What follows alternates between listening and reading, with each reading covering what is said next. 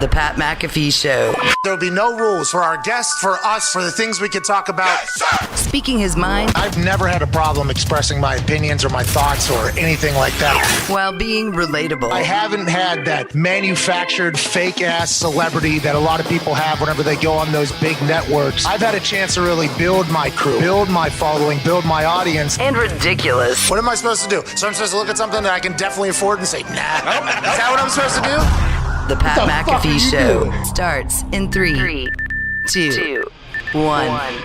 Hello, beautiful people. It is Everything DB Wednesday, September 14th, 2022, and this sports show shall begin right now. Football is what we are chatting about every day for the next 5 to 6 months. It's a beautiful thing. Yesterday, we had a conversation with Aaron Rodgers, Jordan Poyer, and Rex Ryan. And although the internet was abuzz with Rex Ryan talking about his love of feet and his partnership with Dr. Scholes, that was not the big takeaway. Jordan Poyer coming on the show telling us a story about Josh Allen saying, I'm a dog, while running somebody over and posterizing somebody. Although it was an incredible conversation and we appreciate Jordan Poyer for as such, it was not the big takeaway from yesterday. It was our conversation in an unprecedented fashion. Season 3, Episode 1 of Aaron Rodgers Tuesday that has garnered some headlines, and mostly this year, positive. Hey, okay. Mostly positive headlines. This is the first, unprecedented.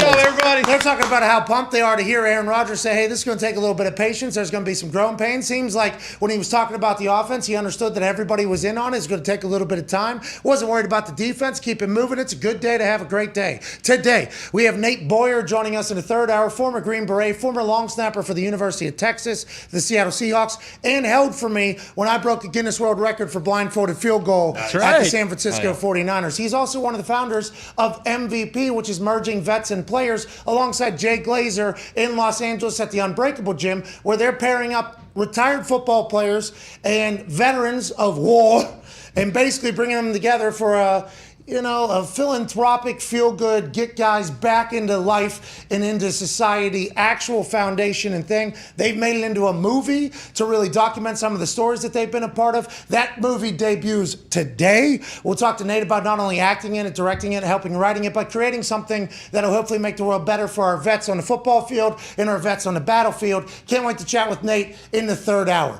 AJ Hawk will be here. The Toxic Table's here at Ty Schmidt, at Boston Connor. One half of the Hammer, Dahn. Cowboys Tone Diggs is here, and the host of Everything DB, host of the Man to Man podcast, live in studio like he'll be all year, host of the NFL Matchups program on ESPN, ESPN2, and ESPN Plus. Ladies and gentlemen, Darius Butler. Hey, great to have you here. Today we're going to have a little film breakdown live on this show about the good and the bad DB play around the NFL. I can't wait for it, DB. You're going to make us a smarter person today. It's going to be fun, man. We're going to get into the weeds, a little bit of coverage. It's going to be fun, man. I think so. And I think the good part about this show is as we continue to grow with the film and having film, and shout out to NFL Films for us being able to figure out how to get the Here we go. Supply chain got figured out. Supply chain's getting better every day. I know Mayor Pete's in charge of it for the country and everything like that, but I would like to say that we're pretty good at solving supply chain issues as well. Sure. It's been an incredible workaround with NFL Films. We're also debuting our NFL Films piece that we're collaborating on tomorrow. Okay. Ooh. Interessante. I think it's going to be good. It's good. It's awesome. Yeah. I think it is. Fire. It is. I'm pretty excited about it. I'm voicing over an NFL Films thing basically every single week with inside footage that nobody else is going to have. It is going to be electric, I think. Yeah. It's going to be really good. Honestly, Game changer. I honestly believe it. The boys and I got to see it this morning, a rough cut of it. They're like, hey, this is what we're thinking. If you want to change anything, let us know. They've been very collaborative with us, which I'm very thankful for. And as you start watching the Scorsese of sports, the NFL Films package kind of get pieced together with the voiceover that I ran, it was like, oh, fuck. Yeah, this is unbelievable. We're a part of it, and it's going to be awesome. And I think players are going to appreciate the hell of it at the end of the day. But whenever you're breaking down film from NFL Films live on the show, which we're allowed to do, I can't wait for our dumbasses to be like, whoa, whoa, whoa, Hey, whoa. man. Whoa. Listen, I need you to slow that down because there's a lot of film that gets broken down around the NFL on sports media, and we're appreciative of everybody that does it, makes us better. But now that we're actually a part of it, I think we're going to just for selfish reasons. Oh, yeah. Because something that we don't understand, we'll be able to ask you for, and I think you'll be able to explain it beautifully beautifully because you've always been a coach on the field, D-Butt. I had to, but I'm enjoying it for selfish reasons too, because it's a lot of coverage talk that we don't get, and it's something I tweeted out on Sunday just watching the games. We already don't see the safeties on the TV copy, which I get it, that's cool. But when a big play happens, we almost never know why. We don't know not necessarily that we want to blame a guy. We don't know what broke down. No, I like. Yeah, I need to know. I don't mind some accountability. But at least to learn from the average fan, a lot of fans kind of want that information. All you hear now is it's either cover 2 or man. Like nobody knows the real breakdowns of coverage. And not to get too complicated, but just to simplify it as much as possible. And fans, everybody in here will understand it. It won't be rocket science. And then you just keep, building blocks. Hell yeah. It's going to be fun. It's going to be a fun year. I think people become more interested in the product the more information they have about the product. Exactly. So, I think the ability to learn things and sound smarter amongst your friends is something that's going to, hopefully make people more interested in the league as a whole. Yeah. That is really our only goal. And I told the NFL that whenever I was chatting with them, and we're the first people that are like an independent operation that have gotten footage rights for their show, right? Mm-hmm. And that was a part of the entire conversation. But in doing so, I have to, calm some potential, what are we doing to the league here? Letting this fucking guy and his Bugle Boys friends, there's a lot of those that are going to be in our way for a lot of things. People that wear suits that have been around for a long time, have seen success for a long time in one particular way. We're kind of running into a brand new era of content and digital everything. So we're kind of in the middle of that whole conversation that has to happen. So I had to explain to a lot of people that maybe had their doubts on us getting rights what we're looking to do. It's like, no, I would like people to celebrate the game more. I would like people to get the opportunity that I had to have a front row seat to some of the smartest motherfuckers of all time, breaking down what's actually going on an NFL football field. Because once you start hearing some of the shit that's going on that field, I think your respect level for every part of the game is only going to grow. And I think today is a great start for that whole thing with everything DB. Yeah, and I can't wait to hear AQ talk about O-line play because you're obviously an expert in what you did. I would consider myself an expert in what I did, but I don't know O-line play like that. I don't know how protections can break down and who should have done what and why. So I'm very excited to see him, and then obviously Chuck from his standpoint as far as everything he's seen for so long. He's seen the games change so many times, but a lot of things stay the same at the same time. So I'm excited to hear his breakdown. And Hasselbeck, everybody that's going to be on here doing it's going to be fun, man. I don't know if we've announced Hasselbeck. Darius' brother just did. What? No, Matt Hasselbeck going to be live in studio. Bring that film. What's ESPN? Yeah. Thank you, Matt. Thank you, Hasselbeck. Breaking news. By the way, D-Bud, thank you for doing that, because as it was coming out of your mouth, you were saying like Chuck and AQ and everything. I was like, have we announced? I don't think we've announced Hasselbeck. Not because we're not excited about Hasselbeck, just because Hasselbeck's been very busy. He's also doing his Sunday Countdown show, but then he's flying out to Indy immediately, and it's like we're getting an opportunity to hopefully learn football at a higher level. Us, for sure. I don't want to be like selfish here, but I feel like as we learn, which is all we're trying to do, the audience getting to do it as well is going to make for some incredible content. In our individual piece that we're creating alongside NFL Films that'll debut, I think, every Thursday of the season is going to be great. This season's going to be fucking awesome. We can't thank you enough for being here, D-Buck. Can't wait for the first episode of Everything DB coming here in about 25 minutes or so. That should be fantastic, and can't wait for the rest of the NFL season to kind of get going, because as we face, an epic week 2 coming up of this season. Big time. Herbert, Patrick Mahomes kicking it off on Amazon. Brand new era in the Kirk Herbstreit, Al Michaels era. It's going to be a beautiful thing. There's already storylines starting to breeze, and this line has moved a couple times now. Yeah. It's going more and more in the favor of Kansas City Chiefs. I think it's because Kansas City Chiefs, high-scoring team this first week 1 of NFL. Most touchdowns of week 1 NFL. They seem to make it look very easy. They got more weapons all of a sudden. So I would assume a trendy pick is to pick the Kansas City Chiefs, Tone. That's why this number's moving? Yeah, the money is all on the Chiefs, actually 74% of it. People forget how good the Chargers played the Chiefs last year. Now Keenan Allen's out, but no, he's questionable. We don't know if he's out, right? He's out. He's out. He's doubtful. He's doubtful. Thursday night, you wouldn't bring him back for a Thursday night game. Yeah, a hamstring. This early. Yeah. They haven't officially ruled him out, though. No. Yeah, but Keenan Allen, him missing is a vital part to that Chargers Very offense. big. I mean, that's definitely their number one guy. But one of the great things about Herbert and Mahomes is they'll throw the ball to anybody. If Ty's out there lined up and he's open, Herbert would throw the ball to him. He could drop it. Herbert will come back to him and throw it to him. So that's a great thing about him as a quarterback. Mahomes, a lot of the great ones are like that. But so it's a big thing. But I think they'll be able to adjust and be fine. Ty, I could imagine your get off, your releases are fucking top notch. Yeah. You watched Devontae Adams for far too long. Exactly. I almost feel like I've been out there with him for all this time. Are either one of you guys worried about it? I think it's easy to get enamored with how good both their offenses are and all these teams are, but we talked about it ad nauseum last year. Like, it's still a Thursday game. Like, everyone is saying, hey, points. Like, they want to take the over and everything. Do you think there's still a that's why possibility it's that it's sloppy? That's going to make me want to take the Chiefs, I think, even more because how they looked in week 1. They looked like they picked up right where they left off last year. Yeah. Now, will they be able to continue that momentum 4 days later against a team that knows them very fucking well? And division games are always tough. 4.5's a lot, though, Tone. That's going to swing some people, right? That's a lot. Yeah, I think this is a lot of week 2 is like a buy low, sell high situation for teams that looked good. Like, say like the Broncos and Seattle game. People are going to be all over Seattle this week just because they looked good against the Broncos. Overreaction betting. Correct, exactly. So you got to be careful with that in week 2. Now the Chargers did win, but the Chiefs were a much more clean, easy dominant. win against Convincing. a perceived good team in the Cardinals. Do we know who the Cardinals are yet? I don't know. But I believe like a lot of this money coming in on the Chiefs is because of how good they looked against the Chargers, the Cardinals. In Arizona, by the way. Yeah, in Arizona. But I just remember, this is always a close game. One of the games went to overtime last year, and then the other one was a What was that? game. His first game, Herbert's first game. 15 minutes before the game, Tyrod Taylor's, they put a golf tee through Correct. his lung, and then Justin Herbert comes in, and that was against the Chiefs, I think. Took him to Yeah, it OT. was. Knocked that guy out. Yeah. And then the Herbert-Patrick Mahomes thing, people were trying to cook at the American Century Championship if they saw it, remember? Like, Herbert's a guy, he said, I'll believe it when I see it or whatever. And he was just, I think he was just drunk fucking around with that person. Somebody made it a big deal. But Chargers-Chiefs are fucking two programs that know each other very well. We got to remember that. What I think is being slept on is the Chargers couldn't close out a game before. They closed out last week. Khalil Mack had 3 sacks. They had, 3 interceptions. The defense is much JC improved. back? I don't know. Nope, not yet.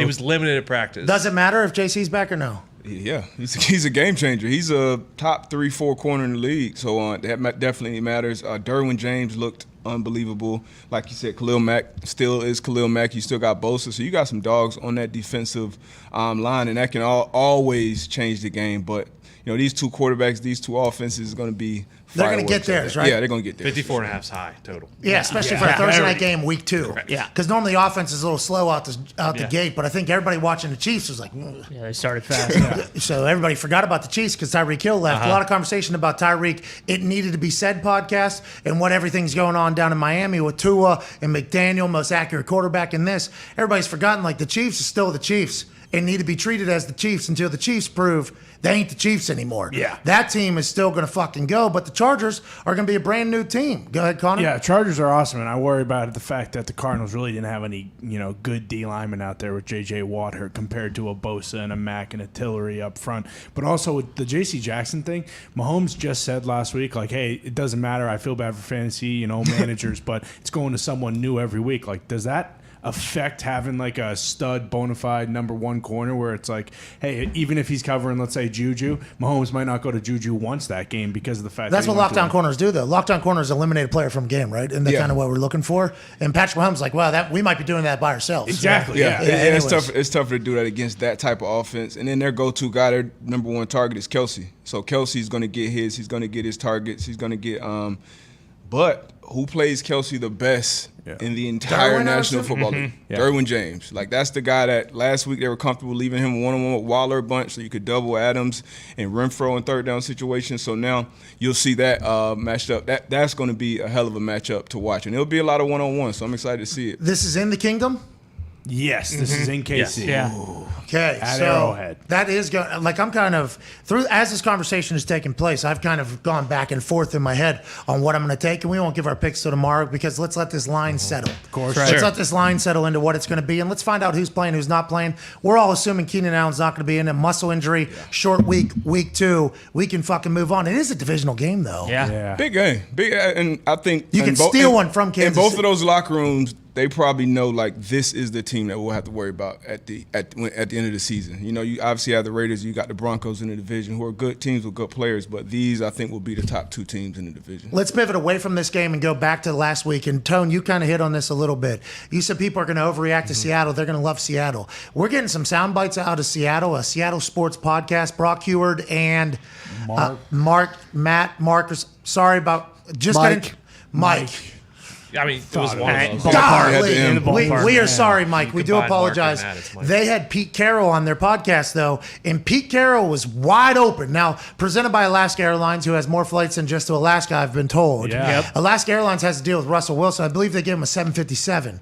Now, I don't know if Alaska Airlines is still going to be locked up with Russell Wilson after the podcast that they are certainly a sponsor of Lower Left Corner of, had Pete Carroll on. And Pete Carroll, pretty transparent and candid about what this game meant to the Seattle Seahawks. Who knows if they'll be able to get up next week after this emotional dump, it seemed like, beating Russell Wilson. Go ahead and run this from Pete Carroll just the other day. I didn't need the validation. I just wanted it. I just wanted to win. You know, I wanted to win for all of the reasons that come along with this one.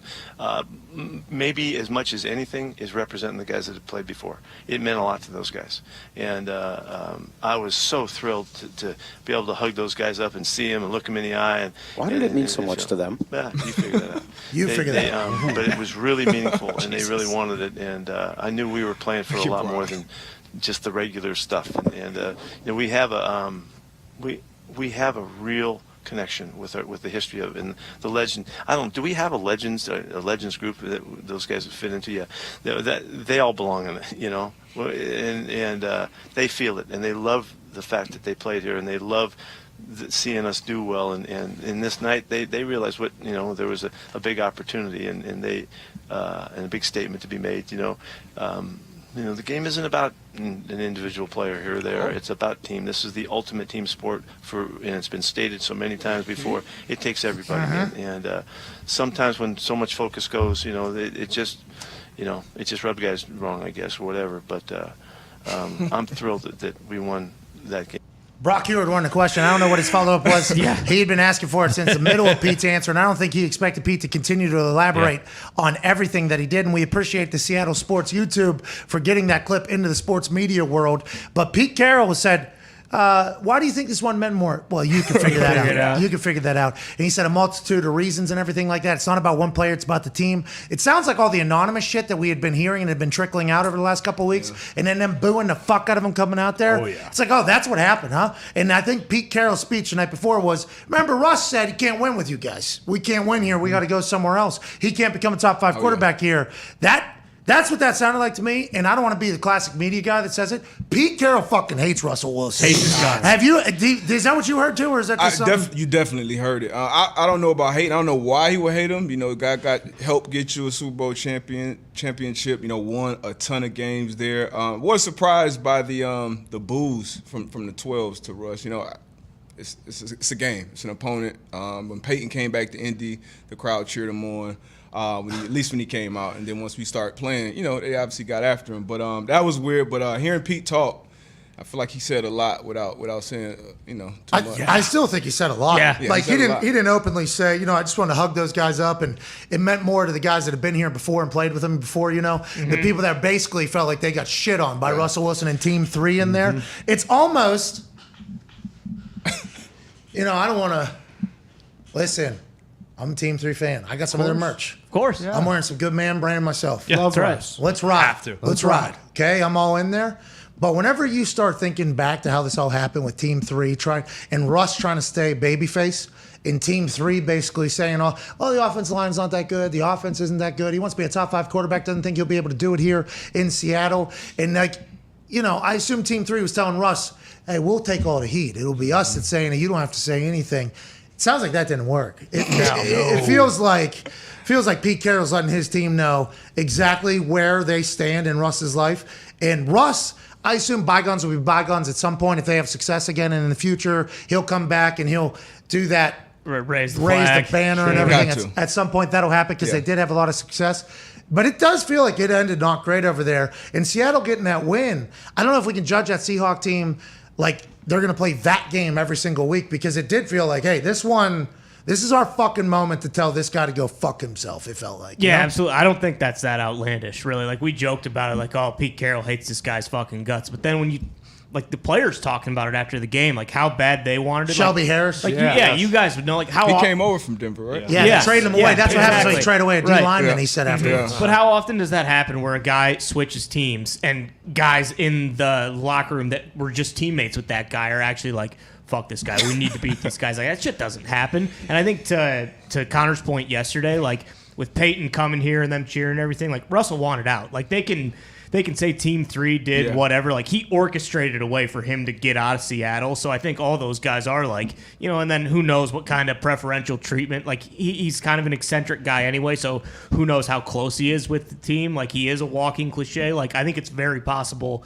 that all those guys are like, yeah, fuck this guy. He thought he was better than us. After the game, Darius, you said you noticed something I think that a lot of people did after the game on the field. Yeah, I mean, part of it is, Russ says, and I don't want to like jump on Russ if you don't. No, we don't either. We're fans. Let's ride. Great player. I think he's a great guy, at least from what I can see. But he does put out a lot of, I think, like, bullshit. It's like bullshit. Like, and like obviously we can see through it. Like, your quarterback and a lot of these quarterbacks, a lot of them, especially the great ones, are me guys. Like, they want to win. They are team leaders. Have to be.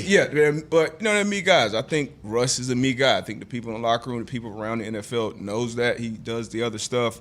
And like I said, nothing's wrong with that. A lot of them is, but when you come and you get in the podium and you give all the other stuff, that's when it's like, okay, like, just be yourself. And then on the field after the game, which is always, especially when a quarterback comes back to their own place. Or anybody. Yeah, but especially the quarterback. If it's Brady or Peyton or A-Rod, like, it's always going to be a circus of cameras and crew where you almost have to get through them to be like, hey, man, good to see you.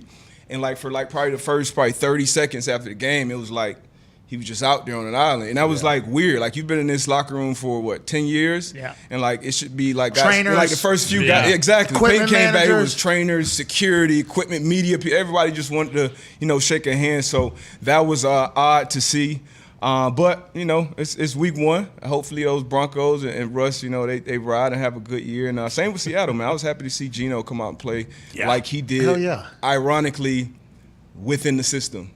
Just play action, make you read, make your throws. It was a little time. Geno wasn't cooking. A few times they let Geno cook. He cooked, exactly. So it was kind of probably like a little fuck you there. Like, hey, he's just doing it just how we dial it up. And he had a couple plays where he went off script and made plays. But it was glad to see Geno play. I'm sure it was a lot online for him too. And 2 plays, 1 inch in total, 14 points missed out on. That is. I mean, that's obviously the determiner in that game, but it feels like for Seattle, that felt very, very good. And you talk about the Peyton thing. I think any player that leaves, teammates and equipment managers that get along are going to dap up afterwards. Quarterback, you're just saying it's going to be on TV if it happens. I think is what you're talking about. We see it. But yeah, I had to wait in line for the Peyton thing. Yeah. It's like, all right, I got to show my respects here. Welcome back. Great to see you. Have a good one. Cheers. We beat him, I think, every time we played against him. So he wasn't necessarily thrilled at all. And we all knew that. You know, like Peyton, I love Peyton. He's another me guy. To an extent, like, I run the show, but it's my show. But yeah, it's my show from on the field to off the field. Obviously, talking like it's. But team players respect that because that's who you are. You know what I mean? So, and when he's on TV talking about the game, he's kind of going to talk about, at certain times, okay, maybe he could have checked into a run. And you see Saturday getting, hey, run the fucking ball. It's like, no, I'm just running fucking block, and that we can respect that if that's who you are, but just don't be with the phony shit. But yeah, it was. So on that point there, we met Tim Tebow. Yeah. Okay. It's really him. Bingo. Yeah. Yeah. So we started thinking that Russell Wilson, maybe, just like Tim Tebow, like, yeah, he is just full-time. This is his natural reaction is to be the best human of all time in every single situation. Like, because that's what Tebow was. And I think naturally, as somebody that went to school at the same time as Tebow, and we had a quarterback on our team that was getting nowhere near the love that Tim Tebow was, and our guy was a fucking guy. So I think I naturally was like, fuck this guy. Like, does anybody want to have a cold beer with this guy? No. Does anybody want to smoke with this guy? No. Does anybody want to hang out with this guy? No. Fuck this guy. Like, that's how I felt. And I think a lot of people felt that way about Tebow. He was forced on television. Now, he had people that loved him and the ratings went through the roof every time he was on. That's why he was forced on TV. But for a long time, as I was younger, I was like, this guy, get him off the fucking television. I cannot take this anymore. So then I thought it was phony. Yes. Yeah. We meet him, though. And he's that human, awesome, like times 10 almost, because he was there. We got to see him in different situations that we never see him on TV. Then I start talking to everybody that knows him. They're like, all day, every day. That's what he's like. So I think I took that learning experience of judging Tim Tebow for being a fake motherfucker, because I never met somebody like that before, into the Russell Wilson situation. And every time we talked about Russell doing something incredibly corny, like Mr. And a number of other things, we were like, hey, that's just who he is. We can't be making fun of somebody that, like, that's just how they, remember from Tebow, we judged him. He was that guy. Russell, we can't do the same thing. It does feel slowly like maybe he isn't that guy all the time, which is why people have the reaction, which I think is even more further to your point. Tebow shit is funny too, because that was one of the things. I knew a lot of people that played at Florida at the time, and everyone knows what type of characters he was dealing with in that locker room. Cup killers. So to have Tebow as the leader of that team, everybody that played with him will run through a brick wall for Tebow. Like he was that type of leader through and through, and it was just real. We just saw a clip that the Jacksonville Jaguars put out that I don't know why the hell they put it out, from Trevor Lawrence. Oh, it's a social team. Yeah. Like walking out of the tunnel. And Worse it's like, than a bad ball. My God. But that's who he is, and that's kind of who we've always seen him be. So I'm always a proponent of being yourself, even at that quarterback position. Like, you just got to be the best version of yourself. But because everybody else is going to know. Everybody else is going to know. Yeah. Trevor Lawrence does not seem to be the hype motivated guy. It seems like, hey, let's swag out. He's going to be like this all the time. Yep. And I think the reason why Trevor Lawrence is like that and other guys, I think I saw Andrew like this, even though I saw a little fire out of him every once in a while. He like would get excited. It was awesome to see, because it's like, oh, that's the smartest human I've ever encountered who has natural emotion like I have. That's one of one. But when you get propped up, up onto the moon, basically. I mean, Trevor Lawrence, Andrew Luck, these guys, since they're in high school. Yep. Andrew Luck was the next John Elway's freshman year in high school. So, and he came from a successful family. He was getting hoisted as the next John Elway since his freshman year of high school. Trevor Lawrence, same thing, I think, since sophomore year of high school. Yeah. Hey, this guy is going to be the number one quarterback of all time. So I think some of those guys, they don't want to be ever considered too arrogant or too flashy, so they have to be like business people in high school and in college, and they're hoisted up, kind of maintain still being hungry and everything. So I think it almost takes some emotion out of guys. Like I think they're scared to look a certain way, because they don't want to be like relatable, like to their teammates. Humble. They don't want to seem too arrogant or too flashy, but also they've kind of been there, done that with everything since their sophomore year of high school. So I think it kind of takes emotion out of some of those top guys. Like Trevor Lawrence's speech, were like, hey, let's go swag, guys. I was like, oh my God, this guy, how bored is he with football already? But I also think the reason why he's like that is because he doesn't want anybody to say like, this guy's super cocky or arrogant. I think, that's just my own personal judgment upon these people that are at this super high level and have been for a long time. Remember, he got killed for just coming out in the draft, just basically saying football wasn't everything. You know what I mean? Like something which is real life. Like, people have lives outside of football. You're really obviously good at the sport and it's your livelihood. But him just saying that, the entire media world kind of jumped on. So to your point, like, I understand, especially him being young, growing up pretty much a social media area where everything is picked apart. Yeah, so once again, though, be yourself. He won't be doing any pre-game hype speeches like Drew Brees in a huddle before the game. But it is a game with emotions, though. So you don't need to rah-rah guy, but you got to be able to get after an O-lineman or a receiver or somebody at some point. So that'll be some growth we'll see, I'm sure. And it feels like it just takes away the whole chip on your shoulder mentality that like Josh Allen has, or any guys that 199. Sure. Yeah, Brady. Anybody who's not like the top of their draft and the top of their class. That's why, like, while we're talking about this, it makes me think about like Arch Manning. Like, Arch Manning has been built up since he was, 8th, 7th grade? And, now he's the highest recruit ever as a quarterback. Hey, some guys make it, though. Yeah. Is it possible to have that mentality while still being, like, the highest recruit of all time? It's very interesting, because I think you have to have, like, an adult pro mentality as, like, a teenager. And there's no way I would have been able to. Yeah, it's tough. There's no way I would have been able to hit. I moved to number one kicker in the United States after going to a camp or something. And the next day, I'm like, I'm the fucking greatest of all time. Yeah. I don't even, you know what I mean? Like, it was, I wanted to get better and I wanted to continue to work because of who my parents are and everything like that. But if you're the quarterback and That's it's like, hard. that's hard to handle. That's the same thing with these NIL deals. Like, these guys are getting hundreds of thousands of dollars. I had 40 grand in Morgantown and I was out every single night. King. It's like, I couldn't even imagine if I had $1 million with zero people around me that have ever been successful, zero understanding of anything really. And I just have all this.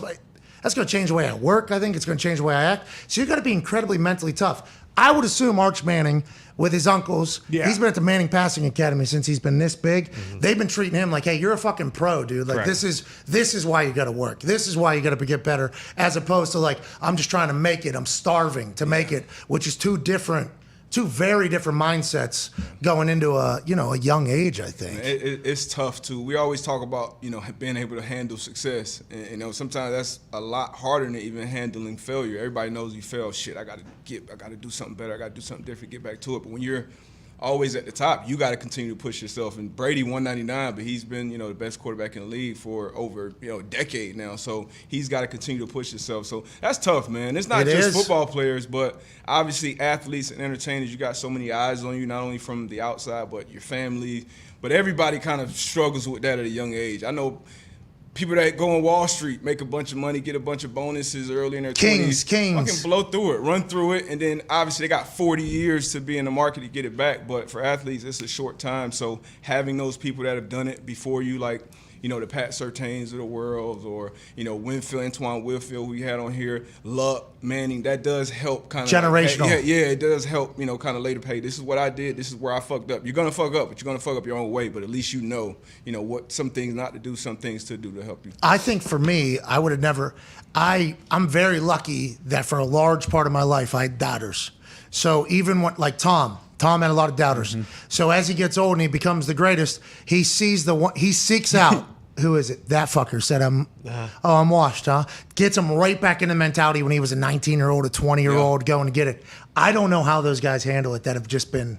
Because I feel like those are probably the most important years when you're actually coming, Michael Jordan getting cut from his high school team, just shit like that. Like, you never forget those type of things.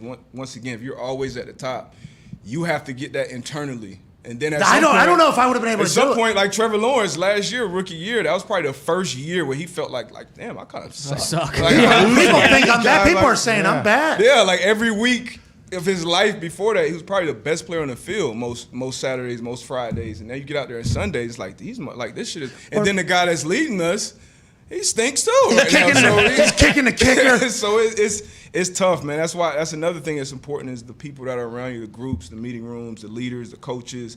All that shit matters, man. So, but I'm rooting for all these guys. Me too. And I think that's why, you have to remember humans. We're dealing with humans here. Everybody plays the video game and plays fantasy football, and you see the numbers and the ratings. You're talking about humans who have actual egos, have emotions, have family, have drives, have mistakes, have all that. It's a fascinating experiment on how humans interact. Now here's an experiment. Nathaniel Hackett, how will he respond? Nathaniel Hackett of the Denver Broncos has come out and spoke about the situation that took place at the end of that game where they relied upon a 64-yard field goal from Brandon McManus, who has a massive leg. Brandon McManus has a massive leg, is already a Super Bowl champion, has made massive kicks in big moments. Very talented motherfucker. I am a Brandon McManus fan. He was here with the Colts for a training camp and for an offseason. I love Brandon McManus. So him waiting for the 64-yarder, letting the clock go down, especially while Peyton Manning's on ESPN2 saying, let's get one here. Let's maybe talk about it here.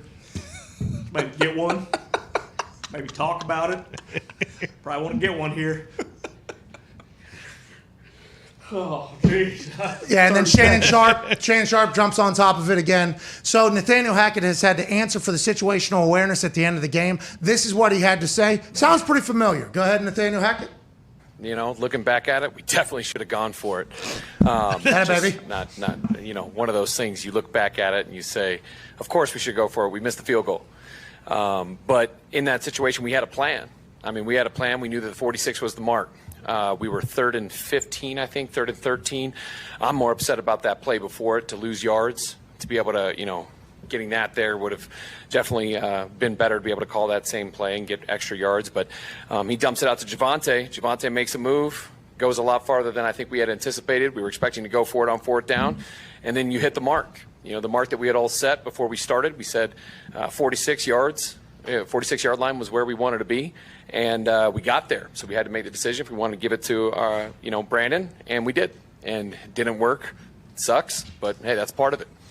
Makes sense. Yeah. So it's kind of what we talked about yesterday. I don't think he had any idea that he was going to get in the field goal range. Right. 4th and 5, $250 million quarterback, Nathaniel Hackett, offensive guru. I can see where everybody's like, hey, we're automatically going for it. We're automatically going for it. For whatever reason, as soon as they get to the 46, he goes, oh, fuck. If we don't get this fourth down and we don't go for a kick, I'm an asshole. If we pick up the fourth down, we continue to move, we kick, I'm a hero. We make this kick, I just drain the clock down longer so they don't have as much time to come back and hit a field goal on us. That's one of those hindsight deals, Even though Peyton Manning said, call timeout 62 times in the final minute. He's on ESPN2. Peyton said, call a timeout 62 times. Omaha Productions did the stats and analytics. So that obviously sets the tone for everybody that doesn't know what should potentially happen when Peyton Manning, one of the smartest football minds in history, who's also one of the biggest Broncos fans going right now, is saying it's easy to do that. I think Nathaniel Hackett's like, Peyton, what do you want me to do? Yeah. Well, you're friends with McManus. You fucking love McManus. Guy's got a big leg. He makes that kick. This isn't a conversation, but you miss it. Obviously, everybody's going to call everything into question. Yeah, I mean, and that's his decision. And I honestly would have rather he just not even came out and said this. He just said, hey, this is the decision. This was the game plan. We got to the mark. We put it on Brandon's leg. He missed it. We move on. Like, we went the 4th and 2 game my rookie year against Peyton. Bill went for it. We didn't get it. Melvin Bullitt. And he was getting everybody's coming. He's like, hey, he came to talk to the team. That's the decision I made. One thing you'll be able to say is I'm not scared. At the point, we couldn't stop Peyton. So we had to just keep the ball, and that was the decision he made. So Brandon Staley, a bunch of games last year, he went for it on fourth down, 6, 8 times. Hey, that's the identity of the team. And then this year, you see he's kind of punting, been a little more conservative. But you make a decision as a coach. That's why they get paid the big bucks. It's a tough position. It's a tough hat to wear. But you make that decision, you learn from it, and you go forward. I don't think you come back and say, you know what? Yeah, we should have, because now. No, hold on.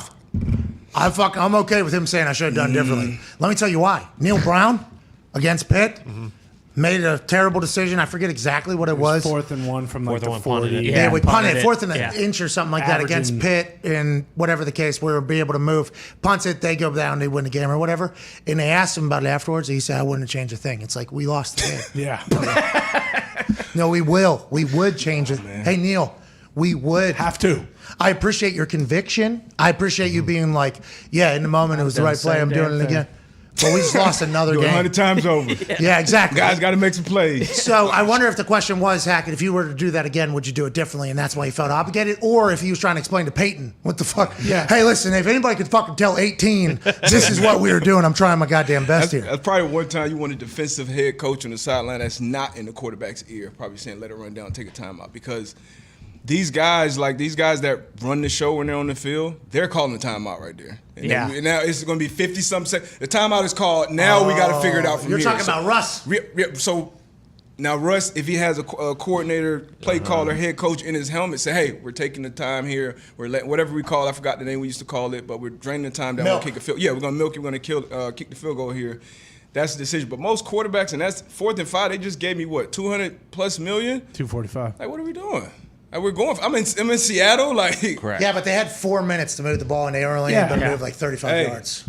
But I agree with what you're saying. You threw for 300-something yards. Like, we got to be able to get 5 yards. It's not like it was a 60-yarder. It was a 58-yard. It's a 64-yard field goal. Yeah, it's a long ball. That would have been a record for a long time in the NFL. If he doesn't say, hey, we could do it different, does what you did and say, we got it to where McManus told us to, is that throwing him under the bus? 1,000%. Throw who under the bus? McManus. But you also don't think about that. Like, you said it yesterday, but as a first-time head coach especially, like, he's panicking, and he probably just, of everything, remembers 46. He's 46. Like, he said 46 was his mark. He's automatically going to make it if we get to the 46. Like, This used to happen. I want to say coaches panic more than players. Yes. So Russ has been, and we saw Russ, matter of fact, on the Manning cast, and hearing Russ talk through situational football with Peyton, with Eli, You know he's prepared for these situations. He's been through this in practice and games a million times. This is Nathaniel Hackett, literally his first time in this situation. And play calling. So yeah, play calling and head coach. First time. So this is like. I mean, come on, man. 4th and 5. We can call a timeout. We can literally get our best play to get 5 yards. Like I know they couldn't get 1 yard from the goal. We got to get 5 yards here and keep this thing going with 2 more timeouts and a minute left. But if you make that decision as a coach, you gotta just go to the next week. It's over with. And if you get the first down, you're moving it closer for McManus. You're already in field goal range.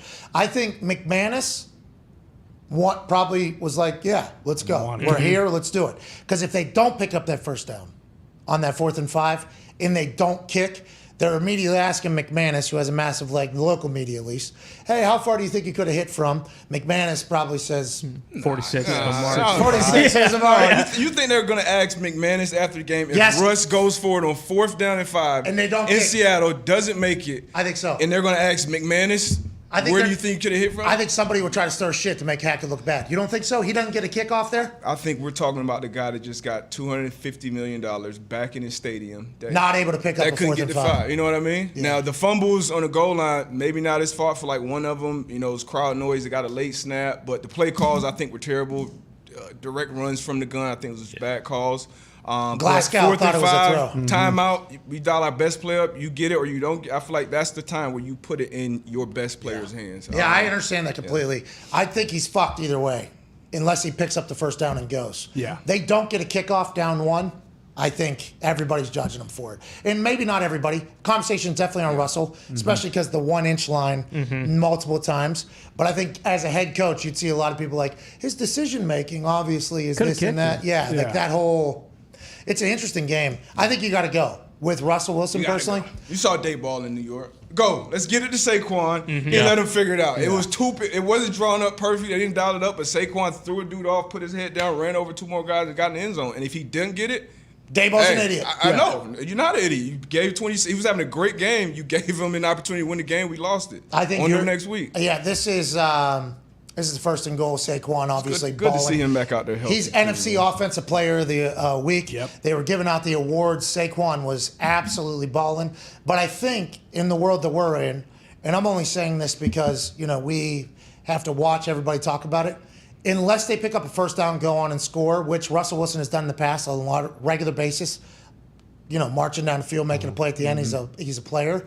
I think Hackett's probably getting bashed regardless. Yeah, I mean, I honestly believe that. Especially because there's such 50-50 plays like we talked about yesterday with McDaniel on 4th and 7. If he doesn't get that and the Patriots score and then the momentum shifts. But like Hackett saying, yeah, the plan was 46, and then they get to the 46, and then instead of calling timeout and checking, it was like he started to panic even though his plan was to get to the 46. No, you call timeout, though, you leave more time on the clock for them to come back after he makes a 64-yarder. But also, if they don't get it, then there's more than 40 seconds on the clock. You can still use those 2 timeouts like he did and maybe at least get a punt the other way. Because there's like 58 seconds, right? You call timeout. 3 timeouts. Yeah, if you don't get the ball, then there's probably, 50 seconds left? You probably get at least a punt. Because if that's in Denver, maybe I feel like it's more of a 50-50 on a 64-yard kick because you got. No, stats say it's much lower. Stats say it's 48 or something. I don't give a fuck what the stats say. No, they say like you're never gonna make that 64-yarder. The stats are saying like no chance of making that 64-yarder. Yeah. It's like one of the last 50. I can see him 8 of 69. 8 of 6. Yeah, I can. In Denver, I can see Brandon making that. So in Denver, does that ball stay straight a little bit longer because it's traveling a little further and it's going in there? Hell of a hit. Anyways, let's get to a break. Let's learn football on the other side. Nathaniel Hackett's learning what life is like as a head coach. Yeah. This is it. Right. Monday Night Football in a hornet's nest of Seattle. Live. I mean, it is opening week. Peyton inadvertently just putting a massive spotlight on. 62 times. Yeah. That's what I'm saying. It's not like that's one of the greatest quarterbacks of all time. Telling you, obviously, Hackett let's think about it. He's telling you, like, hey, let's think about it. Literally, you see the thought process. It was, 3 Hall of Famers up there? I'll put Eli in the Hall of Fame. So you got Shannon, Eli, and Peyton. They're all saying the same thing. It's probably the route you should have went. Ball goes through, though. He's a genius. Yeah, true. And that's football. Ball goes through. Geno still got what? 15 seconds. Oh, it was only 15? Yeah, that's why he was running it down. So that's why I think he ran it down. He thought that ball's going in. They only got 15 seconds to get back in field goal range. Would have been up 2. Scored 0 points in the second He's half. putting a lot of faith in McManus, is all I'm saying. Yeah. Which A fifth was a fifth. I'm with. Yeah. Bang. Speaking of ifs were fifths, we'd all be drunk. Hell yeah. If we were smarter, we'd all be better. Hell yeah. That's happening on the other side of this break. yeah. Let's take 5, Everything DB premiere episode. Oh, let's go. We'll kick off. We got the great from the secondary, we got the bad from the secondary, and we got a lot of football information from our friend Darius Butler with film in a 5-minute break. You're going to want to see that. Then AJ Hawk will join us in the next hour. Let's have a damn Wednesday. Take 5! 5!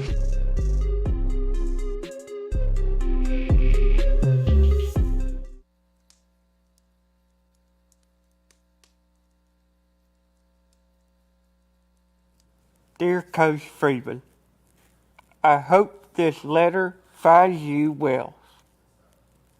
Although if I had to guess, it probably won't, because that was one of the most embarrassing defeats Notre Dame has faced in my lifetime. I mean, for Christ's sake, was Chad Pennington playing? Was Randy Moss playing? Was Matthew McConaughey coaching? No, they weren't. It was a bunch of guys we've never fucking heard of, and you still couldn't get it done. Now listen, you're 0-3 to start, which isn't the end of the world. But everyone in the Notre Dame community, they're fucking done with you, okay? I'm not done with you yet. I have a lot of faith in what you can do with those boys. But let me tell you right now, if you lose next week to California, I might be fucking done with you. I hate to say it, but Joe Montana is not walking back through that door, and neither is Jeff Samardzija. Your quarterback's hurt, so you're going to have to find somebody else. I've noticed that you haven't reached out to old Coach Lou to come in and either do the fucking newspaper trick or to do the bumblebee speech. Let me remind you, the previous guy never asked me to do that kind of stuff either. And look what fucking happened to him. I don't think it has anything to do with winning. I'll leave you with this. If I need to come in to Notre Dame Stadium, get a megaphone, and start singing cheer for on Notre Dame, wake up, DJ, go singing her name, I'll sing the whole goddamn fight song and get the boys going. Because like I said, if you start losing more consistently, you're going to be fucking deader than a doornail. I love you, I'm available, and please write back. With love, Coach Lou Holtz. What are you going to do to change and make Tua better? Have you got into that? This is very early in the whole process, and you're shaking hands, kissing babies right now, and you're a 0-win head coach that everybody loves. 0 wins. 0 win, but what are you thinking about that for Tua? How do you make him better?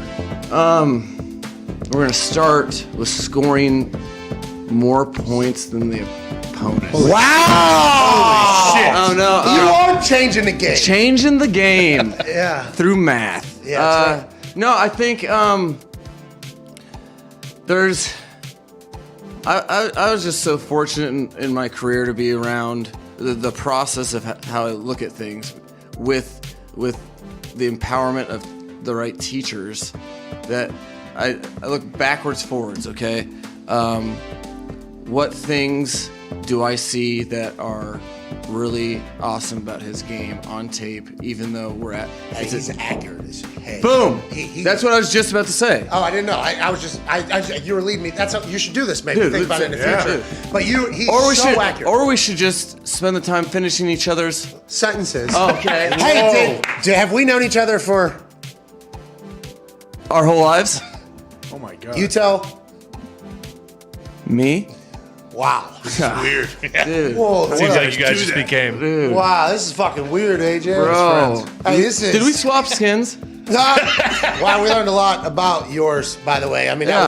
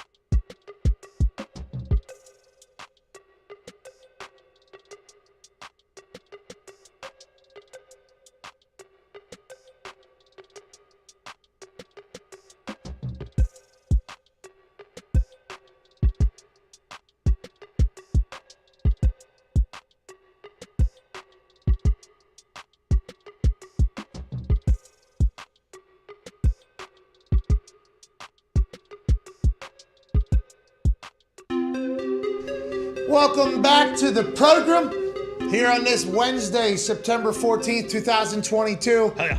Sally McAfee's birthday. Hey! Happy birthday, Sal. I'm terrible son. Should have started the show with that. I do apologize. I love you, Mama. Thank you for everything. Happy you survived another trip around the sun. Let's make this next one the best, okay? I love you. Happy birthday. Can't wait to celebrate you. Now, let's celebrate us having NFL Films footage for this season. Oh, yeah. Ladies and gentlemen, it's time for a weekly staple of this particular 2022 NFL season. I can't wait for it. We're about to see the great, the bad, and all the things in between of the secondary play. Ladies and gentlemen, it's time for Everything DB with Darius Butler. Let's go. We're going to jump into some film. Oh, TV's crooked. A little crooked. Oh, no. Yeah, we forgot about that. Yeah, a couple Might be the match camera. boxes. Yeah, we'll be in the Thunderdome next week. Don't worry. All right, let's go. Let's jump right to it. First one. We're going to start with the good. It's the pick. First pass of the game for Joey Burrow. You see Minka up top, cover 2. Now, if you see this linebacker, run it back, Foxy, and watch this linebacker. I think it's Miles Jack. You see him open up to that slot receiver. The top receiver, the number 1 receiver, right by the 20-yard line up top. It's a smash concept, so he's running a slant. And then the slot receiver's running a corner route. But if you see that DB, you see the DB's the secondary. This is cover 2. Everybody knows cover 2. But Minka, he's outside leverage. He's all over this for the jump. Burrow tries to actually throw his back inside. I don't know if he expected a 7 stop from his receiver. But great job tying in the pass rush up front. And then Minka being all over this smash concept from the jump. And then once again, 51 Miles Jack doing a great job opening up and taking that pressure off of that slot receiver, and Minka making a play to open this game up. Hey, secondary. I'm sorry for the season now 6-0 for the Pittsburgh Love you, Miles Steelers. Jack. Hell yeah. And I don't know how many. What do they have? 4 picks this game. This is the second one right here. So run it back from the top. Watch out Minka now. He's a safety at the bottom of the screen. This is Jamar Chase at the bottom of the screen. Pittsburgh came into this game like, hey, we're going to get after the passer, and we're not going to let Jamar get 300 yards on us. So Minka Fitzpatrick over the top. This is probably why Jamar was flicking him off in the middle of the game, because he was over the top of him all Great game. photo. But down bottom is basically 2-man coverage, and everybody else is in man-to-man. If you see Cam Sutton in the slot, you can let it run, Foxy. So you'll see the safety at the bottom of the screen. He gets over the top of Jamar, and then let the pick play and then run it back from the top. Great undercut. Great play. I mean, this is anticipation. This is knowing where Burrow's going to go. And from the quarterback standpoint, this is split safety. This is exactly where Burrow should go with this ball, but he should put it over the top and try to lead him. Once again, this safety, leaving the middle of the field wide open. Should throw that over the top, probably lead him, but Minka maybe makes a play. But he undercuts it, makes a great play from the slot position. Man-to-man coverage, outside leverage, slices under. You can see it from the court. Pause it. Look at that. That's what the quarterback sees. So he sees middle of the field.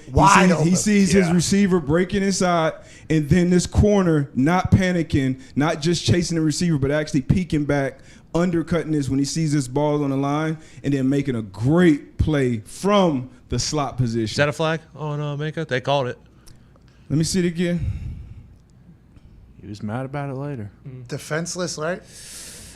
I mean, it's for the safety of the game. You know, it's soft. It is soft, but it is a quote-unquote defenseless receiver, and he does get hit in the head and neck. So, I guess it's a decent Now, call. I will say there has been hits similar to that hit in the past where people have got suspended, I guess. A lot of people started tweeting, like, how come no suspensions happen for Minka? I think the pick, though, changes it because immediately after the pick happens, it's a different – all of a sudden they're on defense. Yeah. So I think it was a bang-bang play, probably the right call. What you're saying, incredible closing speed, and was he baiting Joey Burrow? Was that guy baiting Joey Burrow, you think, corner? No, that's just being confident in man-to-man coverage, you know, because he's one-on-one. He's not expecting help. He knows that safety in the bottom of the screen, that help is going to Jamar. So he knows he's one-on-one with that slot receiver. So that's just a great play. Once he identifies that route, just undercutting and seeing the trajectory of the ball and knowing he can get to it and making a great play, being confident. And that's Tyler Boyd used to be. He's not like a super burner anymore, too. So you kind of have like confidence that you could, if the ball is in the air, you can go get it. You always got to know your speed matchup. You know if that's Tyreek Hill, I'm probably not even looking back for that ball. I just know if I'm seeing the back of his jersey, I got to run. So having confidence and knowing who that is, knowing where that ball is going, knowing that your help is away from you, that's just a great play all around from Cam Sutton. So you would say that the Pittsburgh Steelers defense and secondary in particular, they were on a string with the D-line, but came out week 1 fucking ready to go. Oh, came out week 1 ready to go. I mean, we all know this should have been a blowout. based on how this defense played, based on how they had everything dialed up with Burrow. They had him locked in. He looked a little, I don't know, maybe a little tick behind. I'm sure he'll pick up and be fine this year, but just a great overall performance from the Steelers. And then this play right here, this is unbelievable. So down at the very bottom of the screen is actually a safety lined up on Hayden Hurst. So that tells you, if you see a safety out there on number 1 on the tight end, that is what coverage, Tone? Man. That is man-to-man coverage. So right now, this is 4th and 6. A gotta have it play. No, it's cover 2. I see the safeties up top. That's right, okay, so the safety's outside, so it'll be 2-man. That's probably what you would expect as a quarterback. This is you would expect 2-man coverage as a quarterback, because once the safety goes out, this is why you run this formation as an offense, to get an identification of what the coverage is. So once you have this safety matched up on the tight end out bottom, that's telling me man-to-man. But like you said, no, it's not. It's cover 2. So you'll see this slot defender, the nickelback. If you can ID the nickelback, it's kind of tough to ID him here, but you'll see him make the play. Let it play, Foxy. Now go back to the beginning. As he baits Burrow this whole time, bouncing it out, and Burrow actually just played from the tight copy. The back. Because once again, the back copy. So look, from Burrow never sees that it's not man coverage. Because right now, all he sees is Boyd, and he's waiting for him to break away from that DB. So he thinks it's man coverage still at this point. Let it play. Still man coverage, still man coverage. The ball is gone now. He realizes it's no coverage when it's too late. So that's great. Getting guys on the same page and say, hey, if they come out in this formation, you go line up on that tight end outside, so that tells the quarterback his man coverage, and then you play it and you bait him and make this play. That's awesome stuff. And look at this, middle of the goddamn program here. We are finding a better way to do this so you can circle the person before we get into Thunderdome. This is my desk, obviously. That is not my brain. This is the TV. Go ahead and use this as your own, D-Bud, as you start talking. You still got to talk into the microphone. Oh, yeah, true. So right now, quarterback, all he sees is man. Once again, Miles Jacks, he's on man. 2 safeties, split safety, so it's 2-man. 35, he's on Boyd, and let it play. So right now, this is 4th and 6, remember. So he's just trying to put this ball on the money outside of him, and Witherspoon does a great job baiting him. And he's really an outside corner, but in this situation, since that safety's outside, he has to play like a slot corner. And for him to be outside corner, come in and play like a slot, he played that to perfection. Rewind it one more time, Foxy. This is how you play a hook curl in a cover 2. You get depth, and this is a big route against cover 2 too, but he's pressing out. You're baiting him. Vision on the quarterback the entire time. Break, and then finish and making the play. This is a big moment, man. So this defense, they balled out all year. Obviously going to be missing TJ for some time. Scheme or players? Both. This is both, because you can call this but not execute it properly. But this is scheme and players. This is getting guys lined up. This is being coached well, knowing how to do it. And this is a big situation. We just talked about guys, coaches, players, whoever panicking. This is a big situation. Defense has been playing great, but this is still a 7-point ball game in the 4th quarter. So, hey, we got to do more. We got to do more as defensive players, even when your offense aren't putting up points. Yeah, D-But, to that point, with it being a close game and them knowing about Joe Burrow, do you think these guys, after they have picked him off a couple more times, are more willing to kind of take chances and be aggressive because he's a little gun shy already? Oh yeah, especially when you get him literally the first pass of the game, we get him. We know, okay, what we've been studying for, what we've been doing. They did a lot of split safety stuff.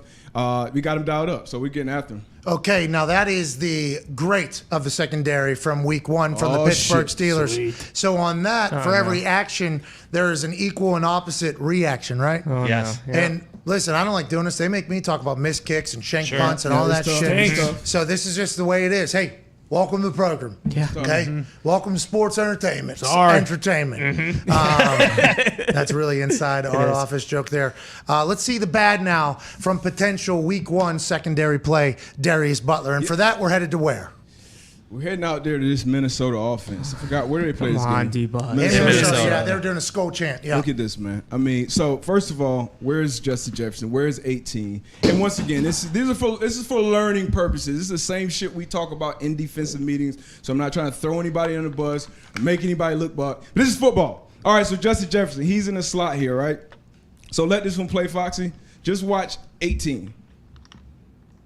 All right. Oh, this is okay. Boom. All right, now run it back. Let's get the coverage. This is quarters coverage, right? What's that mean? 1, 2, 3, 4. They divide the 4 parts of the deep coverage, and then you have the 3 underneath. 1, 2, curl flat, curl flat, and then he relates to the number 3 receiver. But right now we got 3 wide receivers, 1, 2, 3. So this safety is actually responsible for 2 when he goes vertical. And how do we know if he's going vertical? Once he runs past these underneath defenders, he's now vertical, right? So then he becomes Savage's responsibility. So it's going to be Savage on Jefferson. Now on the backside of this quarters coverage, you got the other safety, and he's responsible for that 2 vertical. Or if one just comes vertical, he's just responsible to help this guy. But he kind of dies. He runs an out route. So that frees this safety up. So let it play, Foxy. So pause it. So right now we got Justin Jefferson running up on Savage. And for any safety in the league, you probably saying, oh, shit. Like, it's about 8 yards between me and Justin Jefferson. He runs his silky smooth with his routes. Kirk Cousins has the arm to make any throw. But you know, damn, okay, I got to get out. I can get a 7 route. I can get out breaker. I can get a post. So Savage actually gets turned around here. Let it play a little bit. He gets turned around, kind of gets lost. He's in his blind spot. So Savage doesn't even see him right now. Amos is kind of like, okay, I'm going to help out. He kind of eases up for a second, and then he just hits a burst, and then Cousins put this right on the money. So that's Justin Jefferson playing the coverage there, right? This is Justin Jefferson playing the coverage, setting that first safety up, getting him turned around, and then the backside safety, which should be some help. He kind of eases up a little bit and then runs by him. So we got to be better. We got to be better. Go back on this particular shot. This one's a great shot because this is Tyreek Hill in the Super Bowl in Wasp, where he gets a safety thinking he's going post and he goes back outside. Watch Justin Jefferson at the top of his route right here, what he does to Savage, who's going to shit his pants. It's the first safety. Watch when he gets up on the thing. Look, he fakes out, bang, turn. Yeah. So now you're in the back. So you're the help. So you should kind of roll under this, and this safety should still be running. But he kind of rewind it, and then let it play full speed. Because you'll see Justin Jefferson, when he comes out of that, I don't even think he knows he's getting the ball. He eases up for like maybe 1 or 2 steps, like right there, and then he bursts right there. So that's tough. That's a great ball from Cousins, and then Justin Jefferson doing what he does. Next play. Tebow, do you think Savage bailed maybe early to the 7 because he thought Amos was going to help inside? No, it's tough. So in quarters, as that quarter safety, you kind of split the field in half. So it's like, hey, these are our issues. Yeah. He has his own issues over there because we don't know what routes we're getting over there from that safety. So he's like a bonus help type of player. Why did Amos step up, though? Because I think it was that underneath. The underneath. So remember, he's responsible for 2 vertical, right? Yeah. So he does go vertical, which is past the line. Let it play, Foxy. So he goes past the linebackers, but he kind of goes inside to the point where he's like, okay, he's not a deep threat, so I can continue to sink back and help. He had the right idea, the right mindset, but I think those 1 or 2 steps that Jefferson kind of, and then he hit that burst, like that's really, really tough to do like that. This is exactly, though, what Aaron was talking about with his wide receivers, saying, like, there's a couple coverages we didn't expect, and he was talking about leverage and shade. Justin Jefferson just abused leverage and they expected this coverage. Like, this is a route to beat quarters coverage. But you'll see it again on the next play. Let's see the next play. Very similar route, but now it's a different coverage. Now we got single high, right? So now you got Justin Jefferson at the bottom of the screen, inside the top of the numbers. You got a tight end in there. But as a cover 3 corner, this is your responsibility. You're a deep third player. This is your player he goes vertical. Number 1 is your player. Same up top. But number 1 is your player if he goes vertical. So right here is going to be a very similar route. He's going to come up and just run like a deep over route. But for some reason, Alexander drops him. It's like almost like he expected someone to pick him up. Nobody's going to pick him up. And even if you kind of should make the mistake on the side of let me stay with this guy and another guy runs with Jefferson, you don't let him run free. And obviously he makes the play, but then to get this ball in the end zone, that's kind of next level. That's where he takes the step. But once again, cover 3, you're responsible for 1 vertical. And the only way he could have passed this off is if he communicated with him pre-snap, because he's going to get this same route. And watch Douglas up top. Same route against Thielen, but he runs with it as the seam flat player. He's running with it. But you're going to be in a shitty position because you are outside leverage and he's running across the field. So it's probably going to be a catch anyway. You just got to get him down on the ground. Great play design, right? Great play design, yeah. And once again, vertical is when they get past the linebacker. Past the line of scrimmage. That's when he becomes a vertical player, because if Thielen or Jefferson were to run this route and they went underneath 1, 2, 3, 4, like that under, because now it's the last one was 4 deep, 3 under. So now this one is 3 deep, 1, 2, 3, 4 under. and 4 under. So if he goes under, that's when he's not your responsibility. Once he goes over that those underneath coverage man. guys, that's basically man as in cover 3. You're just getting a little bit of a buffer head start, so if he comes into your area, you pick him up, you stay on man no matter where he goes. Yeah, and that's a tough route. That's a tough route. Good play design. That crossing route is a tough route to guard in man. Because in cover 3, anytime you're outside leverage against a cut split running across the field, I don't know what it is. Maybe it's science, but when a guy's running across the field, they get a little bit faster. Right. So great play design, great execution, and obviously a great player. So would you attribute that more than to like the scheme and Justin Jefferson being very set? I mean, because I assume that the Packers going into the game were like, hey, can't let Justin Jefferson beat us. Like that's fucking item 1A. That's a hell of an assumption, Ty. Right. Because I watched a ton of this film from week 11 when they had that shootout and Justin Jefferson did the same thing. Went off. Yeah. And they did. I'm a big proponent of, I don't care what we call, cover 2, cover 3, cover 4. It has to be adjusted when you play a guy like this. When you play a guy like Tyreek Hill, Devontae Adams, Cooper Kupp, Stephon Diggs, like all these guys, like you have a coverage, but it have to be Jamar Chase. It has to be adjusted based on where these guys are. So this is a basic route concept that you're going to see against single high all the time. Pre-snap conversation has to happen, Yeah. right? Yeah, so it's just communication then is what they just completely fucking botched on Sunday. Everybody got to know this. And this backside, he has to run with that one. So he's not going to be here. But if this was like a true zone, Douglas would let this go and then just kind of sink back into his curl flat, and then maybe he could pick up Jefferson. Because rewind this, and this is a point I'll make too. So this is cover 3, right? This is cover 3. But in the NFL, most cover 3s, if you're this slot defender, you have everything up and out. So basically you have this man everywhere he goes unless he goes under. So it's basically man-to-man coverage essentially. On the corner position, this is cover 3, but if this guy goes up and runs all the way across field, you have that guy. So like we used to call it high school cover 3. If it's a high school cover 3, you just go straight back. You go straight back. You go straight back. You go. That's to a just curl elementary. flat. You're saying That's just elementary. Some teams still do it where they just have real like zone drops. Like you have areas on the field where you need to be, and if Justin Jefferson, he would be running into this backside curl flats area. But in most of, because the NFL, the quarterbacks are too good, the receivers are too good. So you want to get tight matches. If you ran a high school 3, though, Justin Jefferson would stop right in the zone beater. Right. He would find a zone. He would adjust his route. But in hindsight, it'll be better in this play. Oh. Hindsight is 50-50, as Cam says. But in the NFL, most cover 3s is corners. So young corners as a college or high school, whatever you want to play in the NFL, just know quarters, man. Fire zone, man. Cover 3, man. So you got to be ready to play man-to-man coverage in National Football League. Hey, we're lucky for the man-to-man brother. Thank you for that. I feel like we got smarter. Sorry about it for the Viking or the Packers defense. What the fuck? I feel like Packers fans just learned a lot. It's fixable. Yeah, exactly. Well, I hope so. Communication. It's fixable. Good. We just learned a lot about the Steelers defense. Sounds like they're on the same damn page. Dogs. And now it's time to go to our number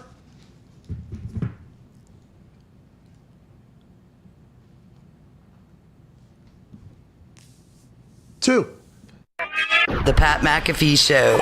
There'll be no rules for our guests, for us, for the things we can talk about.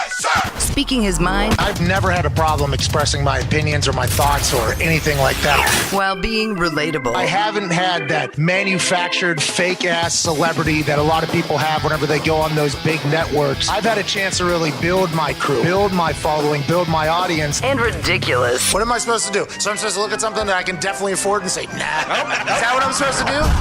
The Pat McAfee Show starts in 3, 2, 1.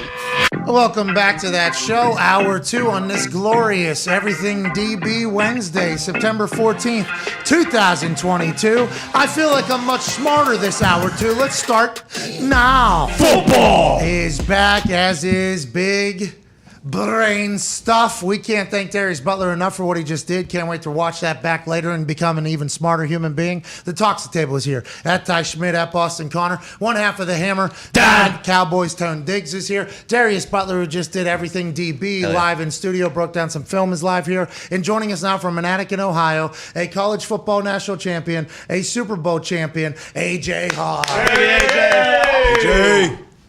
What's up, D-Butt? Hey, that was awesome, man. I just got to see all that. I love it. Yeah, hey. Appreciate you, man. Honestly, AJ, like I think that type of shit would never get the amount of time it's needed to have a conversation with. And now that we have rights and we have the ability to say, yeah, let's fucking do it, I'm really excited we did that. Thank you, D-Butt. Appreciate you, Pat. I think it'll be a game changer. What was the big learning curve there, we think? We think communication's a big fucking deal. Communication is always key, and that's why we spend so much Pre-snap. time. Yeah, pre-snap communication, but even before you go into games, like soon as that week starts, like when you're playing against these star players who kind of change the math on offense, like we can't just go out and say, hey, we're going to run our shit. Like, no, we got to stop this guy and make somebody else beat us. Kind of like Pittsburgh did. Jamar made some plays, obviously late, but for the most part, they're like, all right, we're not going to let Jamar beat us. Somebody else does. So it's a lot of communication, a lot of kind of finagling coverages, and that's why it's tough to know exactly what people are playing or exactly what, because you don't know what the adjustments that are made on the sidelines and meeting rooms, but that's where pros become pros, and we'll see a lot more of that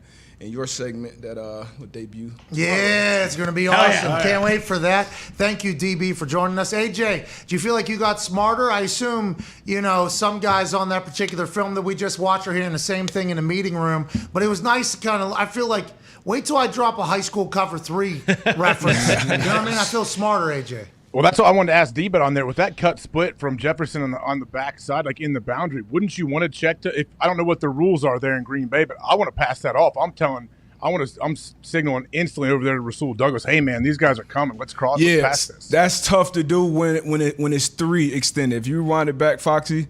Yeah. Like, remember that Philly play with Devin Allen running down the field? And it's like, all right, when it's 2 out there, that's when you can swap it off. You can zombie, you kind of vacate the middle of the field to safety, and that backside corner goes. But when it's 3 receivers, that's tougher to do. I honestly only seen one secondary do it, and I think it was Denver Broncos would like to leave Chris Harris, Roby. Like those guys, but once again, that's something they probably talked about on Thursday. When we get this set, this is something they like. So if we get this, we're passing this shit off because we're not about to tear our hands. But how would we know Legion of Boom? They were a big cover 3 team. How would they have played that? Oh, so they used to insert Cam Chancellor or have KJ, right? Whoever had that weak hook.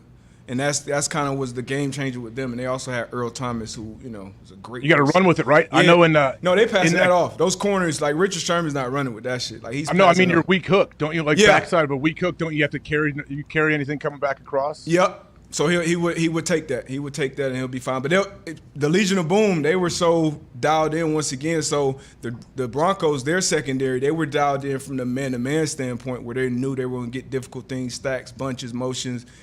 The Seahawks, they knew everybody knew coming into the building they're going to be playing some type of cover 3. But they would switch it up. Sometime they'll insert We're talking about the Super Bowl right now? Just that team, just that secondary in general. Yeah, because also Seattle Seahawks, Legion of Boom, they were so incredibly smart. Yeah. They knew all the fucking signals too, right? Yeah. They knew, but they didn't. It was just how they run their shit. That they were more so when you run that zone stuff, it's more so about you and how we're going, because you know how you're going to get attacked. Man to man. They mastered it. They didn't care. Like they mastered what they were going to do. They knew, hey, our offense knows what we're going to do. Yep. Hey, we're so damn good at it. You're not going to score. Perfect transition into what we got a chance to chat about in the first hour. And AJ, we haven't heard your take yet. Pete Carroll went on to Seattle Sports Podcast, Seattle Sports YouTube, and broke down why the game the other day meant a little bit more, especially for the guys that had played with Russell Wilson. You could almost hear in Pete Carroll's voice that he was like, yeah, this guy told all of us that we weren't good enough to win, and we did this whole thing. He said there's a legends community of guys that all deserve to be in there, and I assume he's referencing the Legion of Boom as well, and people that have done a lot in the past, and they had a lot of pride in what we've done here in Seattle. Were you surprised to hear that podcast, that answer from Pete Carroll? And how should we judge the good man brand himself, Russell Wilson, going forward? Honestly, it's just weird. I'm in a little bit of a blender right now, AJ, on my whole thoughts. Yeah, I mean, I guess I was a little bit surprised to hear it, but I think we all know exactly how Pete Carroll feels. Like, hey, this is a team. Whatever happened with he and Russ and everything, like it feels like we're all over here. We're a squad. We're a team. We're a unit. And Russ is over there. That's like what it feels like right now. And it must have felt like that the last couple of years he was in Seattle, I would imagine, right? It just feels like everything that's – and we ran in the first hour. I don't know what stats and analytics tell us. We've probably been past the average duration of watch time. Our average watch time is like 48 minutes or something. Did we do that more than 48 minutes ago? I believe so. Mm-hmm. Okay, so we'll run. Stats tell us that we should run this video again, and this is new audience. Look at this, real good production. That's right. Oh, yeah. Really good. How many? there's almost 50,000 people watching. Once again, asking you why, but thankful that you did. I know why. You ain't. Hey, I saying that. you're why. You are why. I hope right. you know that. We appreciate the hell out of you. Let's run the Seattle Sports Podcast. Pete Carroll answer to Mike Malk and Brock Heward chatting about the game on Monday night where Denver and Russell Wilson rode their Broncos back into Seattle to a chorus of boos and inevitably a loss to Pete Carroll and the boys. I didn't need the validation. I just wanted it. I just wanted to win. I wanted to win for all of the reasons that come along with this one. Maybe as much as anything is representing the guys that have played before. It meant a lot to those guys. And I was so thrilled to be able to hug those guys up and see them and look them in the eye. And, Why did it mean so much to them? Yeah, you figure that out. But it was really meaningful, and they really wanted it. And I knew we were playing for a lot more than just the regular stuff, and we have a. What were you playing for? We have a real connection with the history of it and the legend. Do we have a legends group that those guys would fit into? Yeah, they all belong in it, and they feel it, and they love the fact that they played here, and they love seeing us do well. And in this night, they realized what there was a big opportunity, and they and a big statement to be made. The game isn't about an individual player here or there. It's about team. This is the ultimate team sport, and it's been stated so many times before. It takes everybody, and sometimes when so much focus goes, it just rubs guys wrong, I guess, or whatever. But I'm thrilled that we won that game.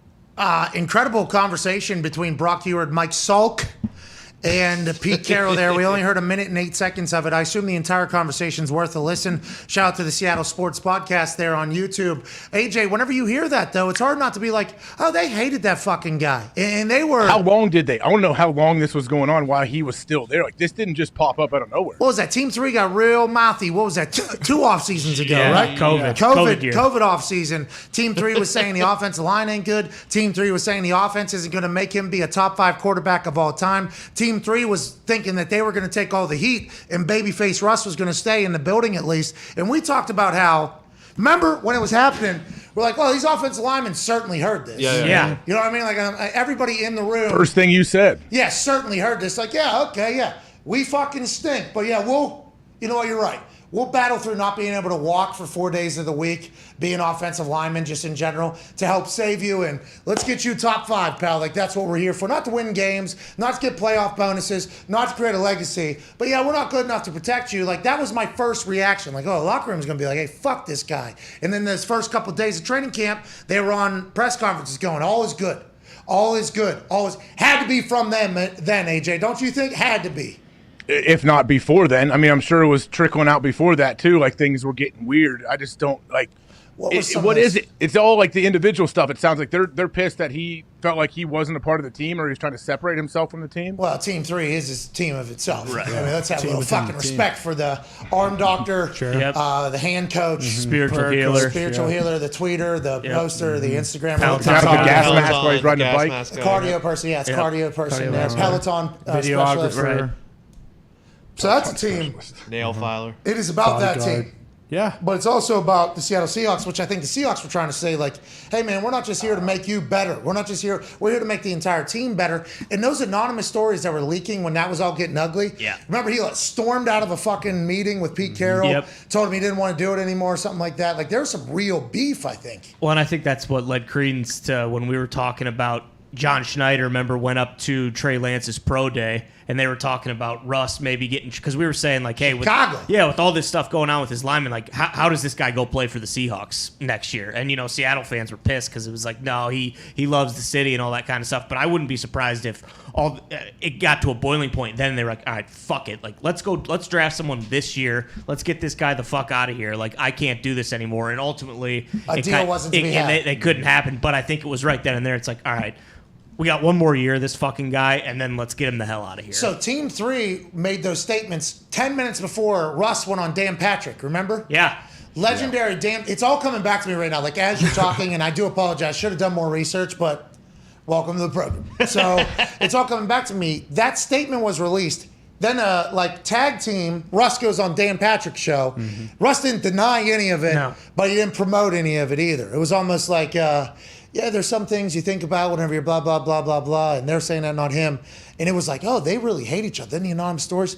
It's been ugly for a while, and I think the Seahawks fans had sensed it internally, too. They might have been yelling at us for talking about projecting it. They were projecting, exactly. Yeah. They knew what the fuck was going on. It was all experience on Monday night. What a win for ESPN, huge. ESPN2, and ESPN Plus. I guess their ratings are up. I don't know how many % from last year, but it's a lot. They put out a tweet about ratings being up. Congrats to them. What a storyline going into the first Monday Night Football with Joe and Troy's era. Yeah, and I think it was a great broadcast. I went back and forth between the Manning cast and then the regular cast. But when did you turn off the Manning cast? I turned it back on when Shannon came on. You know what? You know what, Joel McHale? I mean, back Not on. a Joel McHale. I don't have anything against McHale, but it's just when guests are on there, I kind of just want the guests to just watch football with me and Eli. Like that's for me, and I know for different people, it's different strokes, different folks. For me, football, I love actually seeing even Russell Wilson was probably one of the top three guests on there because you just hear him talk through their process. You see what they're thinking, like seeing Shannon Sharp, what he was thinking, seeing Eli, Peyton. So that's what I'm tuning in for. So once McHale came on, I just went back to Joe. Play college ball. Joe and tight end at Washington. He's a legend in married Seattle. to Chelsea Haley. 20 touchdowns his junior year. Dude, he fucking loves football. He's a star. That's awesome. Would have been a first rounder. Hey, shoot. I am Joel McHale fan. Yeah, he's awesome. Yeah, very good brain, funny. All time. Does feel like he's potentially for the whites. Yeah. Does. Yeah, you could say that. I would assume. Community. Donald Glover and him. Come on. Chevy Chase. Yeah. You ever seen Atlanta? Donald Glover's in it. Seen that. He's a rapper too. Yeah, I've seen that. What are we doing here? Bam. We're talking about Joel McHale. Never saw Community. Hey, you weren't in the office before the show? Darius, what he said when Joel McHale, I was asking, I said, did you watch the Manning cast? Till that Jack guy came on. He never heard of him. Never heard of him before. I looked him up after. He had like 3 million followers on Twitter, so he's got to be a pretty big deal. Yeah, we're good about him. I mean, you'd love the soup, Darius. You'd love it. He was very good. Good brain. Yeah. Good brain on that guy. Very funny. He doesn't really do anything anymore, though, does he? Except for Manning cast every once in a while? Yeah, now he tours stand-up. Yeah. Really? I bet you it's fucking good. Sure. I bet you he's very good. Life. He hosts a lot of stuff. I think he's like this tall, too. Yeah, he's like 6'4". Big son of a bitch. Tight end. He's like Dan Campbell. Yeah. Wasn't he in Ted? Yeah, he was in Ted. He awesome. had Lance Armstrong's nut. Yeah. So what we're saying is you should have gave Joel a shot, maybe. Hey, he's a great guy, but it's football time. That was to end my week one. I had a parlay. I was sweating. Did it hit? No, it didn't. Hey, listen. Fumble at the 1 yard line. Fumble at the 1 yard line. And then We should- Surtain just freaking strapped DK all night. So We should celebrate this, though. Surtain's You had a sweet. same-game parlay promoted on #1 sportsbook in America. Let's go. Hey, should have hit. Come on, let's should go. have hit. It was Yeah, good picks, but Javonte was right there. we always got next week. So what Back on I'm the saying horse. is, though, you're going to do much better than we do. I want to let you know because you got a bigger brain than us. You prove that every single day of your life. And whenever this whole thing happened, this public projection of bet alongside of us thing, it can wear on you. It's tough. Yeah. It can get a little emotionally tough. You know what I mean? It can, because last year we had $20-some million in wins away from FanDuel. Then Tom Brady took 2 knees at the end of the game. His rush went from over 2.5 yards or whatever to under 2.5 yards to like 1.5 or something like that on the fucking kneel down at the end of the game. I remember almost breaking my phone thinking about it. Yeah. We were that close numerous times. Michael Pittman, like 13 yards away from receiving yards against the Jets last year. We had to stay for the whole game. Had to stick around for the whole thing. It was a blowout. He's running. He gets a shoestring tackle. Doesn't make it. On the way out of the stadium, we just beat the Jets by fucking 40. Killed them. It was awesome. We're walking out of the stadium. All anybody's saying is, sorry, I didn't hit that. 7 more yards. I'm so sorry, man. The booze. Sorry. I'm like, Lee. That's tough. Fucking Super Bowl. Joe Burrow. He picks up like 3 more yards rushing. Maybe even on that last play, Aaron Donald pushes him and he stumbles ahead. $53 million in wins in the amount of people that were riding alongside of us 3 yards away. Scotty Miller, too. Half a yard, I'm pretty sure. Scotty Miller, half a yard. Receiving. So what I'm saying is, D-But, I was excited to see you up there because, God damn it, we need you to win some of these. Please. Because every time we put them up there, they are great bets. It makes sense. Yep. Everything should hit. They're long odds, too. So people that are new to gambling don't fully understand. Yeah. Like, No, a they plus do not. 800 is a massive bet. Like, That's why you're getting 8-1 odds, because how hard it is going to be to hit. But we've been so close, so heartbreaking. We need you to come through for all of us. Hey, anything can happen on Sunday, but I'm gonna put together some good ones, and I think I'm gonna eliminate like the outcome of the actual game. I'm staying away from the spreads. Smart. I'm sticking with the props, touchdown score, yardage. So I think we'll be all right. Hey, that's good. Hey, that's good strategy. Yeah, there you Not go. bad. Already back to the drawing board. Just remember that it's what have you done for me lately? Because if you hit 1 week and then you don't hit the next, they will be out for blood no matter what. That's the end of that. They So do not care. league. Hey, what have you done for me lately? We understand we're all on one-game contracts, aren't we? Yep. 1 day contracts. One bet Yeah. contract. To your point, Pat, and plus 800 bet has a 98.7% chance of failing. There you go. There you go. Not when everybody's riding alongside you, though, AJ. That motherfucker better be a hundo. Gamble responsibly. Yes, all right? absolutely. Gamble responsibly. And FanDuel will only let you bet an amount that's safe for you. That's why the regulations are what they are, and that's why it's legal in some states and not in others, because they have to get all that regulatory shit figured out for it all. And however much you bet, like, you're not able to jump out of that out of nowhere. Like, oh, I'm putting my mortgage on this. I like it. And then all of a sudden I'm getting my fucking arm broken by somebody. It's not like that. Like, you can't do that with FanDuel. So they almost force you to bet responsibly, but you certainly should remember that. So don't be betting, max bets on plus like 2,000 bets maybe, not and smart. expect them to hit on the same things. Like, I think this is an entire process though. But you're gonna be muting a lot of accounts. That's what I'm telling you. Oh, yeah. As somebody that's gone through this now a couple times, you're gonna be muting a lot of people, because there's a lot of people that got figured fuck out. Remember super wild card weekend when we all had our individual same game parlays?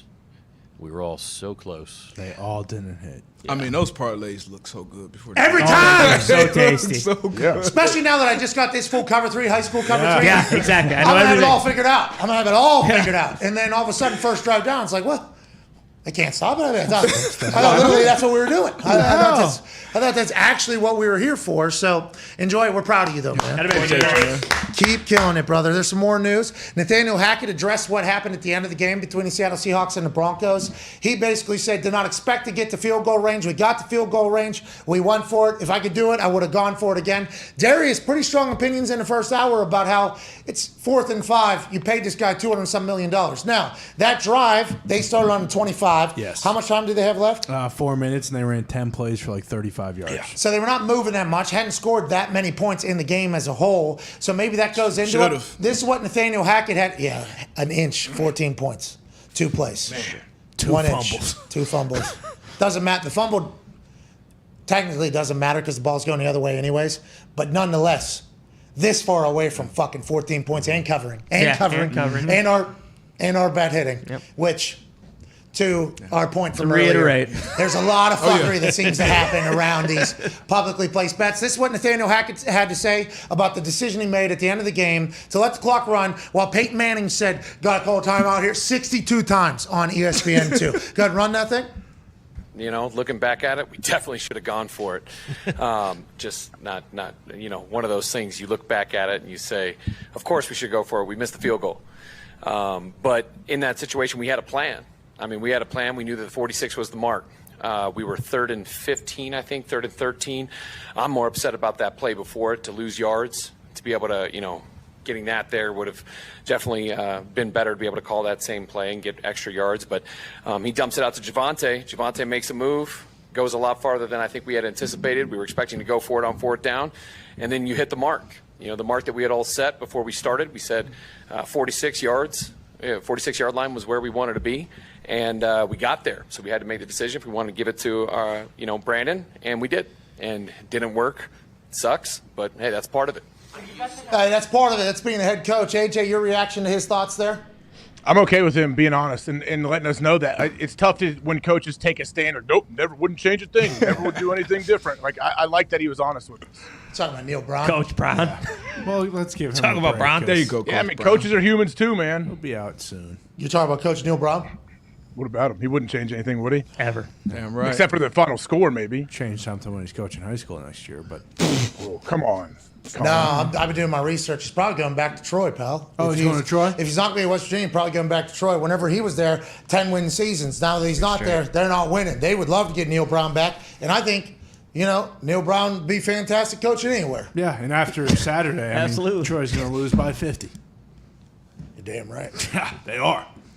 App State's top. Play me some mountain music like Grandma and Grandpa used to play. I guess that's a song down there that they sing out in the middle of those fucking mountains of App State. Can't wait to get there, dude. It's gonna be awesome. Some drive from airport, winding through the hills to get to this place. Beautiful views. I'm gonna be You'll get a car sick. chopper. Yeah, Dramamine. I'm not getting a chopper. I'm gonna experience. I want to experience the hills of North Carolina. You know, and then when we pop up in App State, I can't wait to see them. I'm very, very excited to get there. It's gonna take me back to Morgantown. Hell yeah. It's probably gonna be sweet too, driving through everything and then boom, just a massive, university's campus in a little town. So it's supposed to be beautiful Saturday too. Oh, I can't. It's always gonna be beautiful. What's the game? And Sunday. App State Troy. Oh, okay. Ever heard of it? Fucking, you ever heard of the Fun Belt? The Thumb Belt? Fun Belt. Fun. Oh, yeah, somebody, absolutely. Troy, Yeah. they put some dogs out. DeMarcus App Ware. State. I mean, you give them that check, they're gonna come there. And, Beat your yeah, ass. it's a 50-50. Yeah. So they actually got College Game Day from Texas A&M whenever they beat Texas A&M last week, because I believe the plan was probably, they don't tell me shit, once again, bottom of the totem pole, just got there last week. I don't know if this was announced or not, but assumed Miami's going to Texas A&M this weekend. So I think Game Day had, I think everybody had their eyes like, bam, there is the game for week 2. Then App State comes in against all those paid guys, gets a win, gets a check, goes back home, and Game Day's never been to App State. It's like, why not? feels like this would be the right play. Let's fucking do this. I guess they're expecting it to be. Is Kurt going to A&M or is he doing the App State game? I assume, I don't know. Has got to be doing it. A&M. You would think it would be A&M Miami still. So he'd have to. Yeah, the ESPN game is 9 o'clock, Miami and Texas A&M. Yeah. So that would be where he is heading. Except for ABC is Michigan State at Washington. Does he do the ABC one? Probably, right? Yeah, especially because they're putting Joe and Troy on ABC. He's flying across the country again. So next Monday they're putting Joe and Troy on ABC, even though that game isn't they got Titans Bills, I think. Yes. And that's on ESPN. Yeah. And then the other game's on ABC. Eagles Vikings. Eagles Vikings Good- on good ABC. games. 2 good games, but they got Joe and Troy on ABC. They got Dan Orlovsky on on ESPN with Titans Bills. That should be incredible. Herb Street debut, Thursday Night Football debuts tomorrow? Yes. So then so Kirk Herbstreit is in Kansas City tomorrow for Justin Herbert, Patrick Mahomes. Yep. Then he's traveling to App State for College Game Day in App State, which they're saying is going to be fucking electrifying. They're saying it's going to be crazy in there. Then he's hopping on a plane, flying to Washington. Is that where he's flying, you think? That's where ABC is, at Washington, Michigan State at Washington. That's a 6 hour. He's not going to make it. 7-hour flight? Oh, he'll make it. Yeah, wait, how is he getting a couple hours How back? is that the game though? What do you mean? Are either of them top 25 or just Michigan State's 11. Michigan State's a good Washington's team, 2-0. Go green. Just Texas A&M what? Miami feels like. No, you can't say that. It was. Pretty racist to Foxy back there. Come on. Did you hear that, Darius? I didn't. I missed it. Yeah, go green. Go white. Whoa. Did you hear that, Darius? Hey, Don't do that. And I got no problem with that. Yeah, look at that. I Darius put loves smart. Foxy in so many hilarious situations. We'll be walking through we were at like an airport. That was back whenever we used to fly commercial. Ew. I'm joking. It's impossible to fly to Indianapolis. I would. It'd be much more efficient for our business. It'd be much more efficient for everything, but it's just not possible. It's just not possible. But maybe someday we'll be walking through a group and we'll just see like a large group of people just getting ready and just kind of direct myself in there. I'm like, hey, Foxy, go green! Loud. Gotta And say then it back. He's got a screen, go white. And he's not the Have only to. one. There's normally like 2 or 3 other Yeah. whites in Gotta there. say Go white. And I'm like, whoa, whoa, whoa, whoa. Can't say that. Can't say that. I might be a little alarmed at that if I just heard it out of nowhere. Check over my shoulder. Jerry Jones says, I've seen David slay the giant. And I don't know if he got a picture book of the Bible or if he's actually seen this happen. But Jerry Jones is chit-chatting about miracles and the whole season maybe turning around with Dak Prescott. Jerry Jones' message to Cowboys fans who already think the season is over. I've seen David slay the giant. Now, Jerry Jones is old. I'm not sure if he was actually around when, James and the Giants Peach took place or whatever. Good movie. But I think, honestly, Jerry Jones, his mantra of all news is good news that Mike McCarthy told us, I think Jerry has no other option other than being like Jackie Moon Every week is the Mega Bowl. Every week, something good's going to happen. This is great. That's how he views life, I assume. That's how he views business. Just everything's good. Listen, there's so many metaphors of the past of the small team overcoming the big team, or the big obstacle getting slayed in front of us. I mean, I fucking seen David slay a Goliath. And it's like, well, did you see that actually, Jerry? And can we elaborate a little bit more? But I appreciate that he's still on the up and up. And Cooper Cush Rush, as Mick calls him, maybe he's able to win a couple games for the Dallas Cowboys, and they're back in this thing when Dak gets healthy. I sure hope so. I mean, he's really putting the squeeze on Dak. I know Dak will be back as fast as he possibly can, but you're getting surgery on your throwing hand thumb. Yeah. And Dak and Jerry, your owner, is saying you're going to be back in 4 weeks. Isn't that what Jerry's trying to say? As a quarterback, too. I mean, can you toss me that Your football? thumb, too, is like, how long till you get like the feeling back in his thumb after surgery? Too? So if you see the way humans are created, you know, they talk about the opposable thumb being a big deal. Sure. Huge. Now, Big deal. there are apes and such that have them. They just don't have big enough brain to figure out how to do all the fucked up shit we have the ability to do. Now, you watch any documentaries on them, you're looking in the eyes of something that's very similar to you motherfuckers. Mm-hmm. Same look, same everything. Seems like they do things similar fashions we do, but obviously very different species. Never came from them, never even close to them, obviously. The opposable thumb's a big deal. And whenever you're throwing a football, you see, that is all by its goddamn self here. Yeah. You break your pointer finger, guess what you can do? You can have that taped, you can kind of lift it a little bit. Gonna probably throw a duck, but you're still gonna be able to get the ball off. You break your middle finger, mallet finger. This happened with Russell Wilson, Taysom Hill last year. You can tape that and you can lift that off there. Pinky finger, all these other things, no problem. The thumb's all by its goddamn self. So unless Dak is coming back after 4 weeks and he's spinning the thing sideways like that, I have no idea how 4 weeks for a thumb, especially with something that's 6 to 8 weeks for a quarterback, is possible. I've fucking seen David slay a Goliath, though, Darius, and that's kind of where the world Jerry Jones lives in, I guess. Yeah, I didn't understand that. Not put him on IR, which obviously would make him miss at least 4 games. I don't understand that move either. Cooper Rush, he did beat Minnesota last year. Yep, last year. Yeah, so I mean, Dallas, they get maybe 2 wins, or maybe even 1. It'll be all right. It's still a long season, man. 12, 11 games when Dak comes back, but. I mean, it ain't no David and this is the Cowboys. Like it's the most valuable franchise in the sports franchise in the world. Like you gotta, even when Dak was out there, the product didn't look good, the offense didn't look good, so they got a lot of issues in Dallas right now. What is the deal, AJ? Mike McCarthy can't get the boys going. Doesn't know what the fuck he's doing anymore. What do you think it is?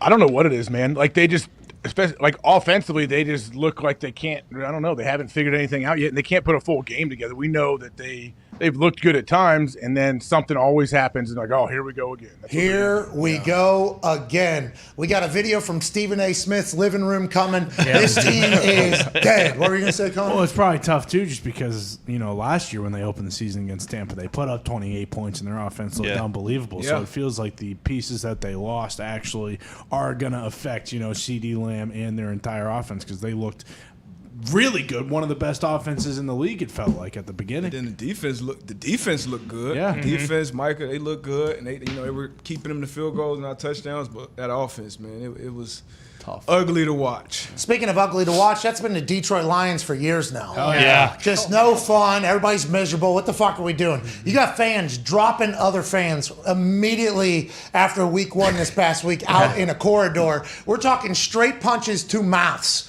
Just battling, boom, bang, take a seat, blindside shots. Is Detroit on Detroit? Yeah, yeah. How do you know who you're fighting? MCDC's got to be sick. What you say about Kid Rock? I believe this is just recognizable figures is who you don't swing at because old buddy kind of breaks it up. Then he comes back in again and gets another shot at Big White here at the end. Bang! There's another one down on the ground. And none of the guys who's down friends come back and swing on this guy. So I think it's a lot of casuals, maybe 2 groups, kind of a smaller group.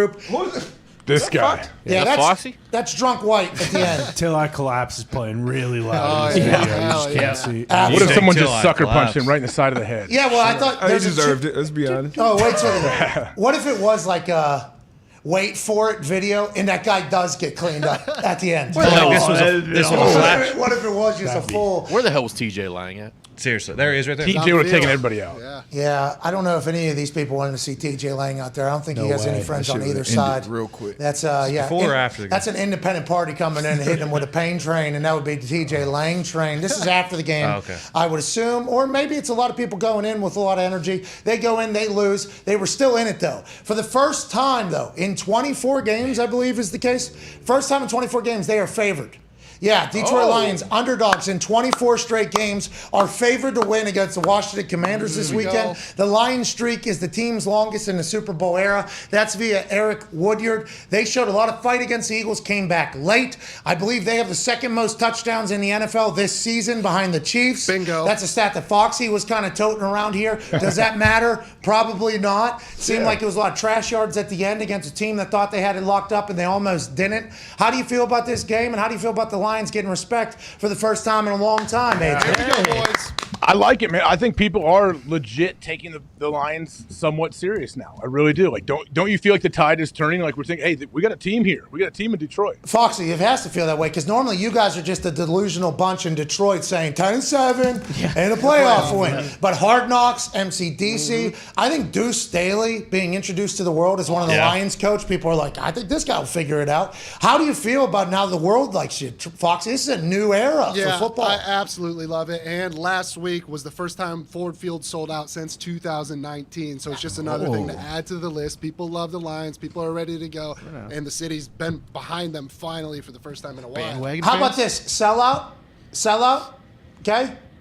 Give Calvin Johnson a big check for the exact amount of money at halftime. They'll never do that. Just give him the big check right at halftime. Say, hey, Not going to happen. let's get this curse out of here. Let's just give him the fucking check. Yeah, They sold out. You know how much money they made from selling all those tickets out? Yeah. You know how much money they're going to make from the beer sales for all these people that are fighting each other?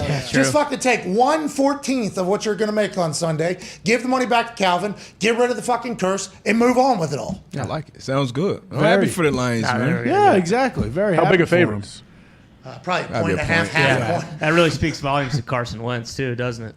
What's your problem? Well, that's the thing. I'm tired of everybody attacking me about He's what got to this get show. 5 touchdowns this game. Yeah, Carl He played had really 4 well. last week. Yeah, 4, yeah. I'm nuking the commies. He MVP. also tried his damnedest to give that game away. He did, he had a couple big but plays. then he won He it was back. trying to lose. He was. Team Carson, all right? Listen, Carson, when he's playing, I will say the same fucking thing I say in this microphone every single time I talk about him because I got respect for Carson the human. I don't necessarily love the tractor choice that he has. Right. I don't necessarily love the way he plays NFL football, but I got respect for Carson as a human, and I assume that somewhere he'll be able to make it work because his only issue is, and I only had to live it for one season, I have no idea how both of his parents haven't gone into cardiac arrest following his entire career. Every play he thinks is a touchdown, make it, break it, we're winning a Super Bowl play.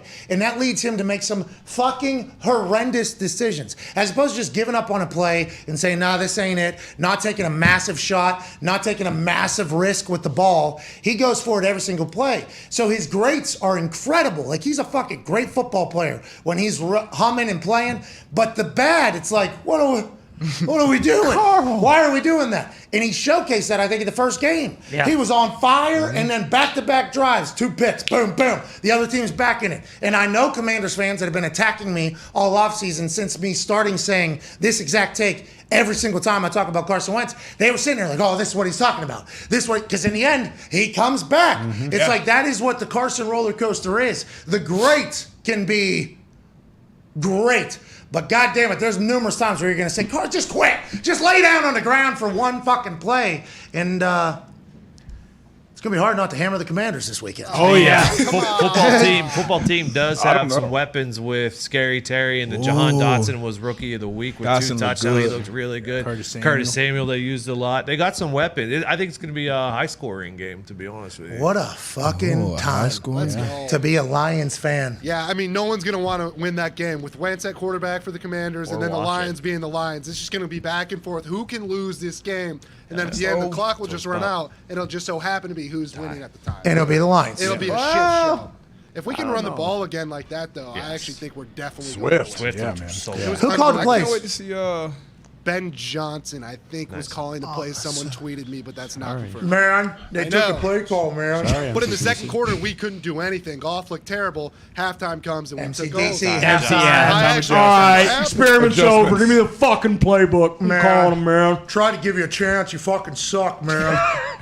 Rodrigo balled. Rodrigo He was played awesome. well. Yeah, I love You know, hard knock A stuff. lot of lowlights on him, too. I guess he just ran right into some blocks, and people were talking bad about him. But on the flip side, he made a bunch of plays. Yeah, made some plays. I'm excited to see when Jameson gets in this offense. You know, obviously he's a dynamic weapon coming out of Bama, but I like the Lions, man. They're fighting, putting up points, and they covered a ton last year, so they were in games. Yeah, covered last week. A couple quotes here from September 11th, which was Sunday. Jared Goff said Ben Johnson was great calling plays, and Dan Campbell said Ben Johnson did a good job calling plays. So, I believe he called Goff plays. liked it a little bit more than Yeah, he did. MCDC. Benny's team. He did good. Yeah, he did good. It's what have you done for me lately, league, though, man? Copycat league, man. We're favorites this week, man. Give me the fucking play. I'm calling plays, man. Sorry, man. He's so.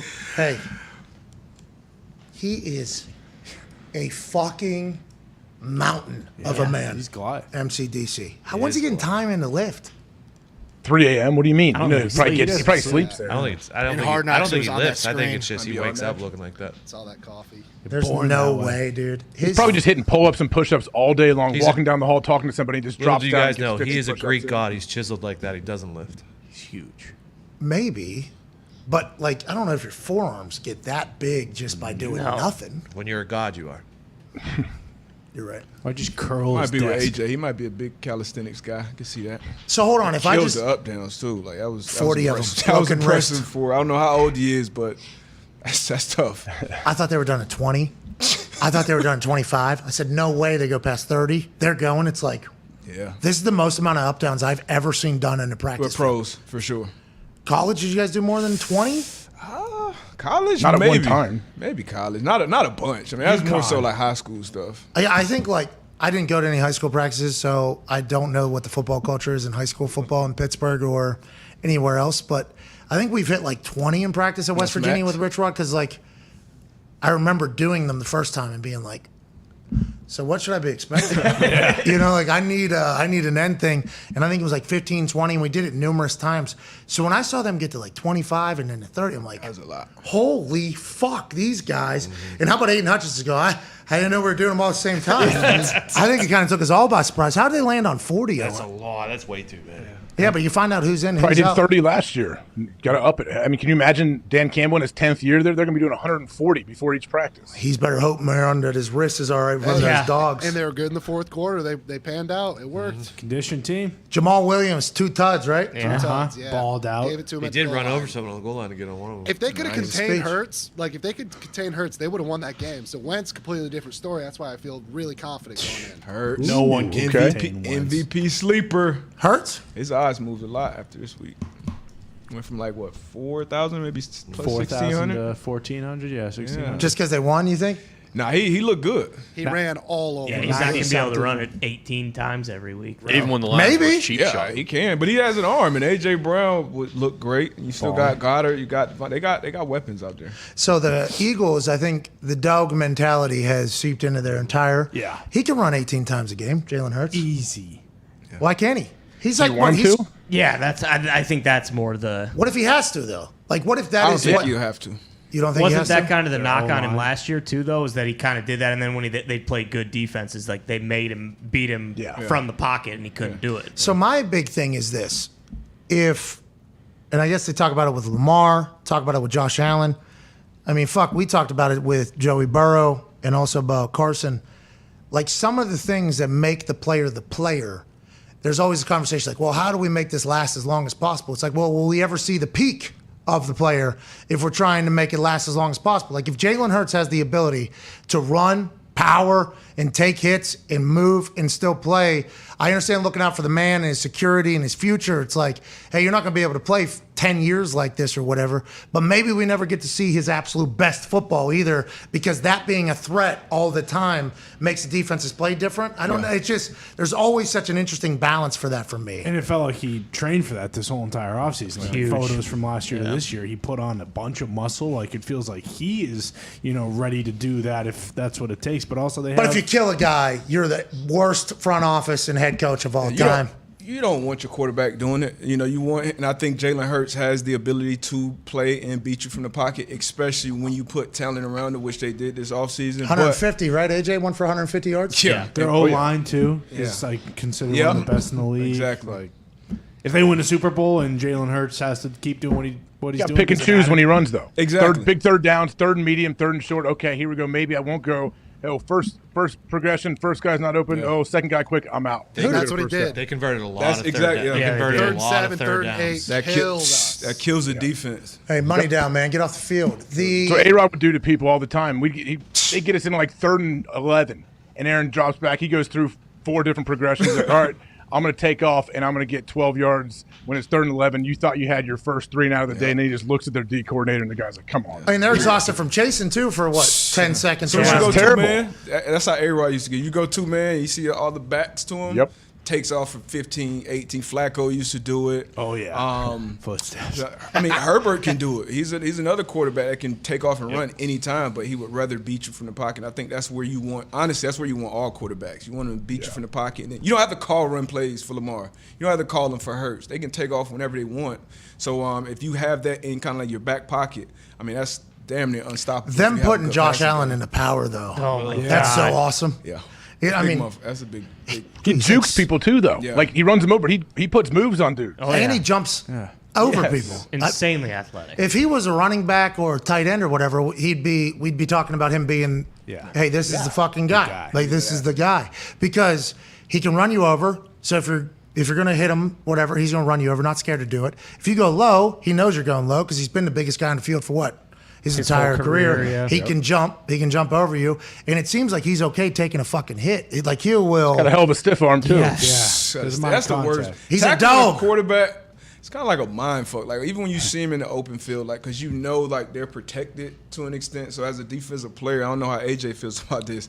I just feel like you're always at like a little disadvantage, and then when he goes to stiff arm you or truck you or jump over you, it's like shit. Like, Well, because if he slides at any moment, it's tough. It's tough. It was at the NFL or college. There was a big one where a quarterback was Kenny. running and he slid on going in on the 1 yard line. They called it head to head. Oh, I don't remember that one. You know how I feel. I think all head to head and targeting should be taken out from like the 2 yard line in. There shouldn't be a rule. yeah, goal line CTE time.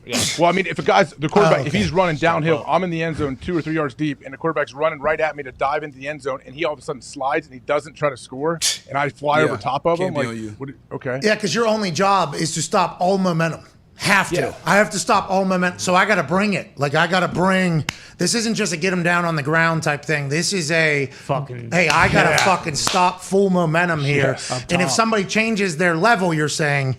At the last, what the fuck do you want? Yeah, okay, I understand what you're saying. Remember Heineke? Heineke like gave himself up against the Packers, and they called Yeah. that touchdown back when he just like fell into the end zone. Oh, Yeah, and there's no one even there. Going He was forward, right? Yeah, going forward. I am not envious of any defenders on any football field at any moment right now at all. There's so much going on, and also to what we were talking about earlier about if you see everybody's backs, they're going to run. Yeah.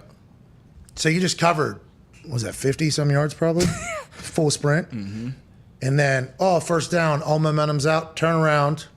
They're subbing their wide receivers out probably. Okay, let's go ahead and get them out. They just went on a long run. Let's get them some. Yeah, get Hey, some they're rest. winded. DBs though. Right back you guys couldn't get off the fucking field, so turn it around. We're right back up. I am not envious of that at all, pal. Not one bit. How many miles do they track DBs on the field? I don't ever remember getting any of that info after. But everybody has it. It's always wide receivers. Wide receivers always get tracked. It feels like because they're literally running for a living. I don't know if I've remembered any DBs numbers. Yeah. They're tracking everybody, but I just don't ever remember like somebody coming up to, hey, you ran this many miles. Let's take a day off or some shit like that. What's that all about? Not for DBs. It's like the bend it don't. Yeah, hey, we don't have time for you, Dave. Hey, we're looking into all the stats and analytics. We're trying our best to get through them all. DBs all max limit. We'll look at them last. Delete those. Sorry about it. Sorry. Yeah, well, if we take if we take everybody out of practice that ran way too much yesterday due to our analytics, we have one defensive back. Okay, so let's not use this. That's outliers. Yeah. All right. These other positions that we can kind of. Y'all motherfuckers are running, dude. Running, man.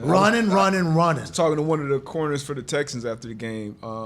He was like, I showed him, we were talking over one of his plays. He was like, but that was the 94th play of the game. I think Coach ran 95 or 94 plays. Jeez. I'm like, okay, I got you. So going into this game, Hey, imagine having a Thursday game after running 94 snaps on Sunday. So that's why you got to get off the field. Hey, so let's assume roughly average 35 yards, 40 yards run each play? Yeah, we can say that. At least. Because even on run plays, you're getting ran off. And sometimes that's a backup receiver or something. Just and they're comes just in, run off, take off, then he goes to the sideline and rests until he, got to take a gunner rep or something. So yeah, it's a lot of running around. Now a lot of it is, you kind of know you kind of jogging through. Okay, it's a runaway or I beat a block. So you do. No, but you guys don't care then. Remember, you guys don't care. If you're this guy not playing this guy hard. Doesn't play every single play. You can't do it. You can't go full out. You can't do it. You'll die and play 20. Now, current players should not be saying that in press conferences. A lot of guy in Dallas who said, right. 80 plays. What do you want me What to do you want me to do? They're running the other way. I'm going to go 35% a couple times. AJ, I didn't even think about that. They're running 90-40s every single game. 90-40s. Like, that's a nightmare to think. And you have to know, too, like, also the mental toll that takes on your cardio, too. Like, okay, hey, man, if this dude gets on top of me, I'm going to be embarrassed. He's going to score a touchdown one-on-one. Everyone knows it's on me. Hey, I appreciate the DB service, but fucking get off the field. Yeah. Get off the field. You don't have to run. Let's take 5, shall we? 5. We'll have Nate Boyer on the other side. He, former Green Beret. Are you once a Green Beret, always? I believe so, yeah. Still a Green Beret. Yep. Yeah. He and Jay Glazer started a gym in LA called Unbreakable alongside Urlacher and other investors. Yep.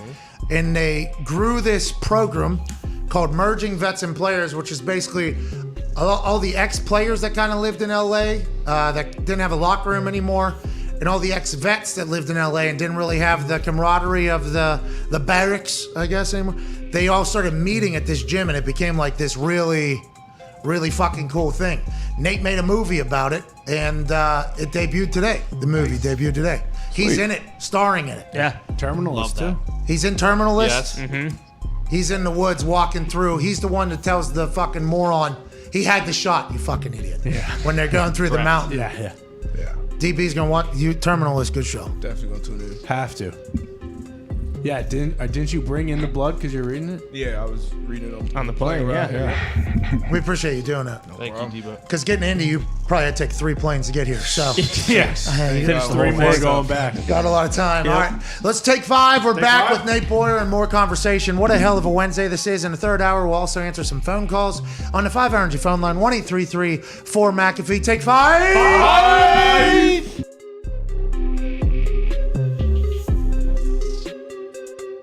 I have a surprise, obviously. That's what this show is all about. We have boots on the ground in Cleveland, who I assume knew this was going to happen all along. Ladies and gentlemen, live from Cleveland, Mr. Jason Glazer. Your thoughts on Kyle Pitts to Atlanta, fine sir? Oh, there's a delay. Well, first and foremost, Pat, I'd like to say, hey, listen, thanks for having me. Cleveland is beautiful this time of year. Granted, it does smell like a mixture of poop and diarrhea and sewage. Jesus. It doesn't smell great down here. Jesus. But I'll tell you what, 27 years in this thing, I fucking live for the draft. Love being down here. Love being into Cleveland. But yeah, Kyle Pitts, listen. What do you want me to say? I knew this 2 weeks ago. Really? I mean, do we need to do this whole fucking song and dance? Okay. I'll give you guys 1 through 32 if you want to know. You know, do you want to have fun? That's nice. You want to not know who's going? But yeah, I had this 2 weeks ago. You know what I'm wondering is if the guy you had in your studio, Mad Mel Kiper, I know that sorry son of a bitch didn't have this 2 weeks ago. Mike's not plugged in. Whoa. Yes, I did. I actually just explained it. No, you didn't. Yes, I did. No, you didn't. Yes, No, I you did. didn't. No, you Yes, I didn't. did. No, I you had didn't. this. I did. Yeah, I no, did. no, you I didn't. did. You I didn't. had this. I I did. had You it. didn't. Trust me. Can You I didn't. talk for Christ's sake? Okay, fine, yeah. Can Go I ahead. talk? Okay, Go ahead. yeah. Like I said, Kyle Pitts, No, you unbelievable didn't. talent. No, you didn't. You didn't fucking Yes, have I it. did. You're a bad sack of shit, Jason. Kiper. I know it. I looked at your mock Jason. draft. Jason, please relax. Oh my God. Jeez. Had no idea it was going to get like that. Sorry about that, Mad Mel. Obviously, there's a little bit of content there. He's saying you don't know your ass from a fucking hole in the ground, though, Mad Mel. How do you feel about that from Jason Glazer live in Cleveland? Well, classic move. You know, Glazer looks like he's getting ready to go to a goddamn titty bar or something like that. I mean, dress up, pal. It's the NFL draft. Look at me. I'm dressed to the nines. You know, you look like an asshole. I mean, just get him out of here, can we? I mean, is he going to stick around? Can we get him the hell out of here? I think is his microphone still on? Jay, can you hear us? Jay, is everything good back there? Listen, fuck you guys. I'm out of here. I'm going over to the Rock and Roll Hall of Fame. I'm going to hang out with Dee Snider and Twisted Sister. Are you serious? Okay, Jason, sorry. Thank you so much. And ladies and gentlemen, Jason Glazer. Thank you, Jason. Thank you. Thank you. Hey, after death, what happens, Bill? What happens after death? I don't know. I have no idea. But I know there's nothing that's mad at me. That's good. It's just so stupid. Because he created everything. Or she. She, well, definitely a she, because God doesn't take responsibility for his own actions. What? You set me. You set me up. No, I just don't understand. Like, yeah. If you just watch nature videos, you can't believe in a God that cares. Okay. You know what I mean? I watched this one time, this fucking baboon or a little monkey. There was a baby gazelle, and they go after him if they can get him. And he got it away from the mother, and the mother can't get rid of the thing. And he just ripped the thing and just started eating the thing alive as it was screaming in agony. And I'm just like, you made something that did that? Or like rabbits? Like their whole fucking purpose is just to be eaten. They have no fucking defense, just fucking hopping around. Just complete jerk-offs, right? And then they just like, their only survival is if we fuck so much. We can stay out in front. Like they're literally designed to keep everybody else alive by being eaten alive. So you think there's some flaws potentially in the entire... No, I just think that, I think if there's a God, right, and he made all of this shit, or she, right, or they, or the deep state, man, I just think that, he did what he did here, and he just moved on. What happened? What's up? So what did he? What? No. Oh, you gotta be kidding me. Are you What? serious? What is this? What just? Oh, hey, you got one of these? Holy shit! Wow. What the? What is that? That ain't one of these. What? This That ain't one of these. is Baby Belt 2.0. This is better than yours. Whoa. No, that ain't. Look. Hey, look at mine, AJ. Huh? That is this one. You got that little baby version. Look at that. You got a little baby Jesus title. No. Oh, no. This has been my bracelet I've been wearing around the house lately. Yeah, see, this ain't fitting around anybody. No way. Don't you worry about that. This is a thigh wrap. You know what are you doing? Look, see, it's perfect. Right behind my wrist. That's good.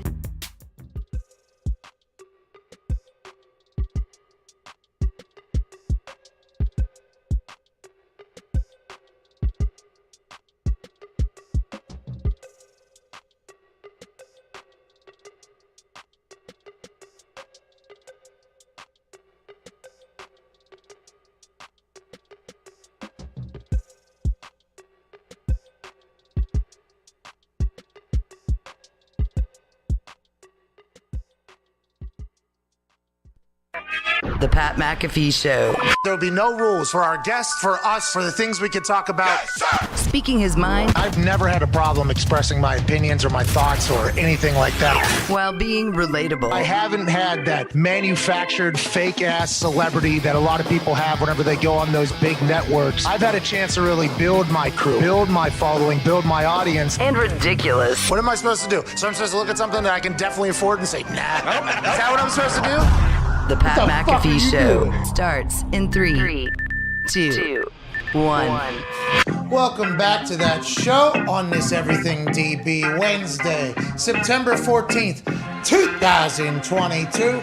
Hour 3 begins now. Football is what we talk about, but there are some things that are much bigger, more important, and more impressive than football. Isn't that right? That's right. Amen. The Talks Table's here at Ty Schmidt, at Boston Connor. One half of the Hammer. Dahn. Cowboys. Tone Diggs is here live in studio at Darius J. Butler. We appreciate you, pal. And to my left, you're right on the screen, and in Attica, Ohio, AJ Hawk. Oh. Now, I would like to say what I was referring to there when I said there's some things that are obviously more important than football and more impressive than football. Darius's brother, Joseph, just graduated Air Force boot camp. Basic training, yep. Hey, let's go. Congrats to him. When did he check in? How long is that? 6 weeks. Then you got to go, no phones. You got to write letters to him. So, that's probably all right for us. But for these kids, it's different. But, proud of him. Youngest of the siblings. Just graduated. My dad served in the military. Oldest brother served, both in the Army. So this is the first Air Force member we have in the family. So he had to go 6 weeks, basic training, live like he was Amish, write letters. Yep, and now he's gone to tech school. So congratulations, yeah. bro. Family. What are you going to serve in? Yeah, how come you? The What are you NFL. doing next? He's serving in the NFL. My community. Okay. Well said. There you go. I like that. Walter right. Payton. He was Domestic. We all But gotta what do our branch? part. Walter We all gotta Payton do Man our of the Year. part. What are you talking There about? you go, Tone. Hell yeah. Yeah, served his community very well. Thank you. right. How about you? What the fuck are you going to do? I'm not ruling it out. I might jump in one of those planes one day. Who knows? Oh, yeah? Yeah. Hey, Connor's surrounded by fucking special forces. You goddamn right. Legit. This is no joke. He'll just be bullshitting with somebody, and I'll be like, who was that? And you go, oh, that was my guy who was in the SEALs or whatever. And then talk to somebody else, oh, that was my guy who was in the whatever. Army Ranger. Yeah, the Army, whatever. All over and I'm the like, place. how'd you end up just a sports stooge in the middle of it? He's like, well, I think the good group of guys. Yeah, figured it out. Joining us now is a man who served the United States of America as a Green Beret. He also was in the NFL as a long snapper for Seattle. He played at the University of Texas after serving in the United States military. He held a blindfolded field goal for me in which we broke a Guinness World Record for the United States of America. Hell yes. He's also a founder of something that is absolutely awesome happening in Los Angeles alongside Jay Glazer. Hashtag JNew. They started a gym in LA called Unbreakable. There was a lot of people that invested in it. Jay Glazer was kind of at the head of it. At that gym, it kind of became a sanctuary for retired football players who lost the locker room, and in turn also retired vets from the military who had lost their kind of camaraderie and their sense of purpose. Nate Boyer and Jay Glazer teamed up to create something called MVP, which is merging vets and players to try to create that community and bring it together because they're experiencing similar things, although the way they got there is vastly different. Today, MVP, the movie, is debuting in theaters around the country, 35 of them, including every single NFL city. Shout out to GNC Live Well for being behind that and putting it into all the theaters and raising money for MVP. And shout out to this man who's an NFLer, a Green Beret, and now he's a director and a lead in a movie that is in 35 different cities today. Worth watching. I saw the trailer. It's going to be epic. Ladies and gentlemen, friend of the program, Nate Boyer. Thanks, guys. Appreciate it. Hey. Good to see you, Pat. Hey, you're getting more handsome, I think, every time we fucking see you, pal. You're doing it. Well, yeah. Yeah. I'm here. I had Ground Zero, Unbreakable Performance Center. Just got my workout in and, doing all kinds of interesting, cutting edge stuff. Got to keep the jawline tight. So we're doing a lot of that work. I'm just kidding. Oh, you're drinking but we are. You're drinking blood? Yeah, no, we're getting after it. What's that? You're drinking blood out there in LA? That's what I heard. We're drinking, tiger blood. Yeah. Okay. It didn't work out great for the last guy that publicly said he was doing that. Congrats on the movie, man. Hell yeah. Thank you, brother. Okay, Thank you so much. So let's dive into it a little bit. Obviously, AJ's excited as well. We both got a lot of appreciation for the military, and you kicked ass for the United States, and obviously a football guy, so we're incredibly proud of you. Let's start with the MVP, the Emerging Vets and Players program that you and Jay Glazer put together. And I think in the trailer, it depicts it perfectly about how retired NFL players kind of lose that locker room and sense of purpose, and the military does it as well. This has become a real sanctuary for a lot of people, and you and Jay are at the head of that. How proud are you with where that program is now versus where it started, and where do you guys think you're going to head to, Nate? So proud, like pretty unbelievable to think not even 6 years ago, really, Jay kind of had this idea, of we got to bring these groups together. I mean, MVP, we're bringing together combat vets, former pro athletes, helping them find purpose, identity, the locker room, the team again when that uniform comes off. Obviously, we're not comparing war to playing sports. but the sacrifice that you have to put in to be elite at something, the mutual respect between the two groups, that's all there. And I know that personally because I was in both those locker rooms. And Jay was like, well, what can we do? I actually ended up maybe the next week. I went down to this homeless shelter in Hollywood, in East Hollywood, on Sunset Boulevard. In this place, they lovingly called it the Barracks. There was 48 bunks in there, all military, like veterans living there, all veterans. And I was like blown away. I couldn't believe a place like that existed. I thought it was cool though too that they were kind of coming together to help them each other transition and like get back on their feet, figure it out. And one of those guys in particular, we stayed in contact, and he ended up bringing up a group of his buddies from the Barracks to Unbreakable in West Hollywood, to Jay's gym. And Jay brings in Randy Couture and Tony Gonzalez casually to come train with these guys. And they were like blown away just being in the presence of these athletes that they look up to. Obviously the athletes in turn were like, well, you guys are the freaking heroes here. Like we're just we haven't playing done sports, shit, man. dude. Yeah. Right. But it was just cool to see that. And then we work out afterwards. We huddle up on the wrestling mat, and these dudes are opening up like some heavy stuff that a lot of them have just not talked about before, or at least if they have, not in a public setting like that, maybe closed off to a therapist that got his PhD from somewhere and really doesn't fully understand what that world is like, and that feeling of being in your 20s, 30s if you're lucky, and having peaked. You know what I mean? Feeling like you'll never be great again. And it was just powerful, man. And so it started there 6 years ago. And then just before the pandemic, I was like, I want to make a movie about this. We got to make a movie about this. My buddy, Garrett Jones, who's a veteran in the UK military, he was a writer. We started putting things down on paper, getting excited about it. Stallone, who's, sitting behind me up here on the poster. Sly.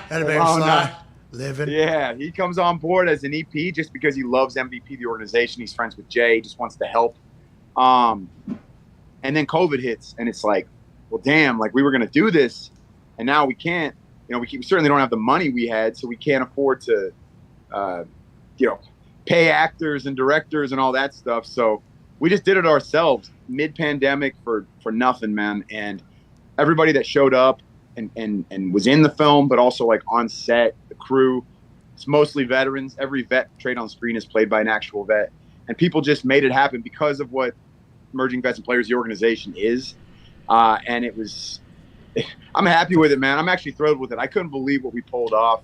Such a collaborative effort. Like I didn't know what the hell I was doing. I just had the vision, and then all these other people are just executing it. As long as I was able to communicate it to them enough, they made it happen. And then, to have those guys like the Tony Gonzalez, Randy Couture's, Strahan and Howie Long do a cameo. Tom Arnold's in it. Rich Eisen. Yeah, Rich Eisen.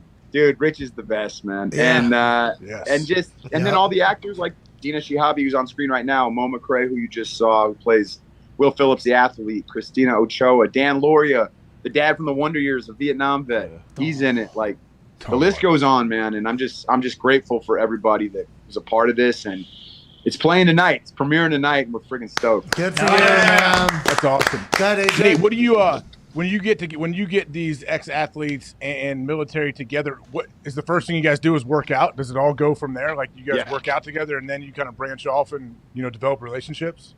Exactly. We have 8 chapters now around the country. We meet up every week at the same time, same place, and we'll work out for about 45 minutes. Get a good sweat going. It's challenging, but it's not impossible. It's something that everybody can do because there's people that come in that maybe they haven't freaking worked out since they left the military or left sports. Maybe packed on a few pounds. Maybe had some injuries that are inhibiting them, and so we make it completely doable, but still challenging. We want to sweat together. We want like that vulnerability kind of comes when you do go through something tough with somebody. And then we transition to the mat afterwards, and it's an open forum, peer-to-peer coaching. Like there's no secret sauce and magic beans. Like we just talk, man, and we're just like we encourage vulnerability, but it's good stuff too. I mean, we give each other shit. You know the deal. Like it's just like in that locker room, or as we call it, a team room, or around the fire pit overseas. Like some of the best conversations, the closest friendships I made, and the people that got me through tough times were in those rooms or on that rooftop. And that's all we're doing. We're just recreating it. We're talking to Nate Boyer, one of the founders of MVP, Merging Vets and Players in LA, that now has 8 different locations around the country. If you're in one of those cities and you're a vet, both of the NFL or the military, hit them up. It sounds like some amazing things are happening. I like the fact that you guys are bonding around a workout and a struggle, because I think when you struggle with people, right, together, that's really when you can trust people. I think, like, if somebody quits on something, you're less likely to probably open up to them. So when everybody, all 8 chapters are coming together to work out, it's a lot easier to be like, oh, this guy just went through what I went through. Their past has been what I passed. I think that breaks down the wall quicker. I think that's a really smart, intelligent decision. You guys just all taking a bunch of TRT too, getting fucking yoked up? What's going on? No comment. No comment. Yeah. A lot of meatheads. Hey, this is a lot of meatheads, bro. It's El Natural, baby. Hey, this is a lot of meatheads coming together, though. It sounds like a fucking beautiful thing. I'm happy it's working out as well as it is. I can't wait to watch the movie that's out tonight, MVP. Darius Butler has a question for you, Nate. Hey, what's up, Yes, Nate? I can't wait to watch the movie either. But I also hate when people compare football and sports, to battle, to war. But speaking to somebody who's been in both of those team rooms, what are some parallels between those two? And then what are some things that guys transitioning out to like civilian life, what are some of the things that they can take with them? Yeah, I hear you, man. I mean, that used to bump me a lot too, when it's like, all right, man, we're going to battle, and all that. There's so many football analogies with the military. What's the who's a comedian that passed away that used to talk about this, like baseball versus basketball and baseball versus football, and like the different way those we talk about those sports, and football was always super militaristic. George Carlin has an incredible bit about that, because he's talking about like they move down the field with an aerial assault, with a heavy ground attack and blah blah blah. And you talk about baseball, and it's like you're trying to be safe and you want to go home and like stuff like that. but So I feel you on that, because I totally get that. I think one thing we always try to stress is like battlefield to ball field, different places. Like war and playing a game, not the same at all. But man, the identity with the uniform and that locker room, and putting everything you have into that thing and feeling like this is your world, this is who you are, and then it being gone. And typically, I think in this regard, it's almost tougher from the athlete side. It's so very rarely on your terms. It is just 3 years in the league's the average, and not that that they're not enlisting to serve their country and go to war. I totally understand that, but it's still tough, man. This is what you love. This is who you are. It's what you do, and then it's just kind of stripped from you, and you don't have you don't have a choice. Like you try to get back in, but no one will let you. Yep. Stories like that are less common in the military. It's more like obviously injuries or something like that pulls you away from the team. But at the end of the day, like at some point it ends, and you're still pretty damn young. You got a lot of life left to live, and that's a challenge, and that's what hurts. And for me, dude, watching football when I was deployed was my escape. Like without it, I would have figured it out. I would have got through it, of course. But man, it made it so much easier. And it was like, this was my time to just dump all the stuff I dealt with that week, and just enjoy the game and watch these guys out there playing like their hair's on fire. And, it inspired me. Like when I came home, that's why I wanted to play. People like stories like Pat Tillman too. There's just this crazy connection that I think combat sports more than any others really have with the military. I should say, combat sports. I mean, they really are, in a way. Nate, quick pivot. I want to talk about the Terminal List quick. You were great in that show. We watched that. We were big fans of the whole series. Sorry about that, but I appreciate it. You were great. Shut up. You were great. Yeah, awesome, man. Awesome. Believe me, the show. What was it like being on set for all that? Because I think that thing was beautifully shot. Like it was really well done. Dude, so as I mentioned with MVP, how many vets we had working on that for a huge, big budget Hollywood series like that. Same thing. Like Chris Pratt, one of his best friends, a guy named Jared Shaw, Navy SEAL buddy of mine. And Jared brought the series of books, The Terminal List, written by Jack Carr, also a good friend, to Chris and said, this needs to be a show. Chris read the books and was like, absolutely. And he was like, also, if we do this, we're doing it right. We're going to have so many vets behind the camera, on camera. It just brings that authenticity. And it's like, maybe we don't have the same amount of experience in the industry, but we're going to figure it out. Like, that's what we do. You know, we get handed a mission. Sometimes it's not very clear what the end result is supposed to be. Sometimes it is, and we have no idea how to get there, but we figure it out and we do it together. And that's what the feeling was on that show. So that's what I loved about being around set, was not just that I want to only be around veterans, but there was enough of them on there that you get to a point. There's, you know, the DP and some of these people that are excellent at what they do. They're leaning over and asking somebody way below them on the chain of command, what should I do in this, or how do you think we should shoot this? What's more authentic? What's more accurate? And that's super cool, man. Like, and you're gonna make a better show that way. Like, it's gonna be real. There's 27 million roughly veterans in the country, and we support our own stuff. And so, like, if we know that, it's just a good business too, you know, to have us on board and understand, like, this is done by us. I mean, it was really smart. I love working on that show. Well, it and was great. as a viewer, it gives you a lot more credence to say, like, I love this, because it doesn't feel like they're taking advantage of vets. You know what I mean? Like stealing stories, almost taking advantage of it, as opposed it's like, hey, helping vets with this story about vets. Like, that just makes you feel better watching and being a fan of. And I took a shot with Jack Carr here on the show a couple weeks ago. He seems to be a dude, as are you, Nate. I've got to hang out with you a few times. You're fucking awesome. What did you take from that experience and from other experiences into your directorial debut here of MVP? Do you feel like you got to learn from a lot of different people? And how much did that, hey, we figure shit out, which I believe football and military have in common. Like, shit's going to happen. Pressure's going to be on. Have to get something done. I think that's another thing that people can kind of share, but that probably sets you up perfectly for this particular role of being a director of a fucking movie all of a sudden. Yeah, you know, honestly, so we actually shot MVP before Terminalist, but one thing, but I mean, working on a lot of these getting to know these people, and the biggest one for me was Den of Thieves. So I got to work on Den of Thieves, right? Just you know, as an actor. But the director of that movie, Christian Gudegast, one of the reasons he cast me is he's like, I want real guys in this stuff. And since then, we've become friends. He became a mentor of mine. From the first draft of the script to the last cut and edit, this guy was helping for nothing. Didn't want his name on it. I mean, he's in the special thanks, you know what I mean? But like, just helped him. Yeah, just like wanted to. Yeah, that's true. Yeah, but he never asked for it. He doesn't. He's just like, he's one of these people. You know what I'm saying? And like that. And there was a lot of stories like that. He's not the only one, but that was a great example of like being around it. I was like, okay, I'm starting to understand this world, how it works. You know, not just the terminology, but like. From a director, from him, because that was his first movie he directed. It was a much bigger movie, but he'd written a ton of things that had been made, and you know, he just communicated his vision so well. And I just took pieces of that and then added in my experience from being in the military, and like we're just like we're figuring it out as we go. If you get good people around you, and you've got talented people that you trust, and you just let them do their job, you're going to come up with some good stuff, you know. And it was like Mo McRae, who plays Will Phillips, the other lead in the film. He calls it collective genius, man, because it's just pure collaboration. You got all these heads in there. Sometimes it's a lot of voices, and that can be challenging, you know. But at the same time, like if you have time to listen to all of them, kind of pick through it, you'll find the best solution. It's usually a mixture of a few ideas, and you figure it out. Especially when you're on such a tight budget, like you just have to work that way.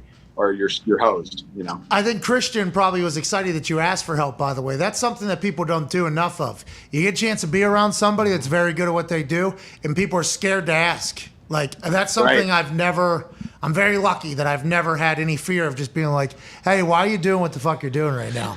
Like, I've been very fortunate to be around a lot of people that have done really good things. So I think that's good initiative by you as well. That's a trait that not a lot of people have. Keep fucking killing it, Nate. Ty, your question. It's something we preach at MVP, man. I learned that from the men and women who join us on the mat every week, because that is our biggest thing. Like, it is not shameful to ask for help. It doesn't mean you're weak. It means you're stronger because you're actually admitting I don't have all the answers. That's a lot more courageous to do that than to walk around and act like you just know everything. Yep. That's how you fail. You know what I mean? If you just say, "Hey, look, I'm stupid. I don't know how to do this," or "Is there a better way?"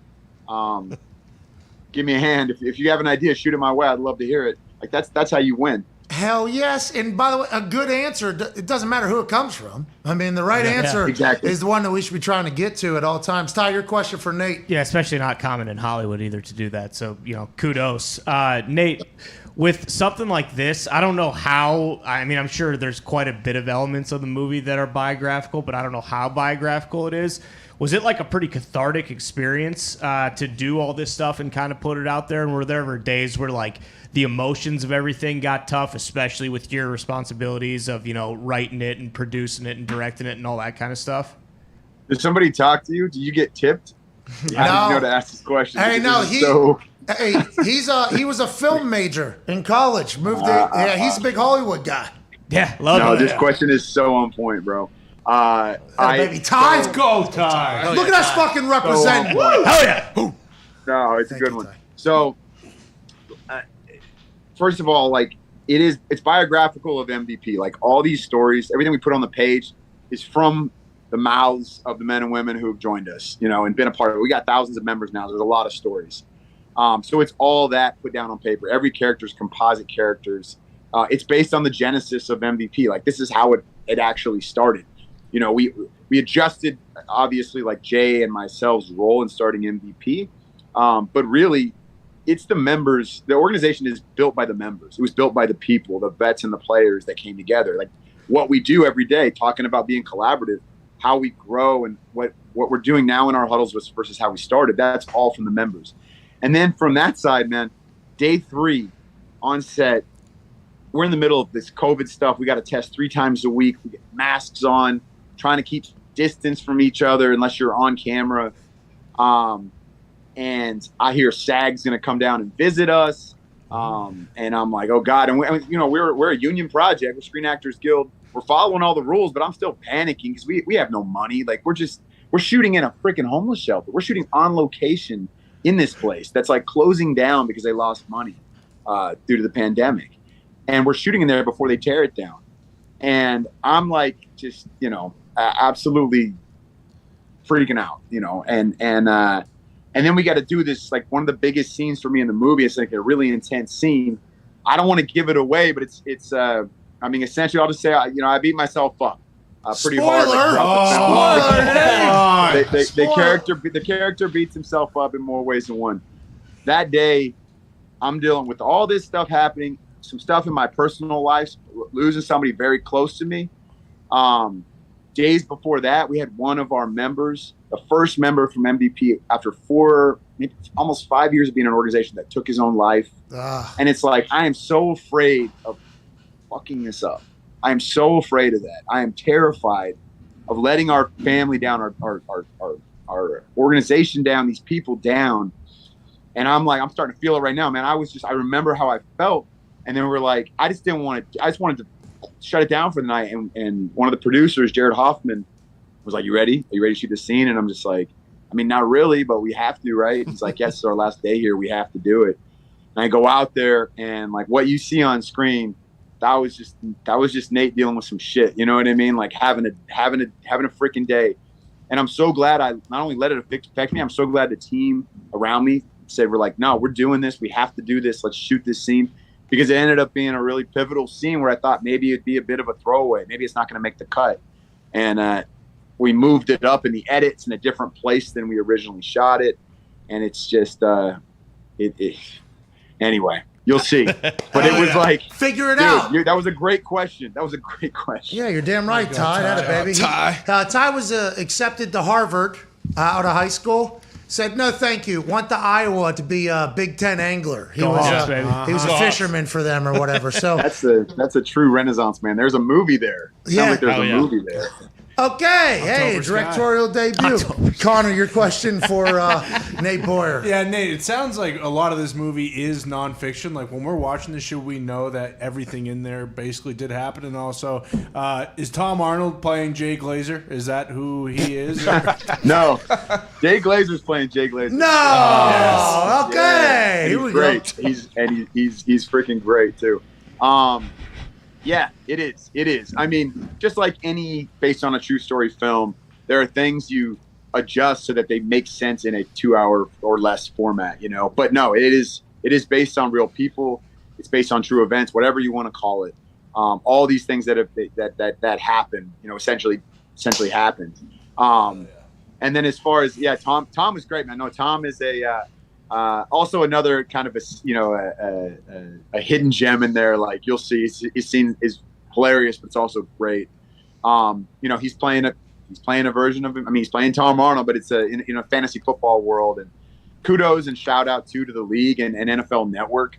We filmed there on location at the studios, and they just Tracy Perlman, Dallas Hitchcock, they just hooked us up, and like they love MVP, they love the organization, they wanted to help us, and so we're down there shooting those scenes that day, and it's like it just raises the production value. It was awesome, but yeah, Tom's hilarious, man. Half that stuff's improv, dude, but it's great. Hey, Nate. I can't wait to see the success of this. I can't wait to see what you do next. Keep crushing it with MVP. The movie's in 35 cities tonight, I believe.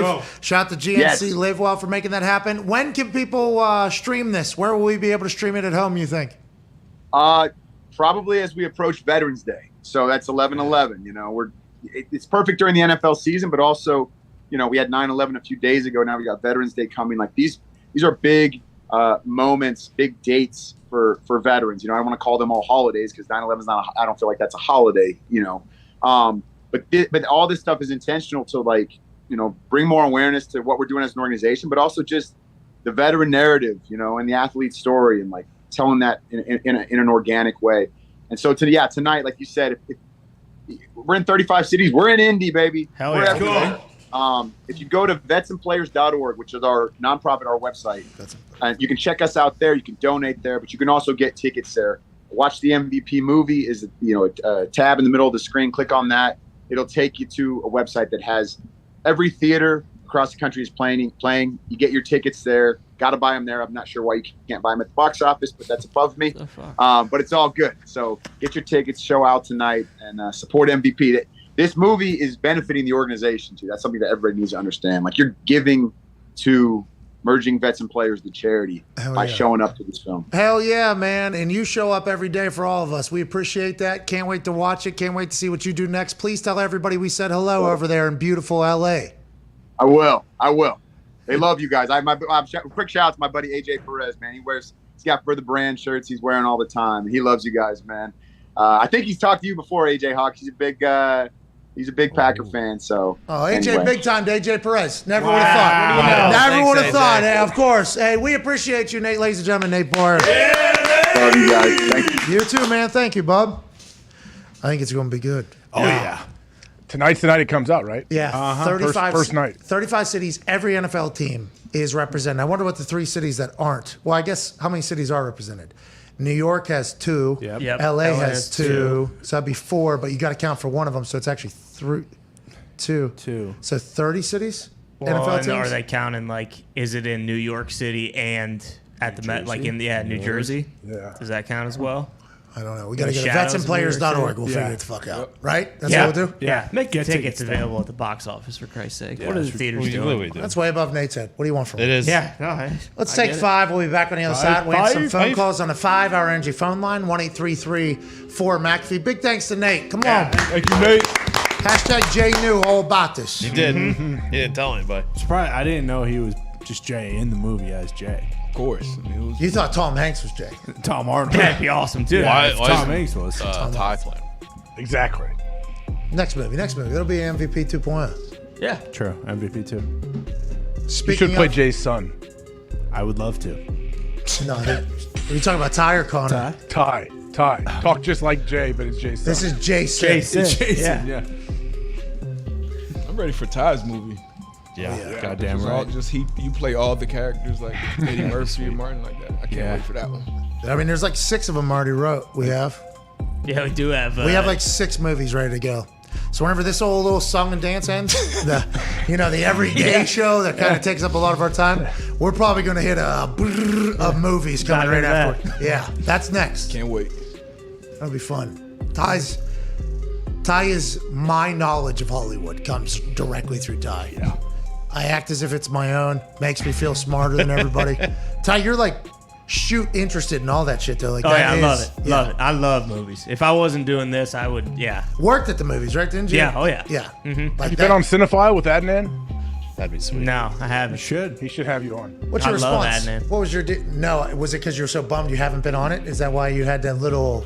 Yeah. No, early. No, it sounds like AJ's a huge fan of the show. He knows I haven't been on it. Why you asking? What's the deal? Why you rubbing it in his I haven't face? heard every Sore episode. subject. It got me thinking. Ty's a great guest for that show. Oh yeah, of course. That's what you were trying to Yeah. say. You weren't just trying to rub Ty's face in it. Look, Right. Have been on. Cinephile. Seems like that's what you're doing. We I have thought a- you would hook him up with we- Adnan's WWE. We have a go-between there, and he was hosted Lombo's show. I mean, we could get you on Cinephile. Yeah, Ty, we you don't know wanna how go that on next ended. week? How did that? We don't know. We don't know. Let's take 5. Everybody get back around here.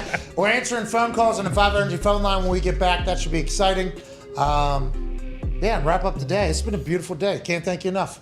Music just we gotta wait for the next song. Yep. Take 5!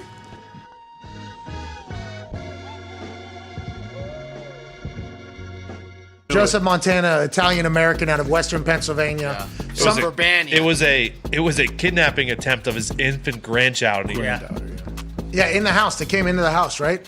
Yeah. And then he was sitting on top of the stairs. He was like, put the baby down. And they said no. And he said, ah! And they said, no, I'm taking your granddaughter. He said, ah! And they said, I'm taking it. He goes, you asked for it. Skechers up, Skechers down. Yeah. Dark. There's no way. Then he ran down the stairs, and the baby caught the baby, caught the granddaughter after the beak of the lady that was trying to snatch the baby passed out. It was like one of those, boom, and they like dropped it. And Joe Montana, he actually slid down the stairs. Head first. You know, how, like that, how people surf almost down the stairs? He did that and caught his granddaughter like this, and then he picked up the ball, and he actually put foot on kidnapping suspect, called the police with his Bluetooth and waited there. Unbelievable. That's fucking Joe Montana, dude. That's right. Steven in Nashville enough. What's going on, Steven? Hey, hello? Pat? You guys can hear me?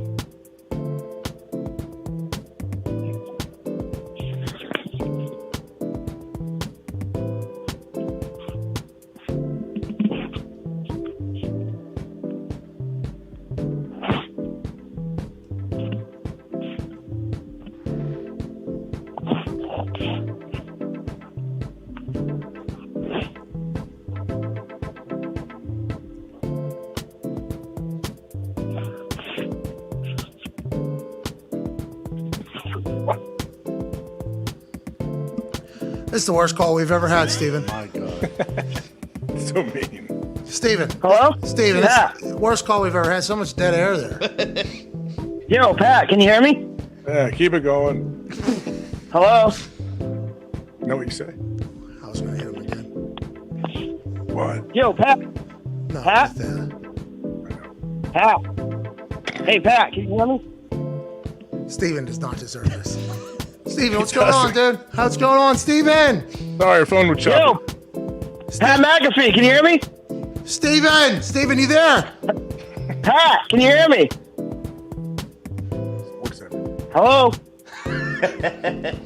Is it a cup and a string? Steven! Yo, Pat. Pat, can you hear me? Hello? Steve! Pat! Hey, there you are. Hey, what's Hello? going on, Steve? Hey, Steven, sorry about that. I think we're having connection issues. What's going on, man? Hey, sorry, man. I didn't know if that was me or if you were trying to talk to another guy. And then I didn't hear you guys. Steve! Yeah. Hello? Oh, we lost him again, I think. Shit. Pat! Can you? No. Pat, can you hear me? Steve, hey, Steve, there you are, Steve. Pat, Steve, Pat, hey. Pat, Steve. Pat. Oh, can you hear me? Steve. Are you guys messing around? Can you guys hear me?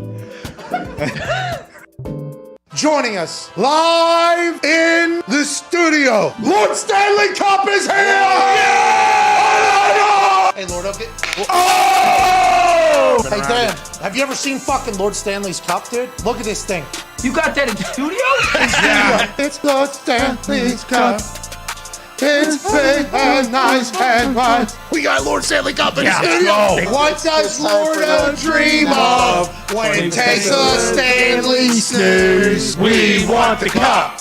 We want the cup. Well, we got it right now. Oh. AJ, will you give the fucking cup a motivational speech or not, dude? Please, I'm holding these headphones up like a doofus. I'm absolutely not. You spit in hockey's face like that? There's a dream of mauling zebras or hockey players while they're slamming booze. Hey, say hello to fucking Lordo. Lordo. Hello, Lord Stanley Cup. You know what, Harold? I like your attitude. Yeah. Can't pick it up, but we can.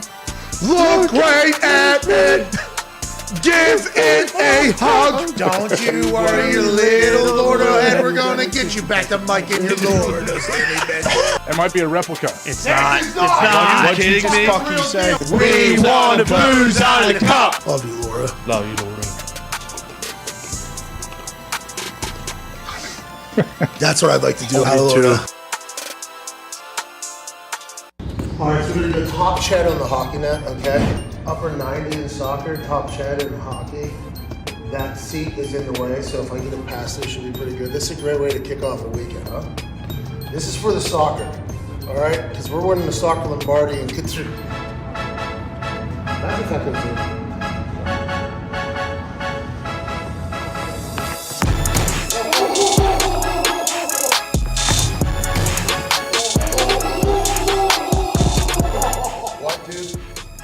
What? Have a great weekend, man.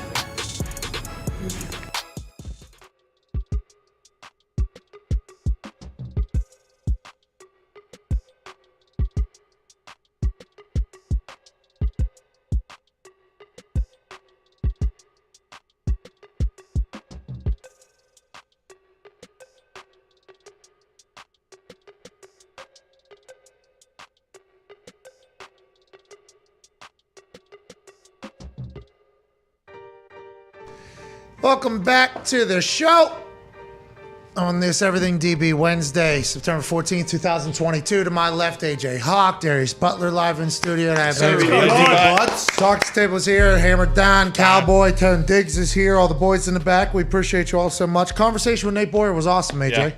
He was, yeah. Nate, he's been in a lot of acting roles lately. Yeah. Den of Thieves, Terminal List. He has a movie now. I think He was in another one. I do like that. It feels like these military movies are becoming more like, hey, we want to hire. Yeah, make it Much legit. more realistic. Yeah. Like he was in 12 There Strong it as is, well. yeah. So it's like, I like that. It's probably a good time to become an actor if you're in the military and if you're retired. Now seems like a good time to get in there because Hollywood is finally realizing like, oh, we can also give jobs and maybe help out a community that we're depicting and potentially stealing stories from. And make the movies better. You know what I mean? Make him much better. Like, you know, we see Chris Pratt, his discipline with his handguns and whatever weapon he is wielding. Yeah. Hell yeah. Hell yeah. And Nate Boyer, arms crossed, in that brief, whenever they're talking about Yes. it. Then he talks shit to the guy and then walks out. It slows down. No actor can really No. capture that moment, you know, unless you've been there. I couldn't do it. Well, that's why you look at all like the really like Saving Private Ryan and all like the really good war movies. Like the technical department is like all people who are retired military because they understand it's like, hey, if this doesn't look real, like people are gonna just fucking write it off right away. Good luck to MVP, the movie. Debuting tonight in 35 cities. Go to vetsandplayers.org to find out if it's playing in your city and where it's playing in your city. Look for it to stream in a couple of months. Can't wait to watch that. In other news that's happening around the NFL right now, new Thursday Night Football, Amazon Prime analyst Ryan Fitzmagic is making the media rounds, and their story's coming out. The water slide situation was asked about by Dan Le Batard's show. He did not answer. Happy. He was not happy. Let's move on. What happened? Sounds like that happened. Sounds like maybe comment like that. He pleaded to 1, 2, 3, 4, 5th live on a podcast, which is awesome. Allegedly, there was a caller into a local radio show in D.C. that said, immediately upon Fitzmagic going on to IR with his hip injury, anonymous caller on radio, could be anybody, said, I want to tell you the reason why Ryan Fitzmagic is hurt, because him and his family come into the water park, the slide park that I work at, and they like go down real fast slides. They always go down real fast slides. That's what they like doing. And we all seen it. It was right there in the middle of the thing. Ryan's kid went down, and he went flying down. He hit his hip off of one of the slides, I guess, and he limped out of the pool and went over the thing. We didn't see him get back on the slide ever again. They go, okay, thanks for the call. And then they go, is that what happened? Yeah. And then we find it on the internet, and then all of a sudden we have to talk about it because Fitzmagic just got paid, and he was automatically on IR. So it got shout out to the Dan Patrick Show asking about it, and he said, ain't talking about it. We're moving on. I mean, we're really. He was pissed. He wasn't happy to even feed it. So that means it's either complete bullshit, like we said could have been, or it's true. There's absolutely happened. Yes, right. There's no more that. But he also chit-chatted about he believes that he is that motherfucker that Tom Brady was speaking about in the barbershop with LeBron James and the boys in there. If you read the quote that he had on the Dan Le Batard show, if you go back to that again, that's before the 2019 season where the Dolphins are trying to assemble a roster that is going to help them get a better draft pick off next year. So it's not like that was going to be an attractive situation for Tom anyway. So I'm not sure why he was so upset about it, but I still believe to this day that I'm that mother. He also went on to Pardon My Take and chit-chatted about how whenever Tom threw 5 picks after a game against a game that Ryan Fitzmagic was in, he refused to come shake his hand afterwards. He felt disrespected by Tom. He feels like that's the whole thing, and he firmly believes that he is that motherfucker that they were chatting about. Now, is that because Brian Flores allegedly wouldn't go on the meeting on the yacht for Tom Brady to become part owner of the Dolphins and quarterback for the Dolphins? Brian Flores said, I'm not doing this. Probably because Brian Flores knew that was tampering, and he is currently a member of an organization that I just came from with Bill Belichick. Nonetheless, Tom could have taken that as Brian Flores going, nah, we want Ryan Fitzmagic over Tom Brady. But that is where Ryan Fitzmagic sits. He said on Pardon My Take. He said on Dan Le Batard's show. It's interesting. It adds definitely some fodder to the conversation. A lot of people think it's Derek Carr. Yep. Fitz thinks it's Fitz. AJ, what are your thoughts on it all? I'm still holding strong that it was Derek Carr. It seems like it is that, like, when you look at everything involved, it does feel like it's natural for Derek Carr to be the guy, but I don't know. Fitz may have a point here. Why do you think it was Derek Carr?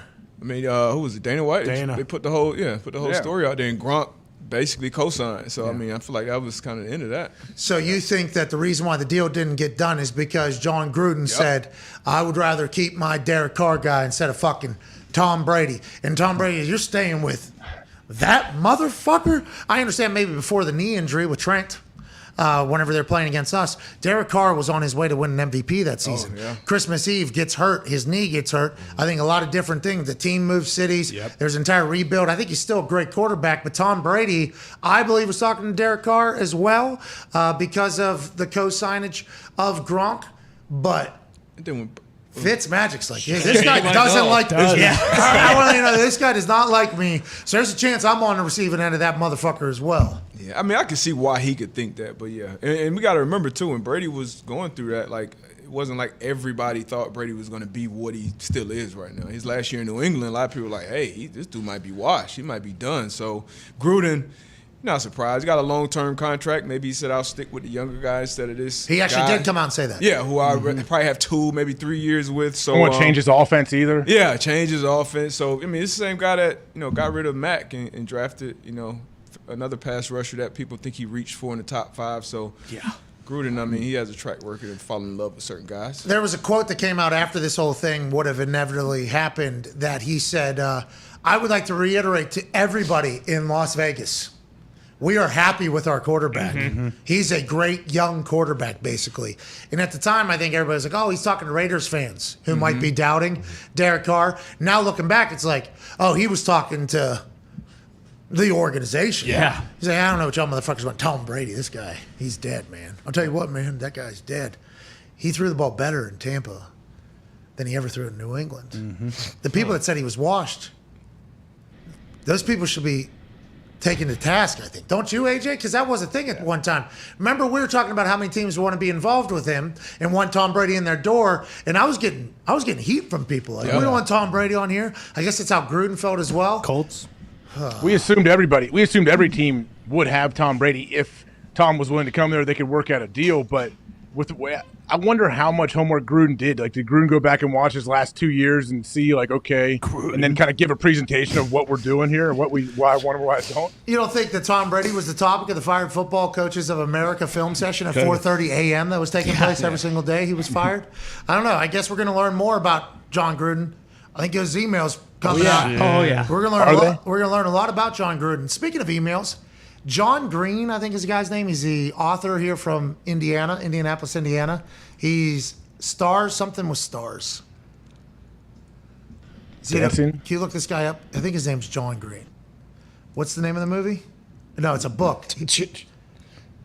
He very, very accomplished author from Indianapolis, Indiana. Big Colts fan. I've met him before. Younger guy. He's like 30-something, 40-something. Like The Fault in Our Stars. Of course. The Fault in Our Stars. Great. He's from Indiana. And I followed him because I got a chance to meet him. He put a tweet out the other night that was like, it is disgusting how some of these media people are acting because they were probably told, just like I was, that Vladimir Putin has hacked your emails and is blackmailing everybody. And I was like, well, John Green got his email. Vladimir Putin's got John Green. Oh, John. Hey, John, what the hell is going on? What are you doing? And then John went on for like a reply tweet to that tweet, and he was like, I assume that some things that I thought were going to be held private could be held over my head after being informed that they jacked my emails, but that shouldn't be how people act, and he was doing it politically wise. But when you talk about these emails from the NFL, 600,000 of them, and we've only seen 3 of them, right? Yeah. I mean, that's inevitable, right? That at some point is all going to come out, we would assume, right? They were trying to keep it quiet, too. They didn't want this to be public at all. And that one attorney, and granted it was probably on Gruden's side, but he essentially did say, like, there's no way Goodell keeps his job if all these... We need discovery. We need this whole thing. And it's going to allegedly an open trial. This hearing is happening between John... Are they allowed to show emails that came into Gruden's inbox from other people too, or just what he sent out? No, I would assume so. I think it's probably both ways. If there's an open line of communication, it's a friendly fire. Because if he was treated unfairly, right? The only way you'd be able to prove that he was treated unfairly was to prove that other things also existed in there, and I think that is going to become a lot of shit. And isn't that part of the reason why 600,000 emails? He hasn't been like, no, these things can't see the light of day. He's like, oh yeah. Like let's implicate some people and fuck it. I got my apology out there.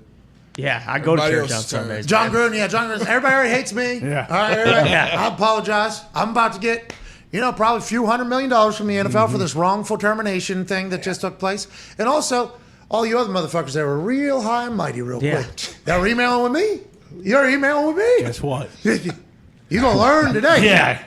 That's a wild thing to be a part of right now. The NFL is probably like, how do we make sure that can't have that There's happen? a lot of people like, okay, what did I like? Probably not even really bad things, but just stupid jokes they probably sent him or dumb gifs. Or so many memes with just boobs in there that John Gruden's been sending with other guys he knows. Yeah, because they weren't investing, unless I'm remembering this completely wrong, but this wasn't like a Gruden investigation, right? No, Snyder. No, it was in the workplace of Washington. Yeah, so he got caught up. Yeah. And this was how many years worth of emails? 10. Yeah, so think about even like 600,000. I think it was. That's how many emails. 600 or 700,000. It might have been 700,000. I don't remember. It was like that many. And John Gruden's like, oh, okay, 4 emails make it out, huh? It's me. This ain't gonna be. It's a lot of shit, man. That was a little more acceptable 10 years ago than is acceptable now in 2020. By the way, still a problem. Hey, hateful, obviously, people, what that word has meant and other words have meant to people and what the harm it has caused to people and their emotions and everything like that. But we have to remember that we do live in a world that is ever changing, trying to get better as possible. But I think in those emails, there's going to be a lot of stuff where people aren't going to care. Yeah. No. John Green put in there, he was like, John Green, who Fault in Our Stars author, I forgot that the email people, like back in the day, people used to email as if it was like text or like. It's all willy-nilly. I mean, I don't at all. But like the generation before, like that was like their text message that was invented. So like they kind of stuck with it. That's what he was saying. He was saying, I'm sure I said a lot of things in there, and I'm not like in an email. Who is he? I mean, my emails are, let's call it this time. We got a meeting at this time. People use it for like personal interaction on a daily basis. I did not know that. Cube Life is very heavy email. Really? Is that the only thing? Because your phone or can't you be could up? IM within the company, but they could read those. So Slack too. Slack. Yeah. I mean, there's some people when Twitter first came out thought they were just DMing people. Oh, yeah. True. They were tweeting. Everybody. Yeah, Twitter was interesting there at the beginning. Everybody's like, oh, it's like a Facebook wall. Yeah, exactly. And it's like, whoa, that thing can really. Whoa, Rico, what is this? Oh my God, I had no idea that the person I was talking about in another city was going to see that in 5 minutes. That's crazy. What the fuck just happened? Tagging on the Facebook wall changed the game. That really changed. That changed society quickly. You know what I mean? I never really got. Did you get into Facebook? It was the first. It was like the first year that I was going into college. It was there. So the only way you could sign up was with a college email. We were just going into college. It was like if you didn't sign up, you're a fucking mark. What are you doing? Mark. So yeah, I got into it. I had 5,000 friends there the first weekend. That was the max. Yeah, I was the only freshman that was playing, and I was in those dorms. Yeah. So everybody on earth just like said, want to be friends. I'm like, yeah, let's be friends. Bam, bam, bam, bam, bam. And then after like week 2, I couldn't add anybody. So I had to get rid of people that like add actual friends. Sorry about it. And now, to be clear, I go on Facebook sparingly nowadays, but it's just to see like kids grow up, like Phil's kids. Like I see a lot of CFO Phil's kids through his wife's Facebook page. So people are still using it though? I think people still use it on a daily basis. Yeah, I'm not sure. Yeah, old I think memes so. and stuff Sure. and tweets a couple weeks later because they make their way onto Facebook. So Facebook does a great job of driving traffic to things too. Like you look at like analytics of stuff, like what moved, what didn't move, because a reel of ours will end up on Facebook somehow. Don't know how. They'll ask me, Come look at this video do now. you want to share this on Facebook? And I'm like, no.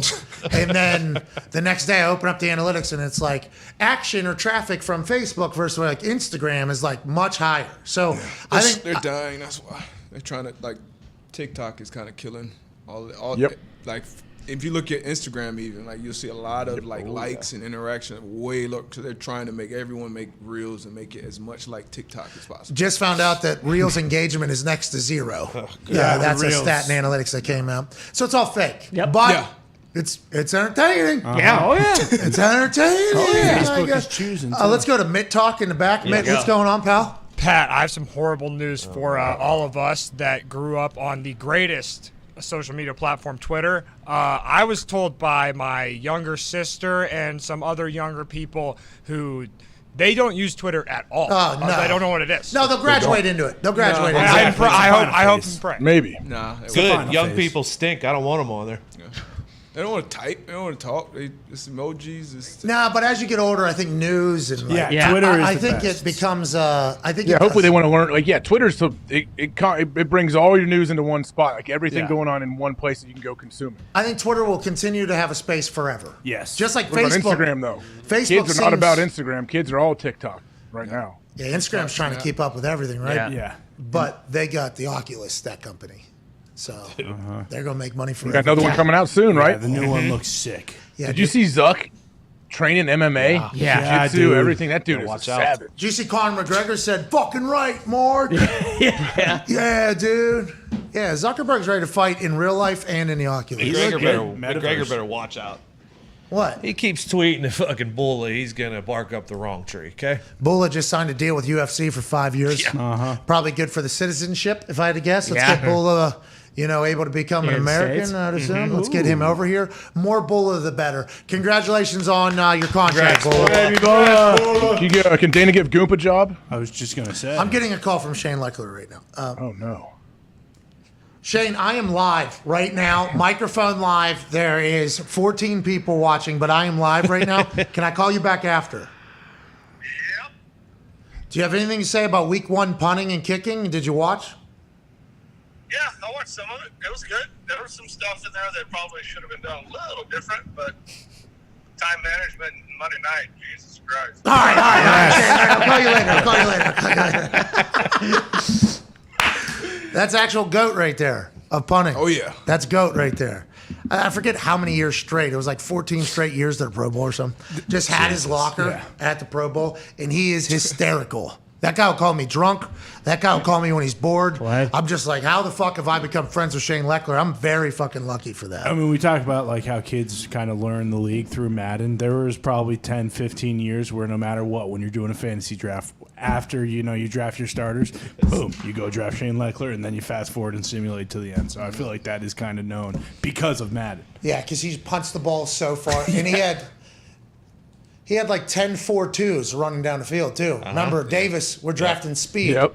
So it was like the perfect combination of guy that can murder ball as far as possible, and we got dogs running down the field. It was like, what a dream scenario. And then Shane being the guy on top of it, it's like a perfect match made. Great teammate, too. Locker room guy. My best friend, Tavon Branch, I went to college with, was one of those 4-2 gunners.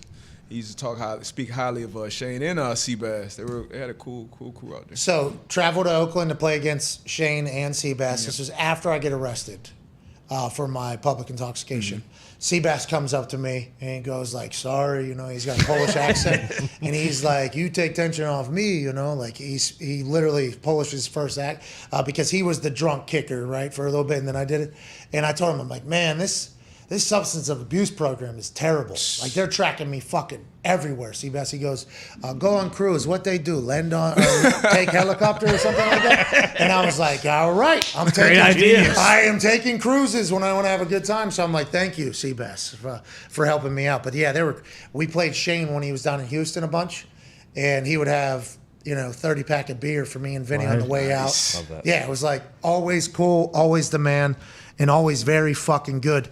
And just like, I try to chat about, specialists are normally pretty good at like game management because it usually revolves around us either getting fucked or having to save somebody or like it operating right. Like having to punt at the end of a half versus, running out the end of a half, two very different situations. Getting to kick at the end of the half or fucking up not getting to kick at the end of the half, like directly our lives are dependent upon it.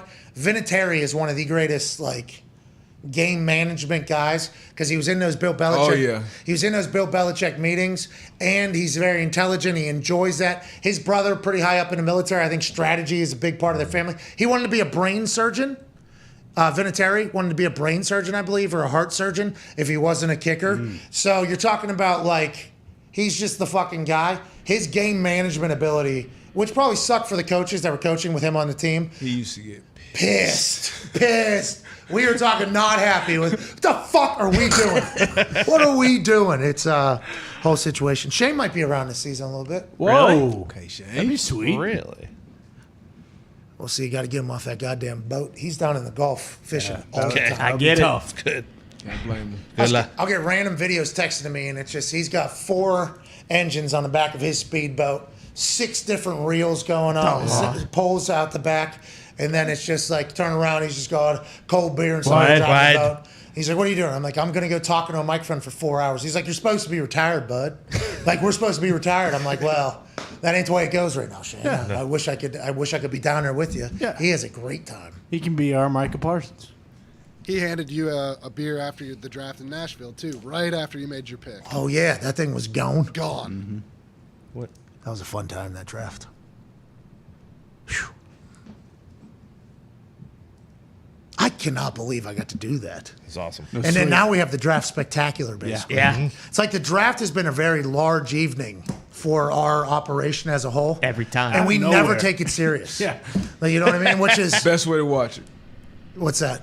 Here. So dumb. Yeah, because, all the analysts, it's a crapshoot every time in the draft. Yeah, there's Shane right back there with the toast. And we beat the cable copy with the picks this year. Yeah. Which was awesome. Shout out fucking Ari Miro. Yeah, shout out. So I'd be stealing picks. He just tweeted actually with an injury update for Thursday night. Yeah, Keenan Allen out, I do believe, which was expected going into the show as soon as Darius said he's not playing. Muscle injury, hamstring, short week. Why would you ever bring a guy back on a Thursday? It's a massive game, so maybe there's a little bit of a conversation. The Chargers have ruled out wide receiver Keenan Allen and tight end Donald Parham versus the Chiefs, while cornerback J.C. Jackson is questionable. Haven't ruled out J.C. yet. He missed last weekend. Will he make his debut with the Chargers on this particular Thursday night on Amazon Prime? Shout out to Rap Sheet for that. Does this change anything, D-Butt? You're a big-time Chargers supporter. Does this scare you? I mean, the JC, that him being questionable obviously is huge. That playing against obviously Kansas City, Asante Samuel, everybody's talking about that route that Devontae ran, which was incredible. But he bounced back, got a big-time pick later in that game, too. I'd like to let Asante Asante Samuel Jr. know if you ever see this. Me and Darius were discussing what, plays are going to be a part of everything DB earlier today. And I said, got to do the Devontae one, right? Because everybody on the internet was tweeting, like, never seen this before, never seen this before. And D-Butt's like, there's no reason for us to put a bigger spotlight on it. And I appreciate that. He caught the L. If the Raiders would have won, Maybe. Why was that vastly different than what you've seen before? Because it was so far down the field? Yeah. What was just that if you're running an out route in the NFL, like everything is timing, is bang, bang. You rarely see like that inside step, inside stuttering and getting back out. But he's just so smooth at the beginning, getting off the releases, and then at the top of his route. That was, and you don't see that every week. I saw it 10 years ago. Brandon Lloyd ran almost that same route. And I fell. I touched grass. It's probably the only time I ever been routed to the point where I fell.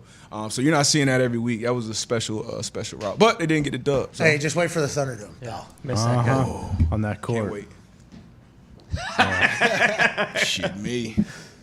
I don't know if my knees are going to be able to do that. Oh, definitely. I don't know. Normally those wooden floors, the gym floors, have a little bit of bounce to them. A little bounce. Not Thunderdome. It's too new. That thing is right on the cement I underneath. thought the exact same thing. I was like, man, there is no. I mean, this is No certainly getting wood Design made for it, but there is no. Copper fit. Yeah, I think I'm gonna need that. Knees. Double copper fit knees. Yes. We got to break it in. Also, hey, Elbow copper fits, no doubt. Gotta have back and hands probably too if you want. absolutely. gloves. Wrists, yeah, for sure. Like a for when I Shaq fall. icy hot pad on your back. Give me the. I'll get the. Brett Favre still with copper fit? Well, Come on. I think it's gonna have to be. There's gonna be some money that's gonna have to be owed. I feel really back. He didn't know what he was doing. Gonna need a carpet for his brain. I beg to differ, Tony. I read that whole article. It was about 8 pages. I read it this morning. It took me about 35 minutes. Brett Favre is a goddamn criminal mastermind. I mean, I had no idea. I thought Brett was just some dumb hayseed. I love watching him play football. He's one of my favorite quarterbacks of all time. This guy's like fucking Bernie Madoff, what he was doing down there. Holy shit. Yeah, it wasn't for him though, right? It was for donations. No, yeah, to the it was for Southern Miss's new volleyball facility that his shit. daughter is part of the team. But basically, just going directly to the governor of the state and being like, "Hey, what do we get? Let's get this done." And then him pretty much greenlighting it. And then anytime there was a snag, Brett would text like an aide or an assistant, and be like, "What do we got to do to push this through?" I mean, and then they would just start. Sounds like right a back politician, up. good politician. What a Well, well, they were just robbing. yeah, Who? Good politician. They were Who's he robbing? Peter to pay Paul? Or no. Paul to pay It Peter. was broke ass Peter. Yeah. Oh, he's opposite of Paul. the. They were taking money out of probably the portion of the Yeah. world that needs it the most. He's a rich One of the Robin Hood. poor cities and poor states. State's welfare fund. You can't be. Oh, he's stealing from. I didn't read all the text messages, but I did see the headlines. Doesn't look good for old Brett. Yeah, not at all. He had Looks like- 7,000 concussions. He didn't know what he was doing. Yeah, so then that leads into question like all of these headlines and sound bites that Brett Favre has made while being a media pundit. Boom. We have to Criminal assume mastermind. that he, is trying to set up his defense. To Ty's point, Insanity. Brain is mush. Yes. Probably told his wife, like, "Hey, don't worry. I'm going to start saying some outlandish shit on Sirius." Wait till worry. they hear this one. I had 400 concussions. They're going to ask me about the NFL. I'm going to fucking hit them with a, boom. We're going to talk about Yemen today, okay, and what's going on over there. It's genius. Is he the ambassador for the World Cup? Should Yes. be. Well, Yeah, send him to Qatar. I don't know what the fine's going to be that Brett Favre's going to have to pay. There's no way they put him in jail for this. No, definitely not. I saw him and the governor. I don't think are facing anything like that. But a lot of the other people involved, oh yeah, not good, not good. FBI's getting involved. Oh, no. Mm-hmm. Well, Brett shouldn't have fucking stole from the people, Brett. Yeah. I believe Southern Miss is ranked like 16th in women's, 1A volleyball this year though. So Well, they used to play with no nets. it's not for nothing. How much money do you need for the volleyball? No offense, volleyball. I played volleyball. I love the sport of volleyball. I love everything about it. It's like millions and millions of dollars. Oh yeah, for sure. They built him a facility. Yeah, brand new facility. Big part of it too is that I think it's in like the state bylaws or something like that. Southern Miss, they can't start any projects on campus unless whatever the project is has already been paid in full and the school has those funds, and that wasn't the case. So they were kind of just stringing him along, and every once in a while it'd hit a snag and he'd be like, "Hey, I need another fucking $2 million so we can break ground on this thing again." They'd give it to him, and it was just not a great deal for Brett. Jeez.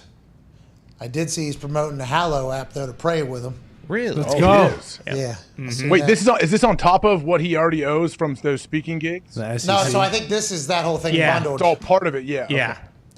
I don't know if the speaking gigs thing were ever a thing. I think that was an attempt to be a cover up for this story never to make. So it's said in that as well that a big part of it, like when they were like talking about like needing money or not having money, be like, well, I could just do a couple fucking radio spots and you can take whatever I would have made and just give it directly towards this thing. So it was almost like some sweat equity. Yeah, pretty much. Smart. And he's gonna say that he didn't know where the money was coming from. Exactly. Already has. That's what he said? Yeah. Yep. His lawyer said, hey, Brett has been nothing but, upstanding in this whole fucking situation. Okay. He had no idea where the money was coming from. And then all the text messages came out, of him kind of just. Oh, knowing exactly it's coming out of the welfare? Yeah. Just like very actively checking on the situation, like with this one specific aide who, it just. Deliberately asking if there's any way that the media can find out where this came from and how it happened. Yeah. Like. The media has found out. Right. At least he wasn't emailing. She said, no, we never disclosed this stuff to the public. How'd the text get out? I can't remember. I'm sure it was in there. This was a If the FBI's involved, didn't they subpoena people's phones? They could. Yeah, I think they might have. I like Brady. Yeah, they need Apple to get through the phone. Okay. If you have a password. Brett Favre sounds like he's fucked. Gonna have to pay back a bunch of money, and he took from the welfare fund. Bingo. Mississippi. Damn you, Brett. Jesus Christ. Didn't have to do Bill just came in here. Something toxic's coming. Bill, what happened? Nancy New, one of the people associated with this, is on. She's getting 13 felony charges. Yep, they are coming after this. And she is the one that Brett was pretty much texting one-on-one with. Is she an aide to the governor? Yeah, I believe so. Jeez, man. Nancy New's going to jail for 35 years. Well, Nancy New.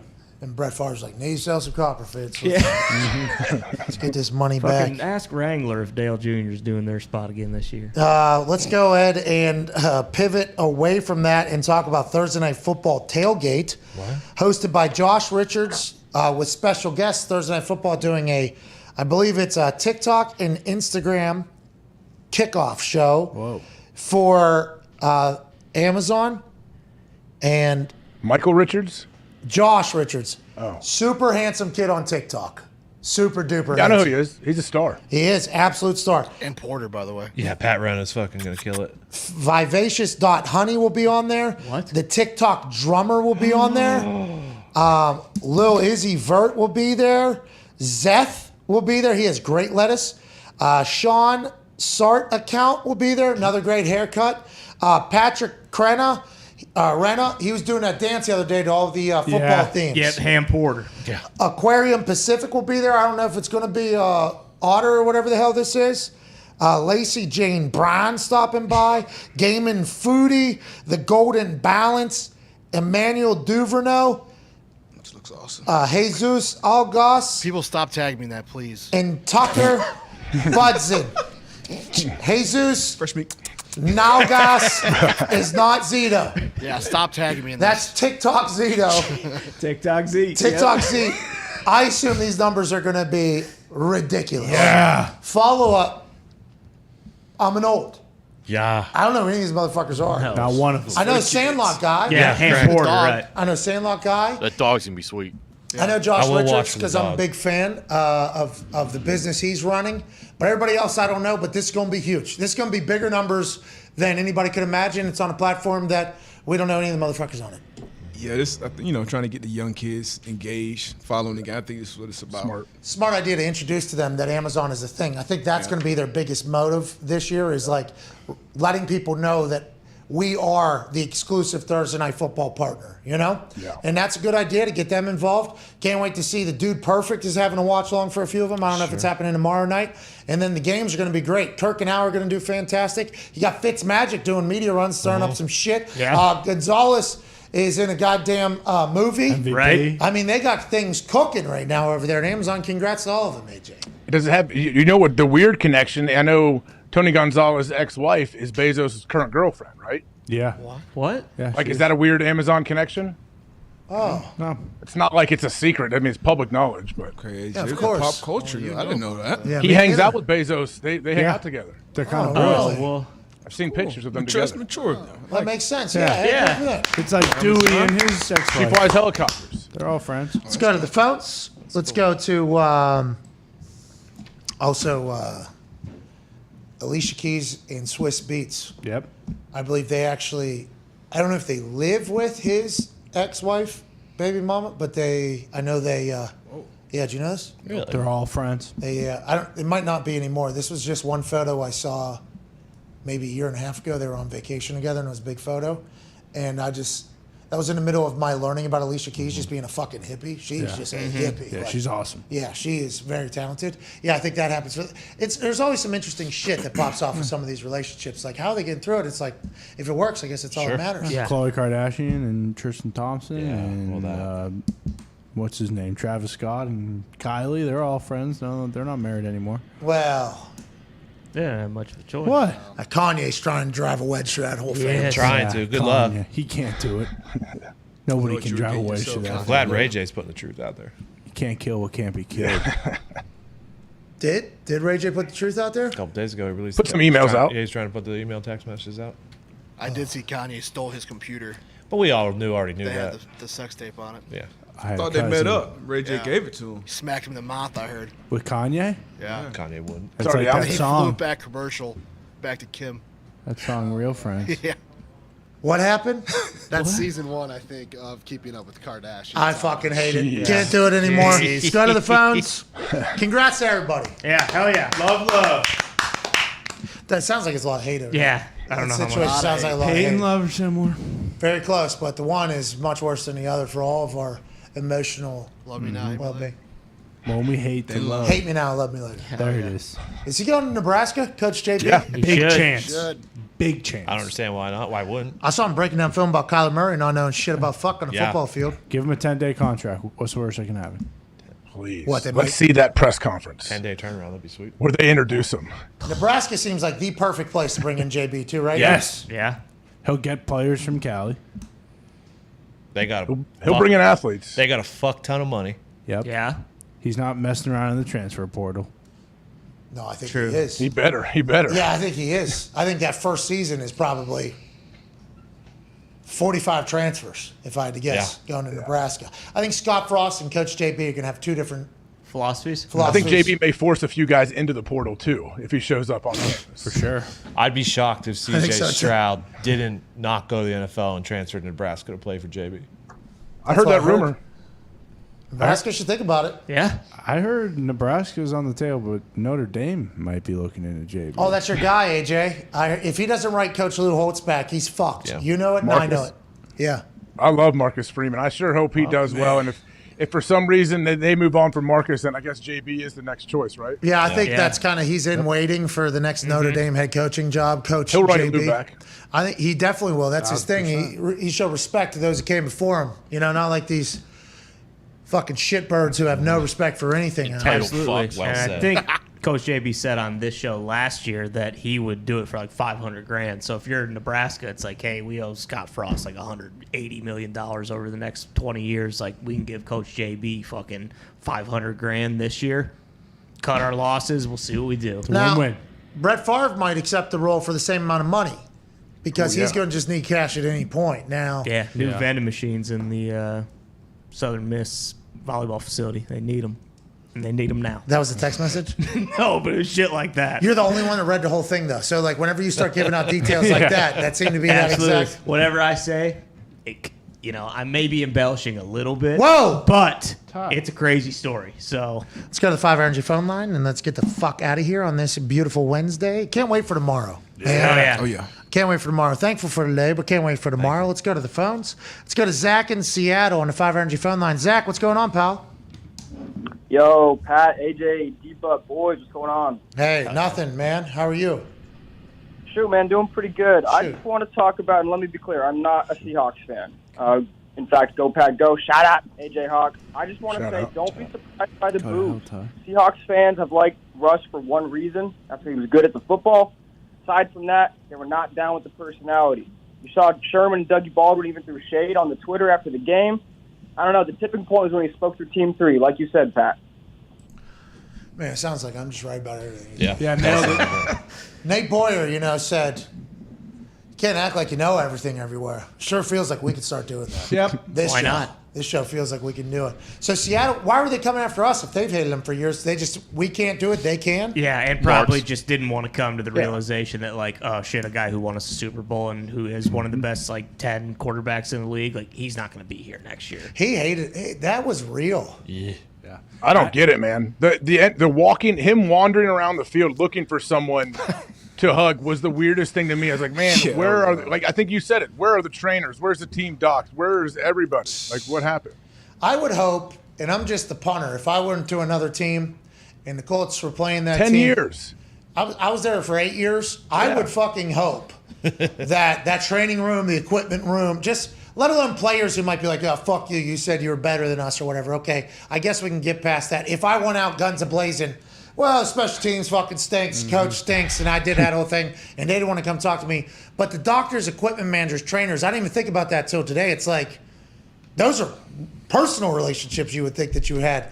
And Tebow was awfully surprised as well in that whole thing. And now that I'm thinking about it with the trainers, and I mean, he's got Team 3, so he probably just – it's probably been a wedge between those guys. But you know how, like, team trainers and doctors are. Like, they go by there, and then you go outside of that, they're kind of like, all right, fuck you. Exactly. So, that thinking about that now, but that was very, very odd. The only semblance of, like, the other side of that was there was a video of DK Metcalf, and someone presented him a Let's Cook Russ sign that they were holding up in the crowd. And he wouldn't sign it. He's like, nah, I'm not going to do that. But that might have just been him being like, I'm not going to be that petty. But DK also might have been tight with Russ. For sure. Yeah, and they did a whole jersey thing. Yeah. I do wonder if the Seattle fans look back at the Super Bowl and more so look at the Legion of Boom than they do like, oh, Russ won us this. I feel like that's what you guys did when Tom left with you as Belichick.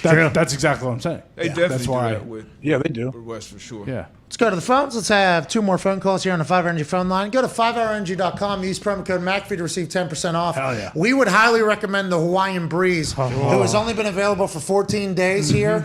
At it is, isn't it, D-Butt? Absolutely. Oh, I missed it. But great. You just hammered that. Everybody like vacation. Hey, everybody that's had it says they like it. It's top tier. And this is not forcing people to do this. Well, we're forced to talk about it because it is. We are in business together. It is good. But it is delicious. This Hawaiian Breeze is great tasting. I'm very thankful for it. Only available for September. We assume that is like a beta test for whether or not they should keep it. They should. Go and get yourself a box, 5hourenergy.com. Use promo code McAfee to receive 10% off your order. Or $10 off. 10%. 10%. Shout out. You ever put it in the fridge?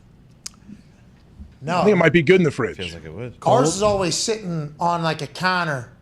Everybody's is. I'm just wondering. I bet it tastes pretty good if you put it in the fridge. Most things do. You know what does it? Those Quest cups. You don't like them in fish? Put them in the fridge because they are naturally going to be drier than the regular. It's a cold dry. So when it's warm and the chocolate's melting a little bit, it actually gives it some moisture. Kind of gives it some moisture. Because I put a bunch in the freezer and I'm like, here we go. Like, about to do it. And I bite it, I'm like, this ain't like a Reese's. It's an all out. Come on. Yeah. Put those things right in the microwave. Let's get these back or whatever. I thought I was really figured it out.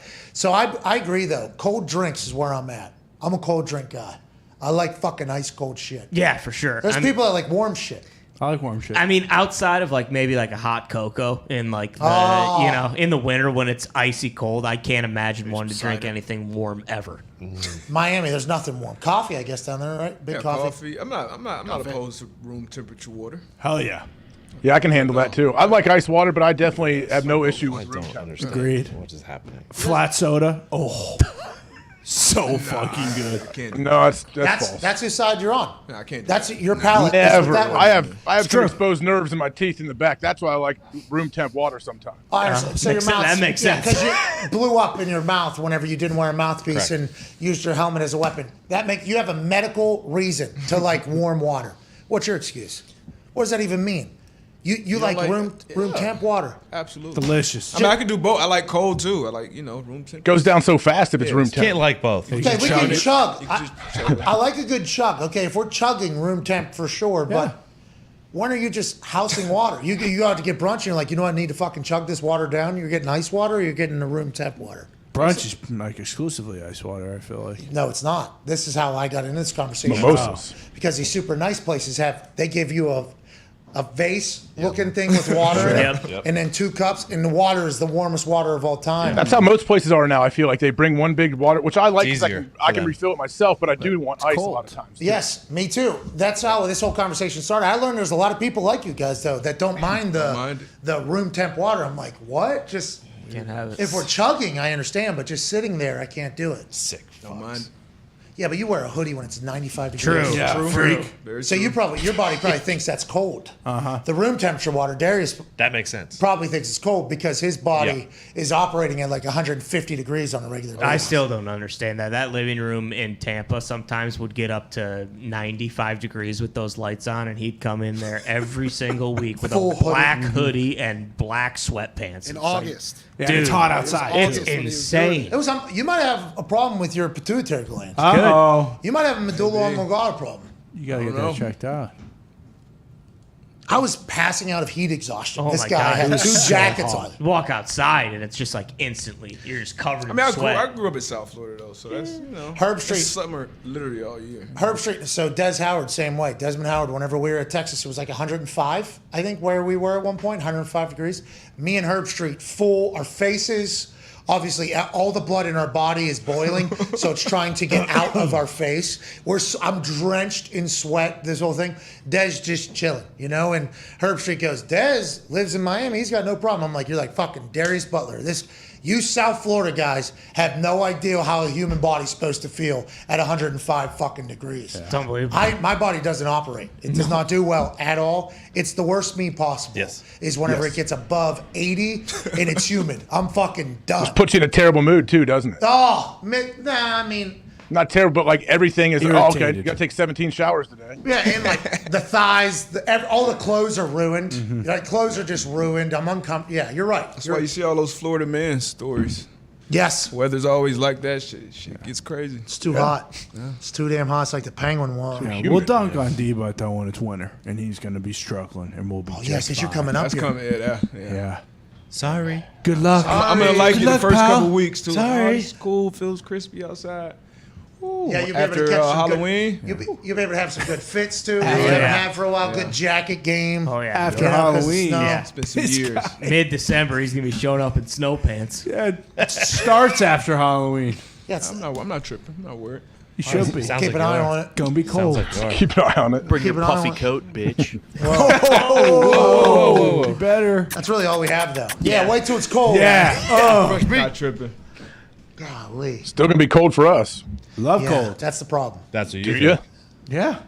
Do you really? Yeah, I mean, the entire year last year, I tried to do like a mental test, and you do it, not wear any long sleeves in the studio during the winter because it gets to be, 55 degrees in here. And I made it through it, and I decided, I think I'm past the point of hating cold. Is the Thunderdome gonna Thunderdome be- has temperature regulation. Okay, good. Well, I hope because that place is huge. So if it gets cold, I want to let you know, though, we're going to keep it chilly. yeah, It's going to be cold in there.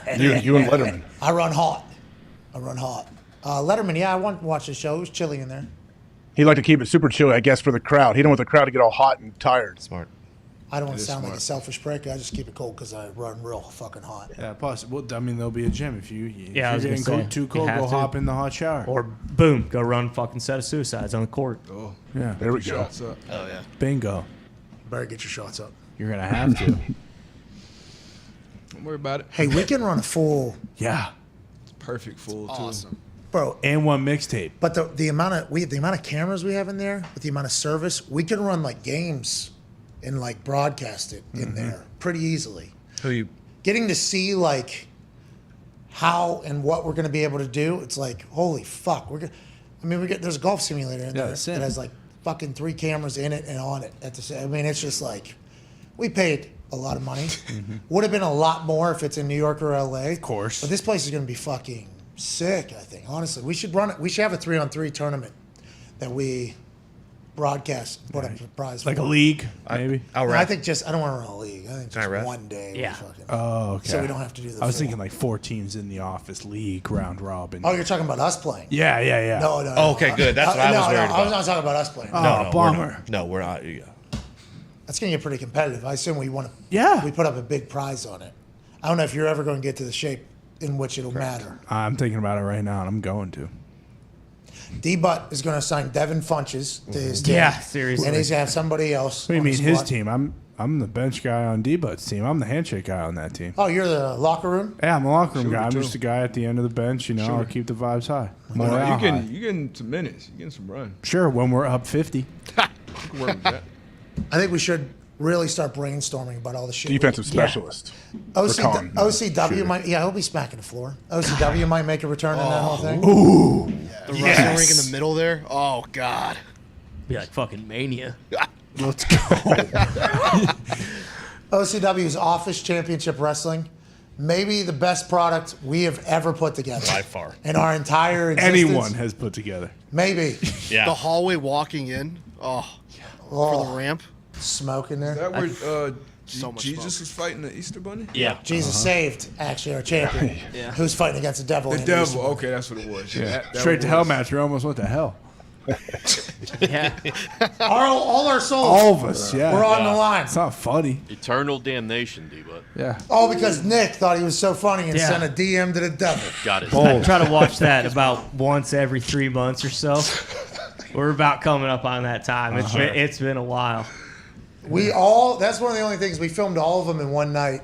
We couldn't hear a goddamn thing, and we lost our voice. And we sat in the editor's bay watching it back until like 2 a.m. It felt like 2, 3 a.m. Just dying laughing at the whole thought of it. Very proud of that one. We have 3 episodes ready to go. Very well. We're ready to film. Season 2 was pushing the boundries a little bit. Season 2 was being a little controversial with the storylines we had, but Yeah. I think we would execute it for the art. Yeah, for sure. Yeah.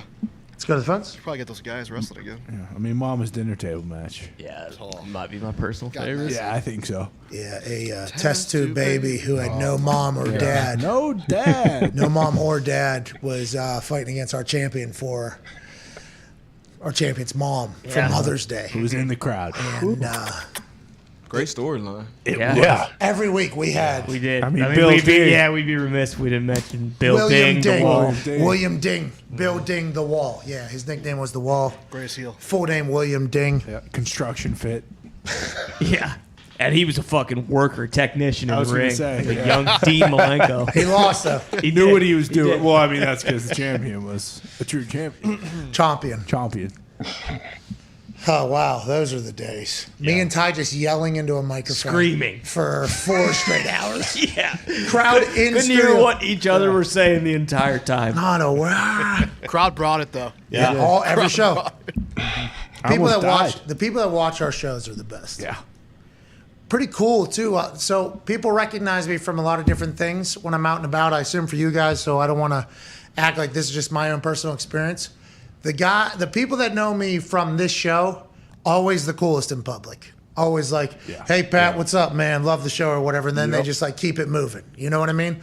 Always the coolest people. And those were the people that were in there they knew what the job. They understood the assignment, which I was very, very thankful for. I thought you were about to say they knew you from OCW. I was like, yes.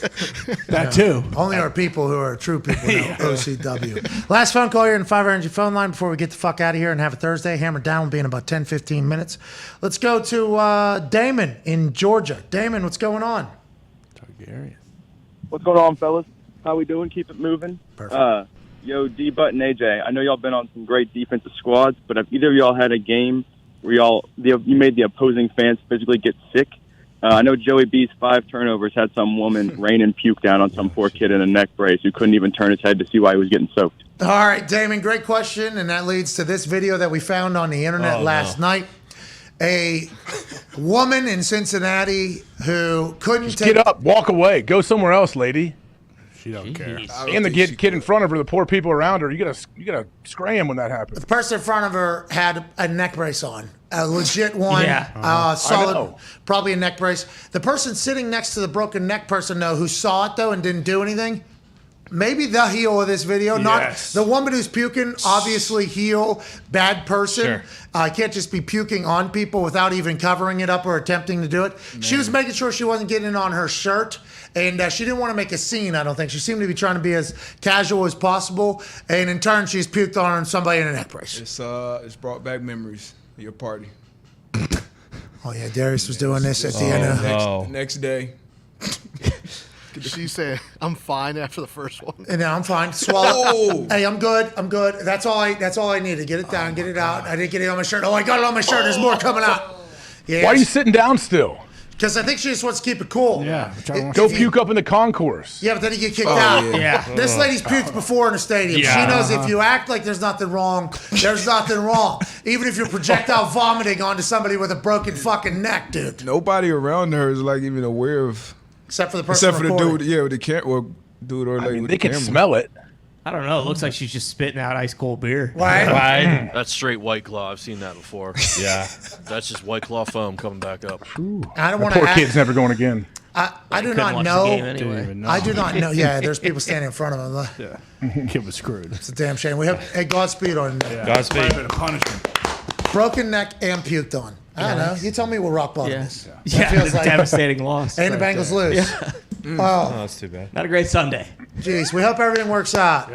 The guy next to the kid notices for a second and then acts like he didn't see anything. Yeah, Looks doesn't want completely- doesn't want to have to do his obligation. Mm-hmm. I don't want to have to fight this puking old white trash lady. Oh my God, what am I gonna do? Can't turn around to see what's going on. He punched her right in the face. Hey, Someone bitch. did. What is the? Those Oh. tickets are expensive, right? They're not cheap. Yeah. Lower bowl. She's puked before in public. No question. And as somebody who has potentially had to puke in public because maybe it was St. Patrick's Day and maybe you drink 30 beers before 11 a.m. and then you're walking around and your stomach's like, hey, we don't handle that many beers and you got to puke. You got to walk as normal as possible as you're puking because if you stop and a crowd starts around you, cops are coming and you're getting in trouble immediately. I think that's why that lady did what she did. I Yeah, think. don't make a scene. Yeah, don't make a scene. Just don't get it on somebody. Draw attention to yourself in your own way, but not in a negative fashion. Or you could sell out and do it like we were talking about that fatso at that NHL game who sat there and just puked all over himself. Kind of knew like, hey, I can't be spraying this on people around me, but I'll just puke all over That myself. lady didn't even do the Not even a thought. like the Billy McComas in the back of Boston Connor's car. Yeah. Remember that happened. Michael Cole was sitting shotgun. Bill actually kept that sweatshirt too. Pukes into the sweatshirt in the middle of the street because Connor drives like a jackass. Wow. So Bailey's getting car sick. Great DJ when he's driving though. Thank you, I rode Darius. with him out to training camp. Good energy. Yeah, Deepa, did you puke when we were driving to and from training camp? No. He's driving Okay. in Florida, though. Absolutely Florida driving. Florida driving. Bill, Yep. you puked into your sweatshirt. Yep. We pulled over on the side of the road, said, all right, take that sweatshirt off, obviously, puke outside. Yep. So he takes sweatshirt off, pukes outside, picks up sweatshirt, comes back in. Favorite sweatshirt. I didn't puke in the sweatshirt. I puked in the shirt inside the sweatshirt.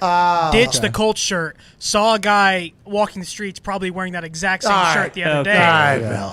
Sweatshirt was totally fine. You barn animal. Keeping And that I thing. felt this lady's pain because, you're sitting there fighting the saliva. You know it's coming. And you're like, I can make it. The I can make demons. it. Yeah. You're fighting the demons. I had this, a few weeks back. I had quite an evening. And then I had rough traffic I was driving through. And I got to the office and I was, what? Hot mouth. I was swallowing. I'm like, what are we doing here? Is this about to come? Am I a child? And then I go to the goddamn, and I get a good 4 or 5 hacks out. Yeah. Feel immediately better. That lady got to watch the end of that game in complete peace. sure. Euphoria, full euphoria. After she pukes on broken neck person, she feels better than she's ever felt in her entire life. Yeah. Still got the buzz too. So it already hit her blood.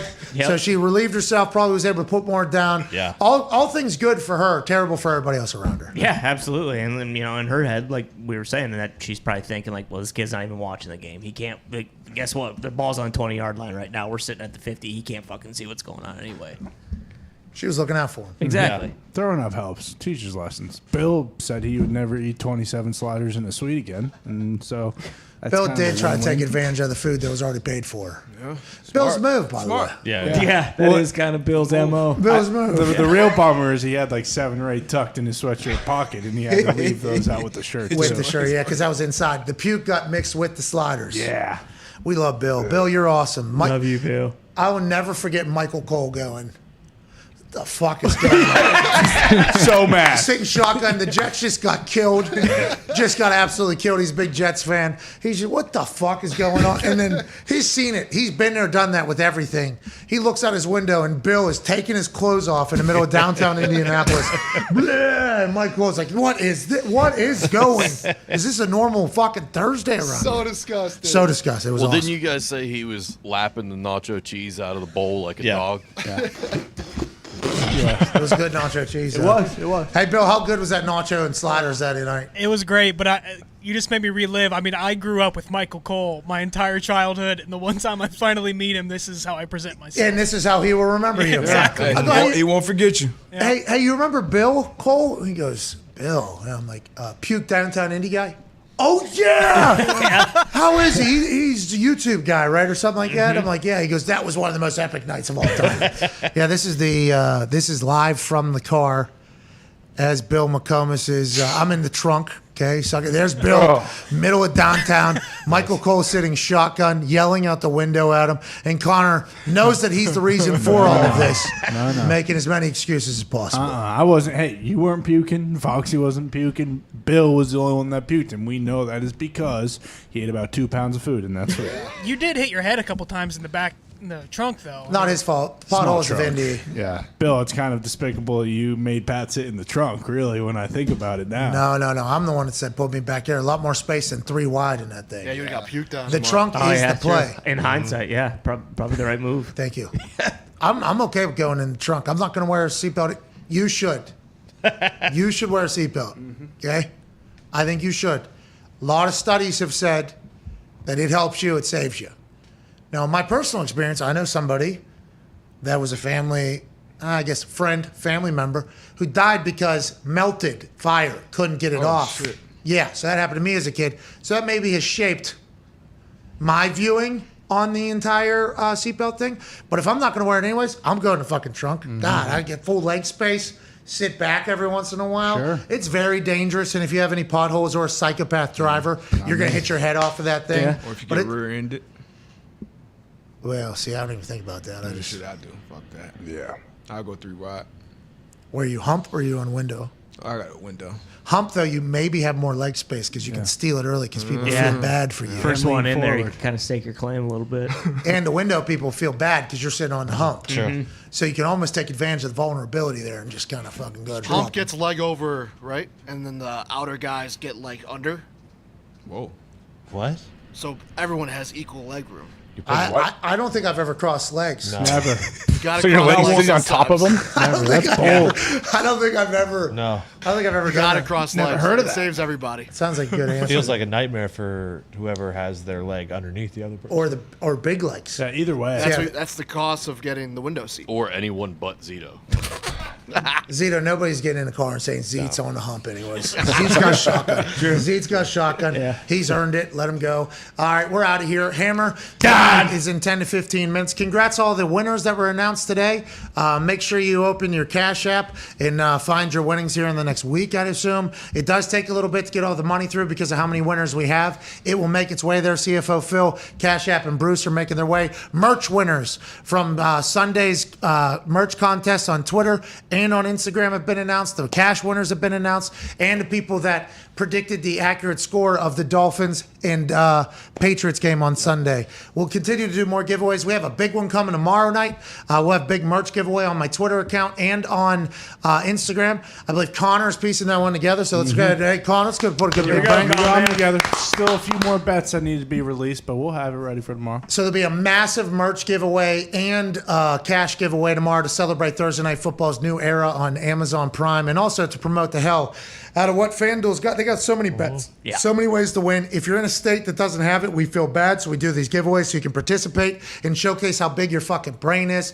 Can't wait for you guys to join us on that tomorrow, and we'll see you in about 20 hours and 18 minutes or so, AJ. Yeah, we will. Can't wait, man. Big game tomorrow night. You excited? Huge. Yeah, huge game. And I think Chuck Pagano is going to be here. Good show tomorrow. Oh, in person. In person, yeah. Letting us know. Yes, letting us I can't know. wait. It should be great. We're thankful. Everything DB today was awesome. Thank you very much. Fun. It gets better. In the Thunderdome, it's going to be even better. I believe we're moving in there next week. We shall see. Hammer Dahn in 12 minutes. All right. Have a great day. Take 20 hours. Goodbye.